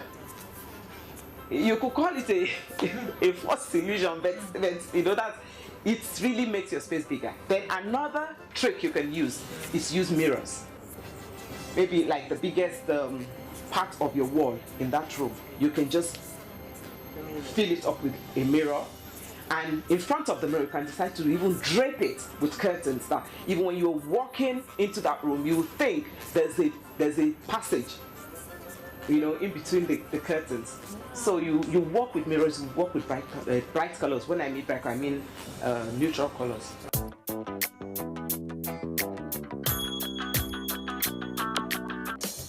That's quite easy. A lot of women don't really know what to do with their spaces or their bedrooms. You could maybe originally you may have a sparsely dressed bed, for instance, and you know a lot of us women, we think that everything that is precious to us we have to take it to the bedroom. You have to put the thing inside a suitcase and carry it to your bedroom. You have to put it in a bag and take it to your bedroom. You have spaces that are spaces cluttered with dusty stuff and all that. The first thing you have to do is to decongest the clutter. You understand? Remove those things first and foremost. Then you take a look at your bed. Add pillows. Change your pillows. Add some nice throw pillows to enhance the look of your bed. Then the duvet covers. You can do nice duvet covers. You can use nice comforters. You understand? You can use nice comforters. Then you can decide to change your curtains. In the market you have all manner of prices of curtains, nice stuff. You don't have to spend so much to do that. And decongest your bedroom. All those bags that collect dust in your bedroom, that bring roaches into the bedroom and all that, remove them. I tell you, a lot of men love clean spaces. Let them just be those things that you require in your bedroom: the bed, your dresser, if you have space, you can have a couch or whatever you can have a recliner where you just sit and you watch your TV if you want. But I would recommend that TVs should be removed from the bedroom.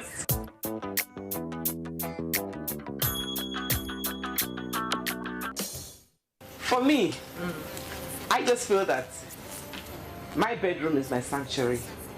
And if my bedroom is my sanctuary, I don't need anything to distract me, to distract my line of thought, my relaxation. If I want to relax, I have books that I would read, that I could relax and I just drift to sleep. If I want to watch if I want to watch television, I should go to the living room, go to the TV room to go and watch television. Are you a landlord, a tenant, or an agent? Are you a real estate developer or interested in housing investments? Then this is the right platform designed specially for you to promote your business and services. To learn more about property investments, tune in on this station every Monday at 11 a.m. If you've got questions, we have answers. For further inquiries, please call us 080-6641-7900. Or you can send us an email at propertyandstyle@gmail.com or visit our website at www.ntaproperties.com.ng. Property and Style, the future is now.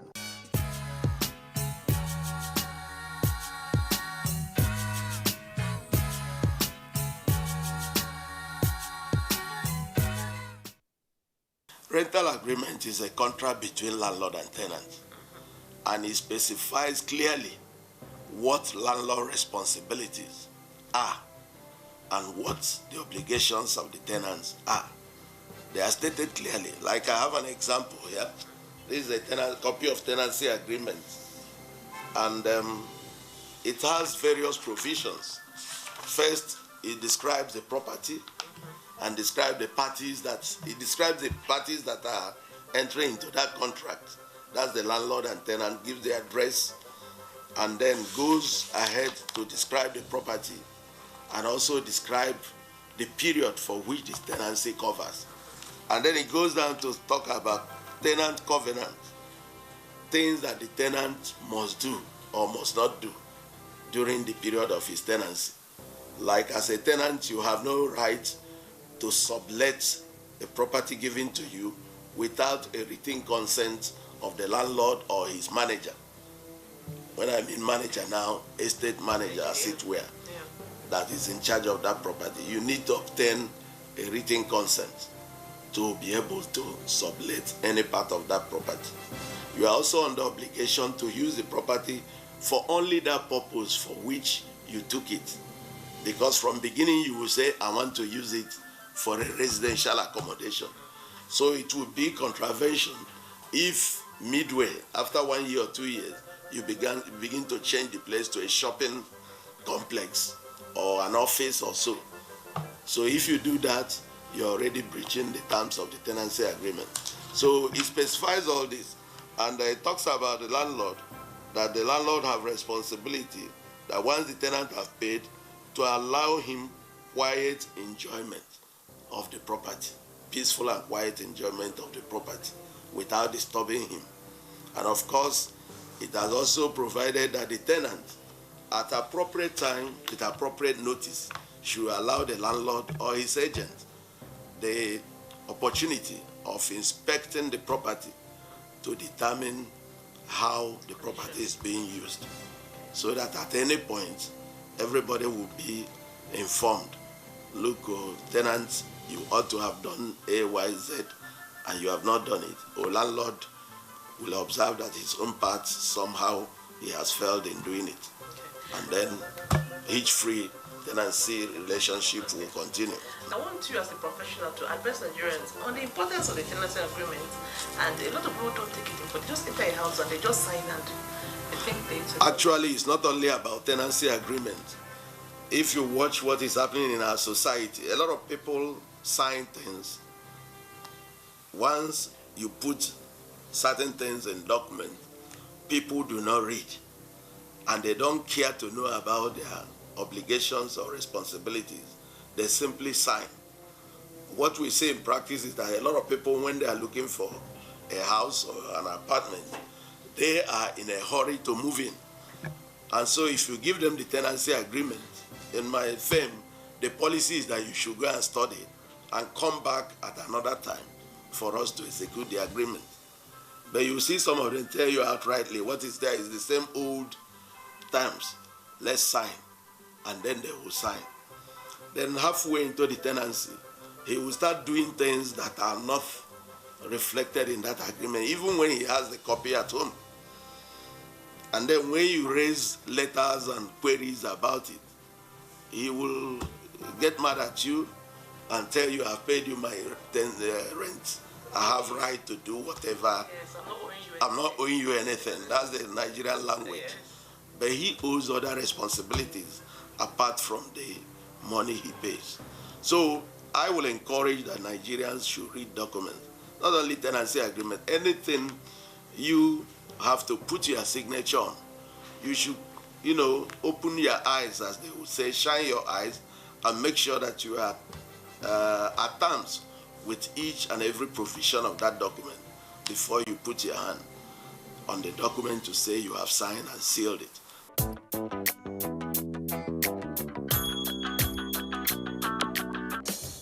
Do you know your rights as a tenant?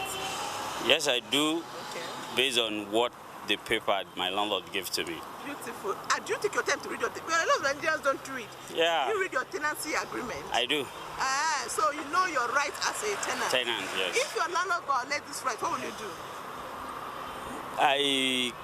Based on the relationship I should have with my landlord, if he violates those tenants' agreement, I will call him to order in the first place. If we can settle it amicably because of the relationship, fine.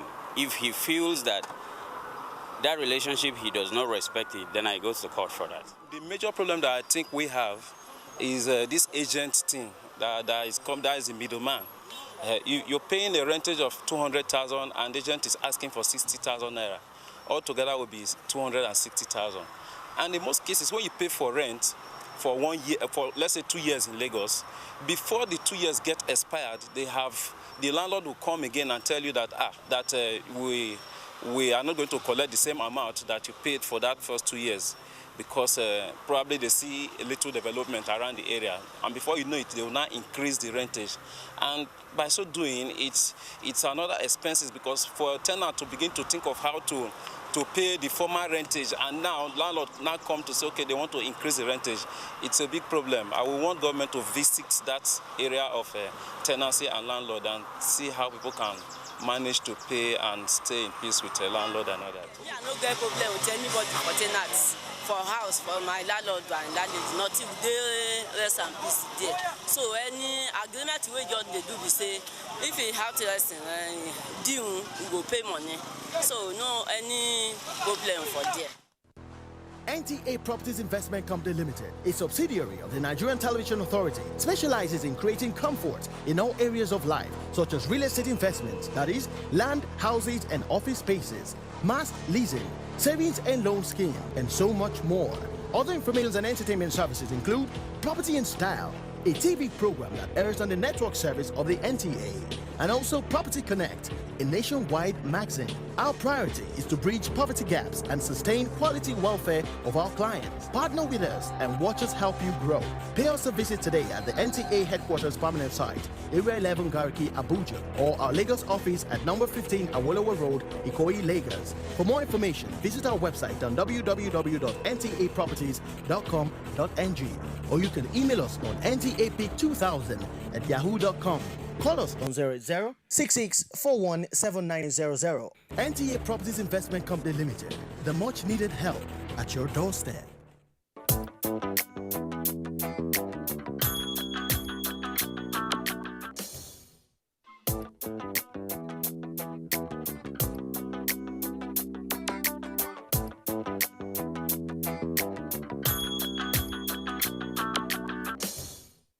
Flower is the part of a plant that is often brightly colored.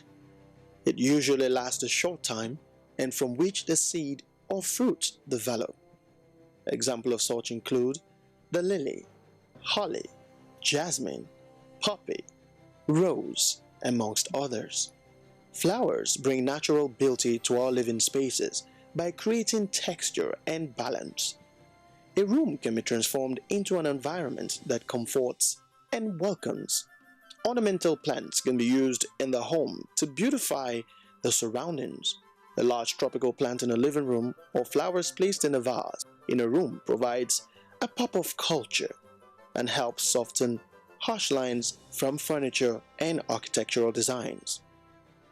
There are a lot of flowers that release pleasant fragrances that appeal to the sense of smell in addition to their visual appeal. Lavender and roses are well known for their pleasant smells.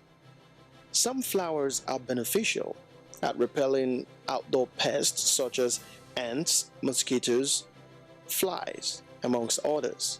An example of this flower is the citronella plant. Flowers or plants play a vital role in our homes. It takes in the carbon dioxide as food and releases oxygen, acting as natural air filters. This is very helpful in our homes, schools, offices, and in the hospitals, especially places where air circulation is limited compared to outdoors, because it helps us to relax and focus, leading to increased productivity, creativity, idea generation, and problem-solving capabilities. The healthier and fresher a plant or flower is, the more effective it is at removing harmful toxins in the house.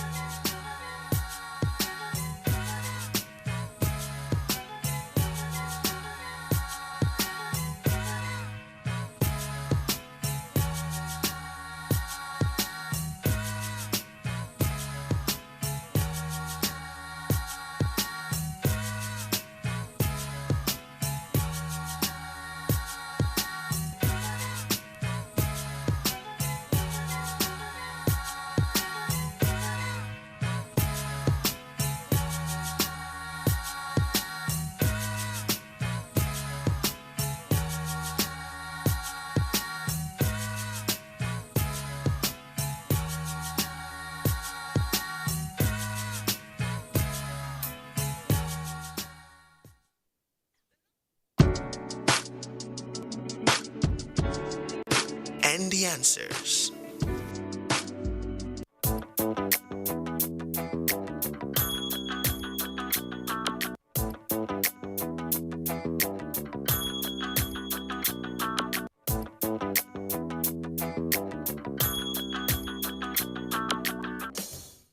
Okay, we've come to the end of today's episode of Property and Style, and like I always say, please consult the professionals when carrying out your real estate transactions and take your time to study your rental agreement.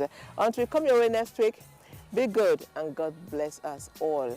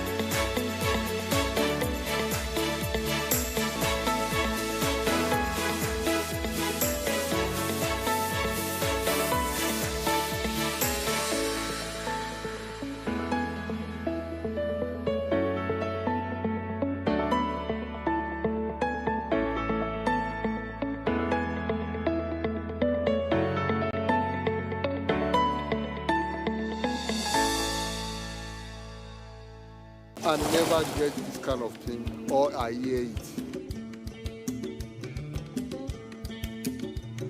Nínú ẹgbẹ́ la wà tá a ti gbọ́ formation tíjọba tó ń ṣèrànlọ́wọ́ fáwa télọ̀ wọ́n nítorí COVID-19.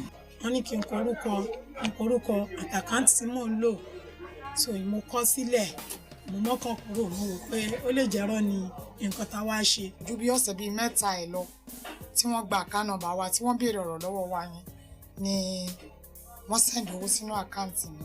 Ọjọ́ yẹn náà ni mo fi owó kún tí mo dẹ̀ lọ ra fóònù so láti ìgbà yẹn mi ò ní ìṣòro pẹ̀lú àwọn kọ́sítọ́mà mi mọ́. Òṣèlú tó máa gba 30,000 ẹ̀ tí wọ́n á fẹ́ materials pátápátá tó yẹ máa ṣiṣẹ́ family àjẹun ìyàwó àtọmọ máa jẹun wọ́n appreciate. Mo dúpẹ́ lọ́wọ́ federal government fún nǹkan tó ń ṣe.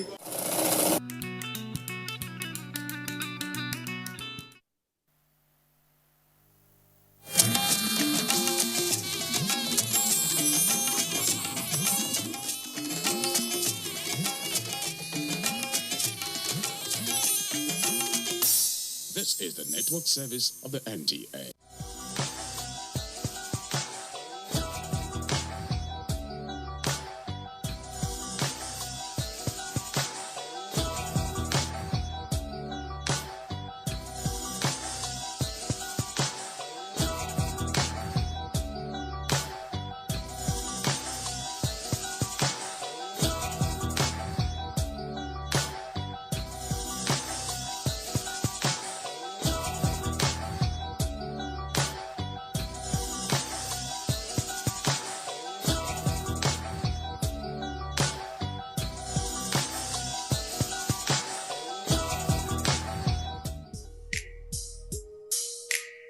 Hello and welcome to another exciting edition of